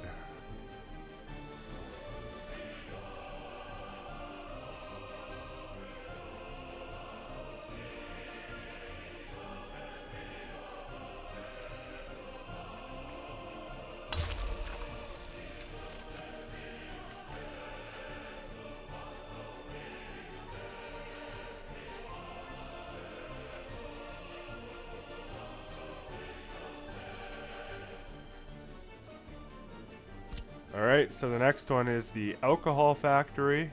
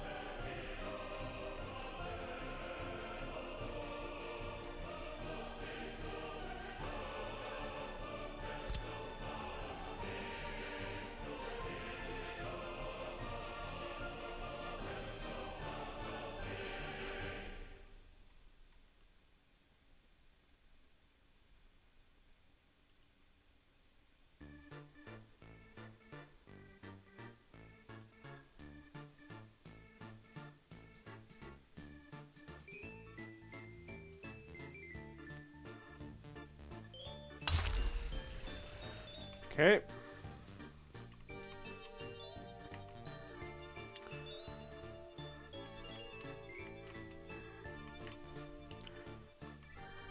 Now I'm starting to rethink this bus stop here. And yeah, I actually think the better spot for it is going to be along this road here.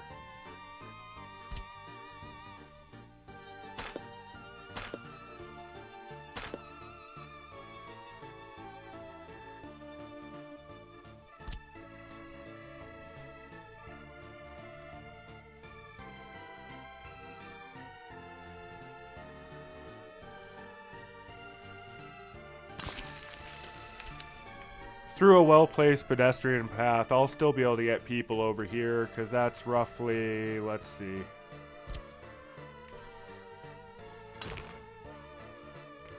Oop.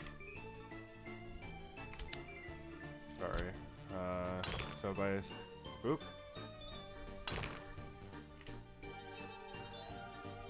Yeah, so 200 and something meters, and I can get about 400 with, like, gravel or asphalt paths.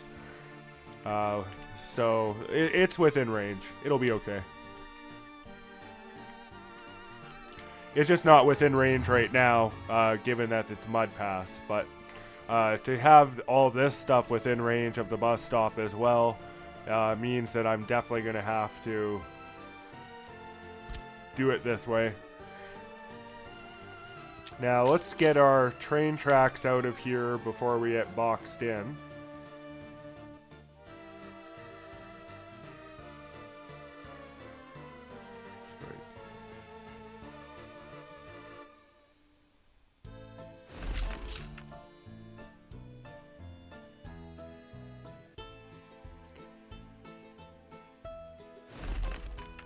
Right about there.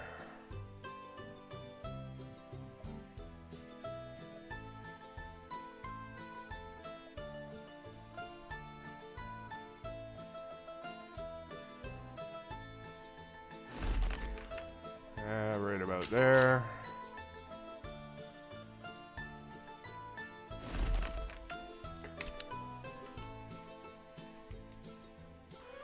Alright, now let's just make sure that the pedestrian paths will still build in the area, which looks pretty good.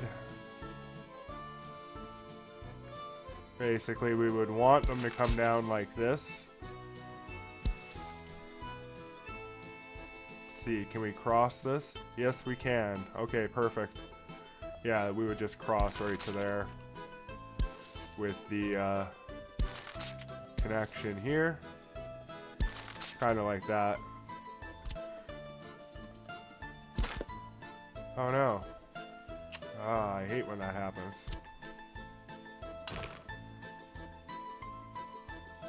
Oh no. I gotta remove this one too now. Oh yeah.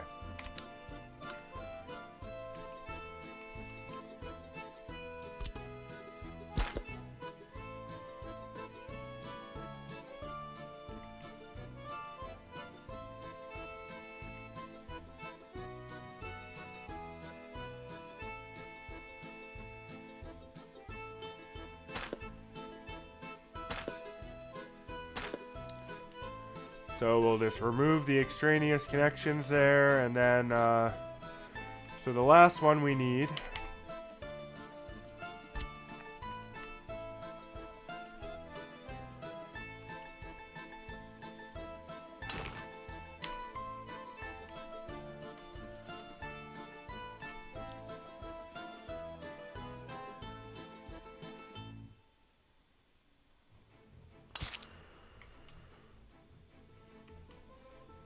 the last one we need is a warehouse.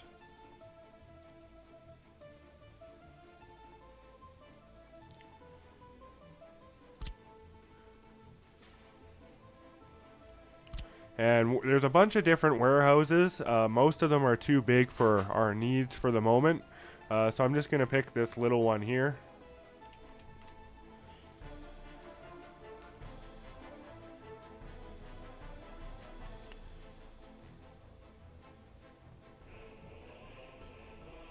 And I'll actually connect them right here. Maybe I'll do it closer so the bus stops a little bit more within range.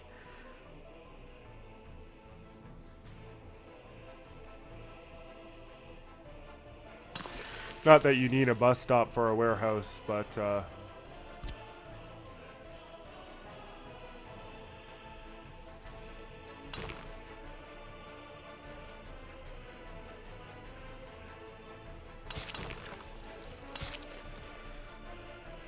there we go, something like that. And yeah, this will come down just like that. We'll just remove that for now. And I can remove that for now.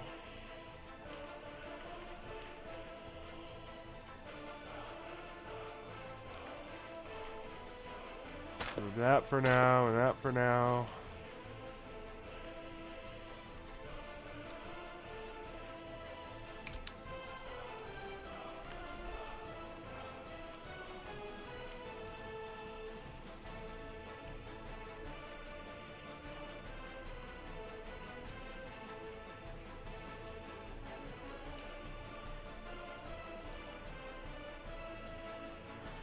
Okay, and something else we'll probably want in the area is a gas station. So we'll put it over here near the farm, so everything sort of has access to it.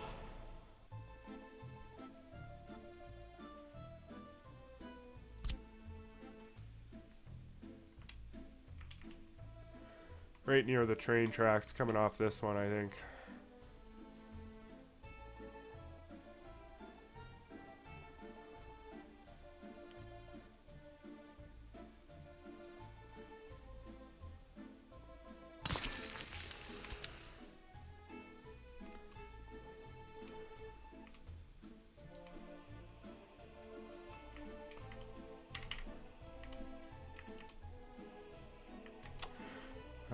Let's actually say yes to that cargo connection. Build that like that. Okay.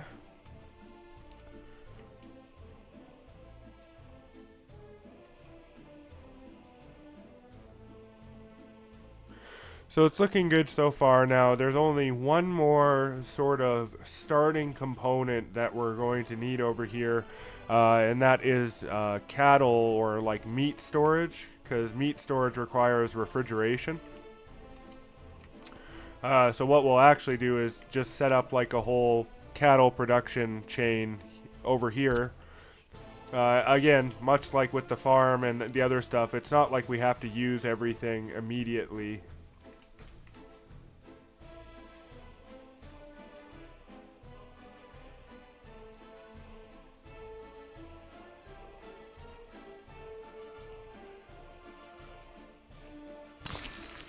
So we'll put the meat storage there.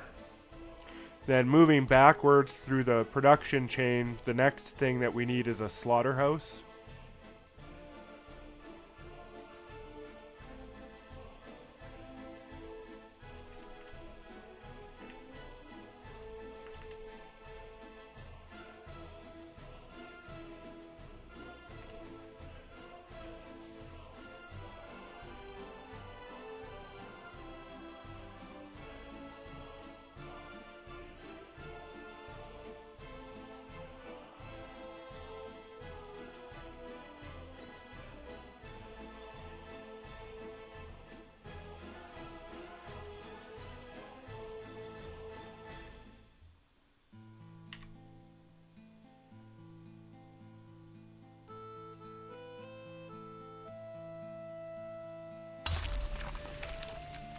Okay. Then moving backwards through the production chain, the next thing we need is a livestock range.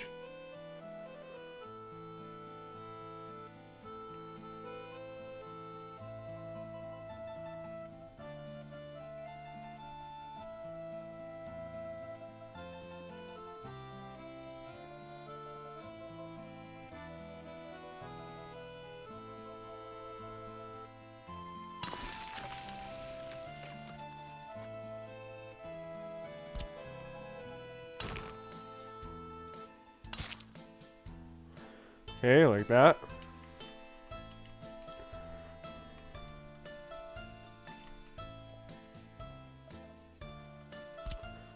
Continue the rail out.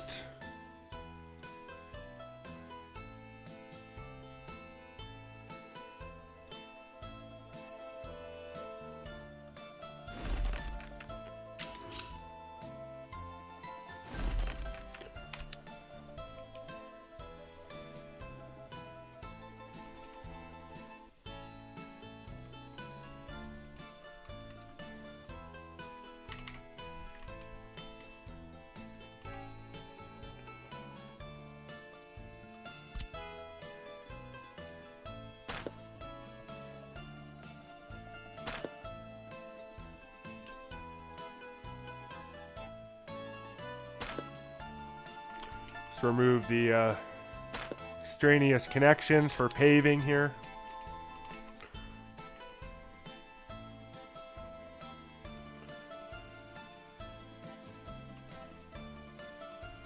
And the final leg in the chain is the actual livestock farm.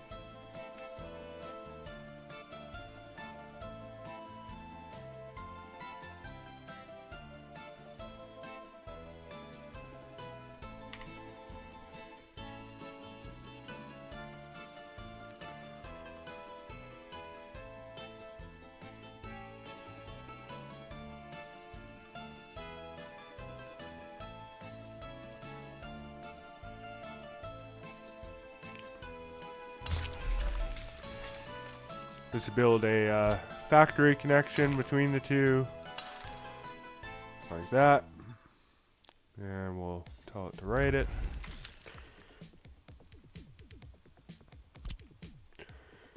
And remove the road. Alright, so this is our meat storage and production facility. And with that, that pretty much marks everything we need for sustainability over here. Now we will need another distribution center eventually, but might as well throw it in now. And this one can just go here, I guess.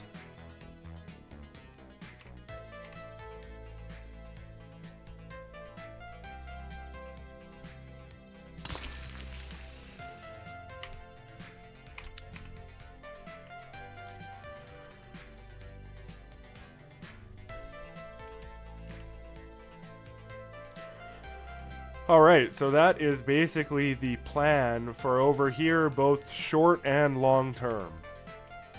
So short term, we'll just build the meat storage, the open storage, the heat processing, the gravel storage here, the small farm, and one of the storages for the crops, basically, and the warehouse here.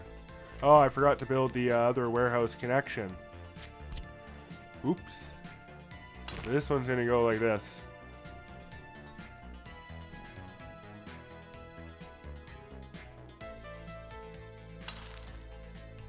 There we go.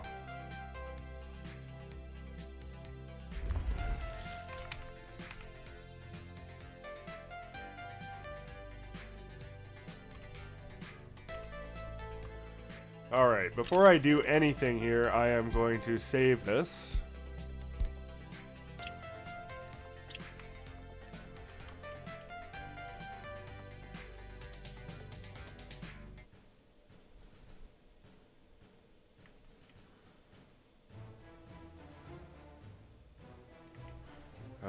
I need to remove these road connections. This is gonna suck.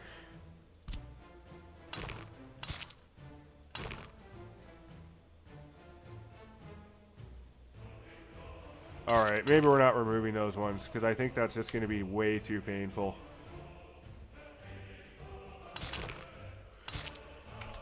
So we'll leave that one since it's already segmented.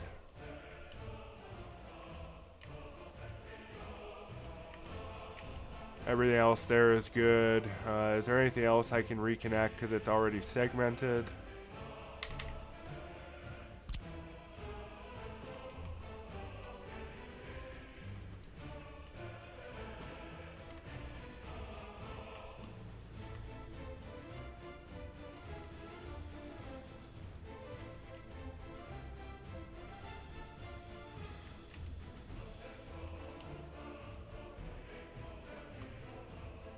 Oh, this one.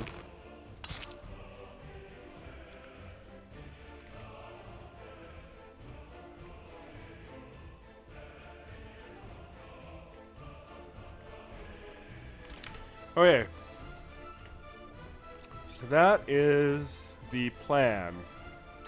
Now, obviously, the next step will be to get the paving going, get all these main roads converted to gravel, so that the rest of the construction is not a painful process.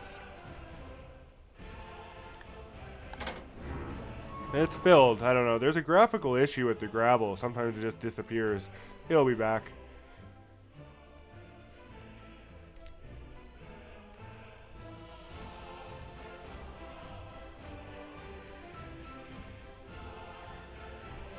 Alright, so let's get started here. Now, like I said, we are right on the brink of winter.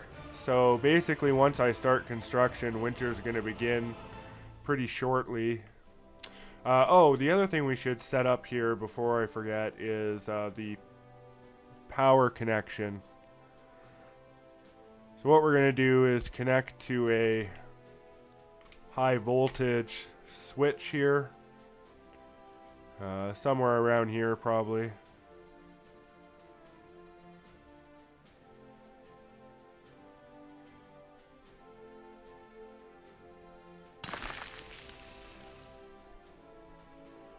We'll use the best lines that we have, the 15 megawatts. I'll try to get it so there aren't so many pylons.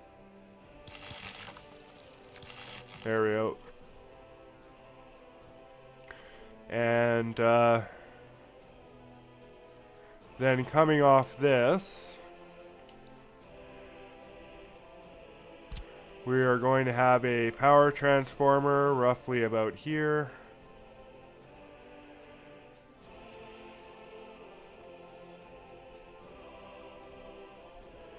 Be even closer, I guess. Could be about here.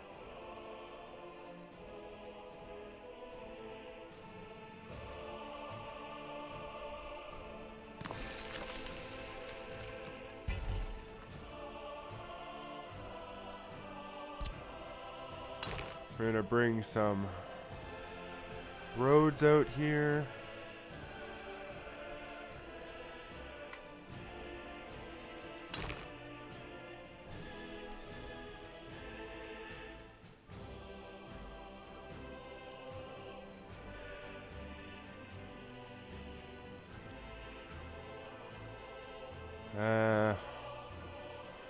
On a nicer curve, I think.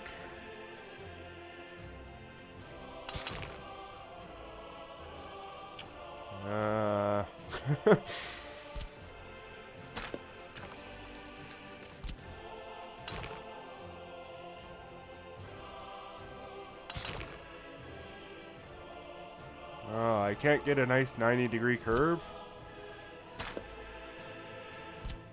See if I do it off of here.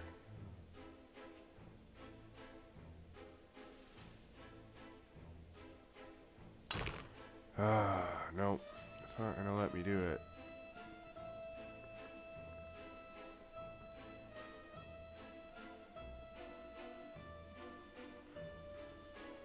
Oh, maybe it's because I had it just too fat for the turn here.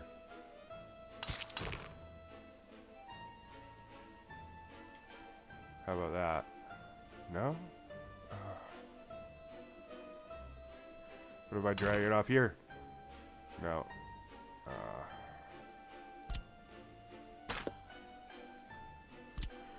One more try. We'll bring it to about here.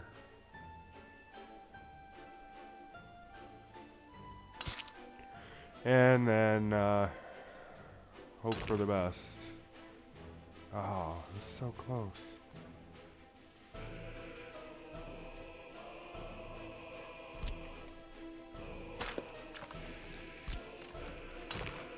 Perfect amount is like somewhere right in here to get that 90-degree turn. There we go. Yes. Close enough. Alright, same thing here basically. We'll do a little nub. And a turn. There we go. Very nice. Okay. So now, put our 15 megawatt connection there. So now there's 6 connections on one of these transformers, which consumes roughly about 14 megawatts or 14.1 megawatts. So a 15 megawatt line is, you know, if you wanted to max out a transformer, you would need a 15 megawatt line.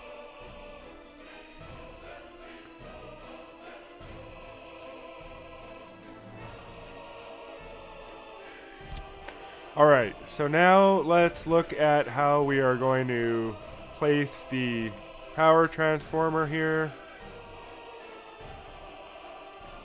or substation.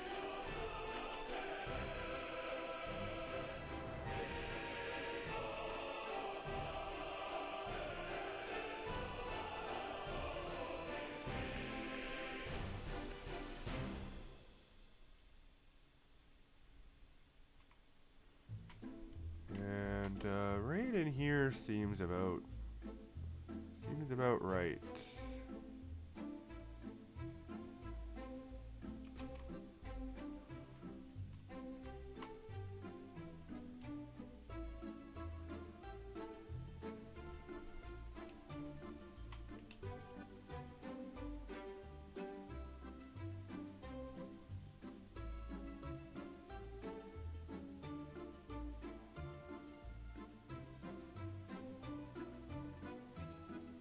Now, if I put it there, I'm probably not going to get any nodes for paths, so...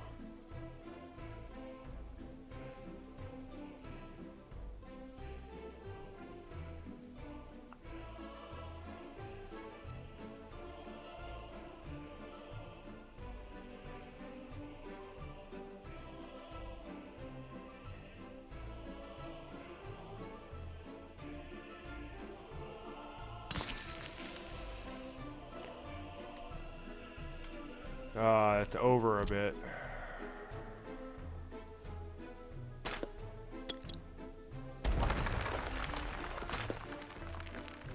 Don't really like that. I want it to be more straight.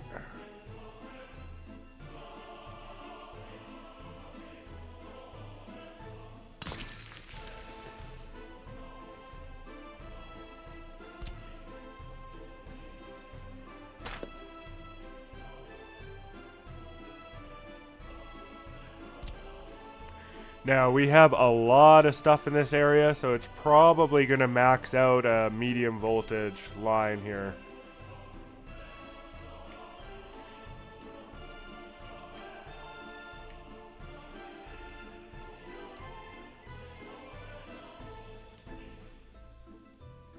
Did I put power lines through there? No, I didn't think so.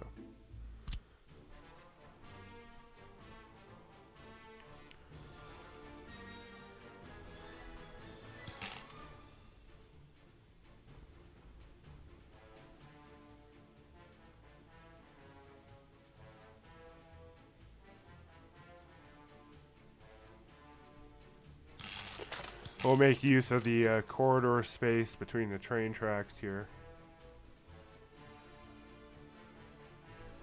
I want a few less pylons on this side, so we're gonna space them out extra far.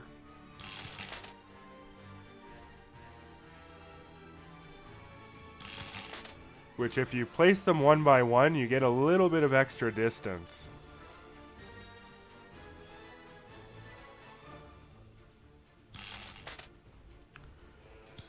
Alright, that should be enough distance that we can get in line here.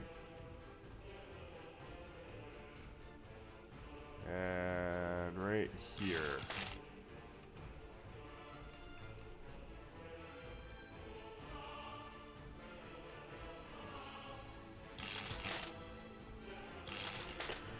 Alright, so there's our power connection.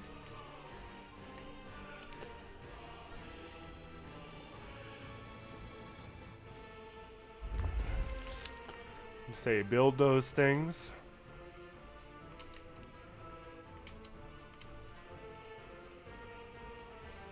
But yeah, this is going to be a busy area once everything's connected.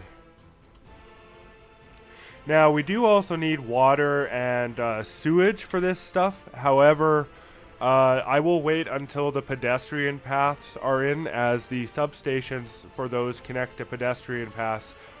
I mean, there's electric ones that connect to pedestrian paths as well, but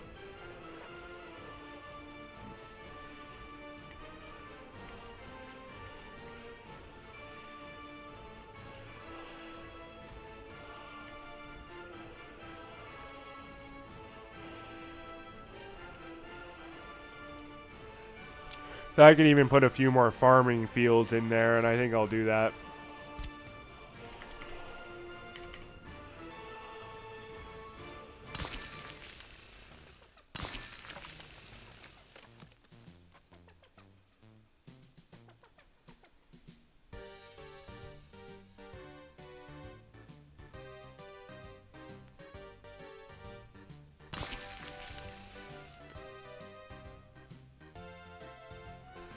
We'll leave it at 3 additional ones. We'll just fill the extra space for now.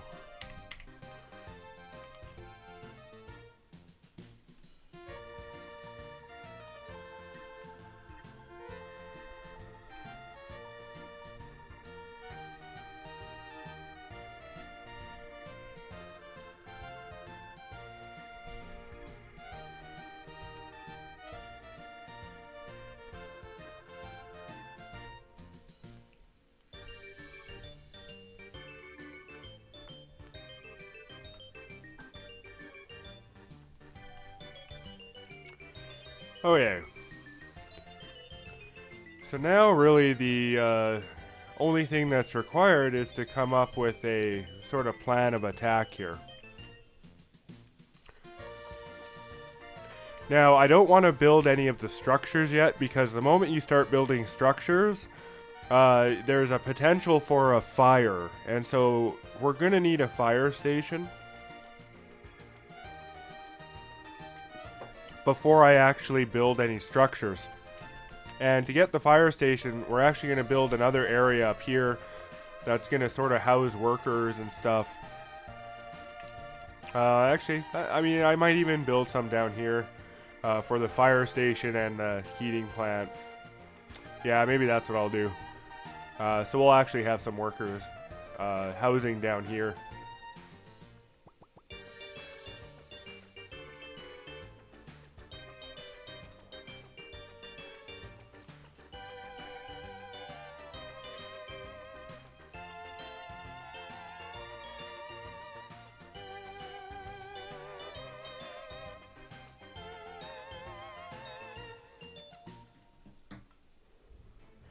But okay, without further ado, let's go ahead and start paving this stuff.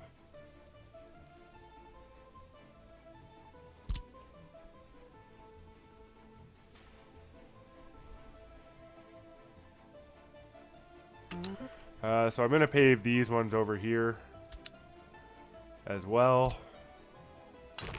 As I like having paved connections to asphalt.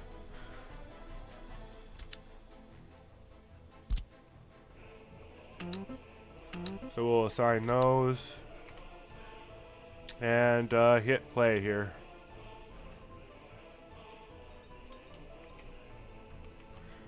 And might as well queue up the next one too, so that there's 4 queued at any given time, and that'll be the next one we do there.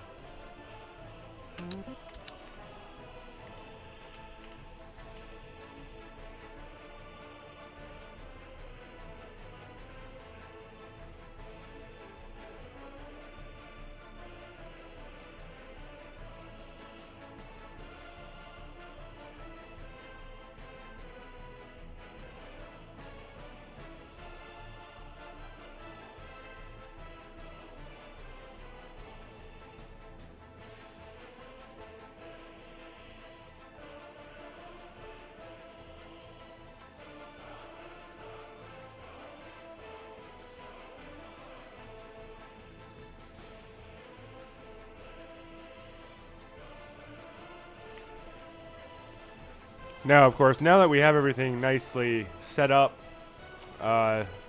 this stuff won't be nearly as brutal as it was setting up for the base area here.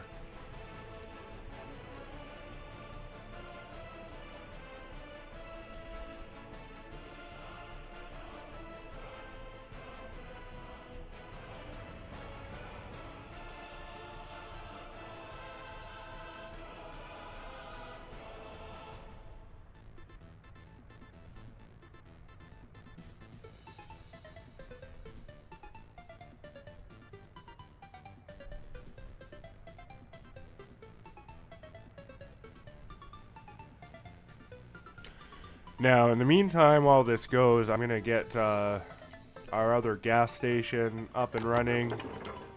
And we're going to rename it here to the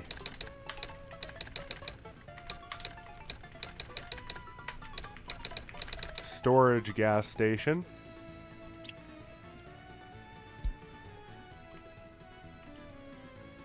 And we'll add it as a destination for fuel here. Same thing, 20%.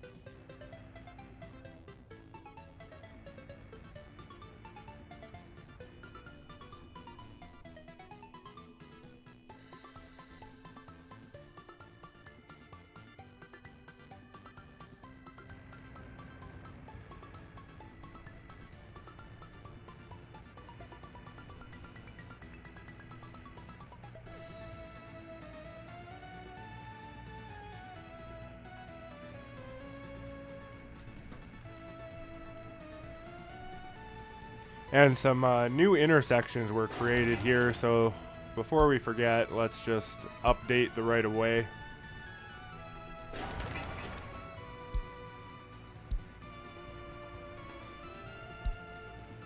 This one should be set correctly. Yep, alright.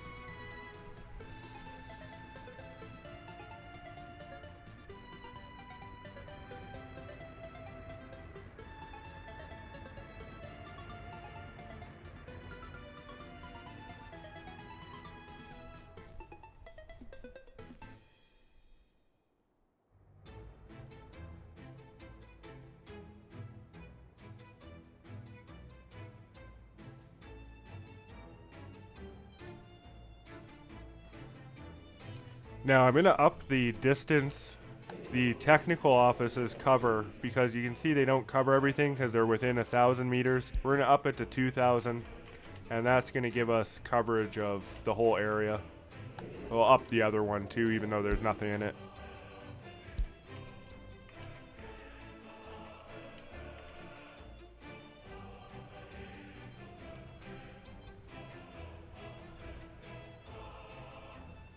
And winter has begun.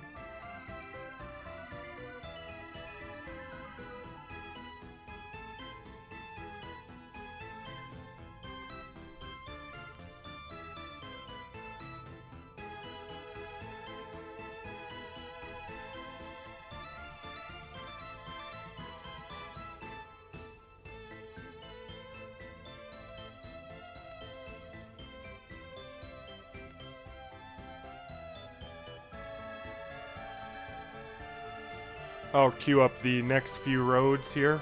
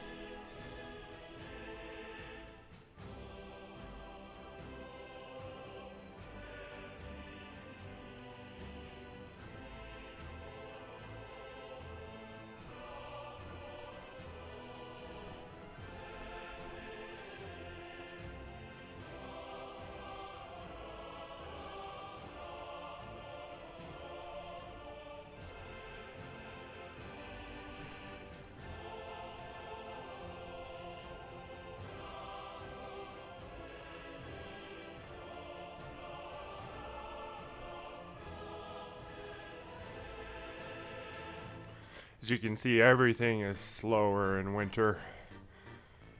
And it would be significantly slower if I didn't have those gravel roads.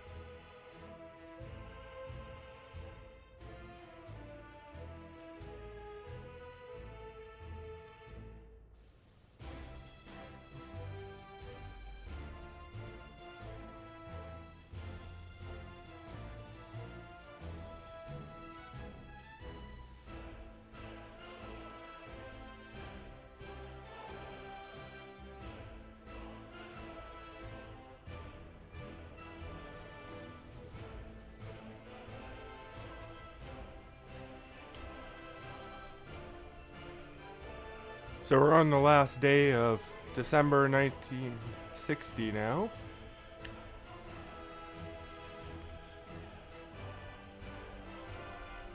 So however far we get to the end of 1960 is how far we get.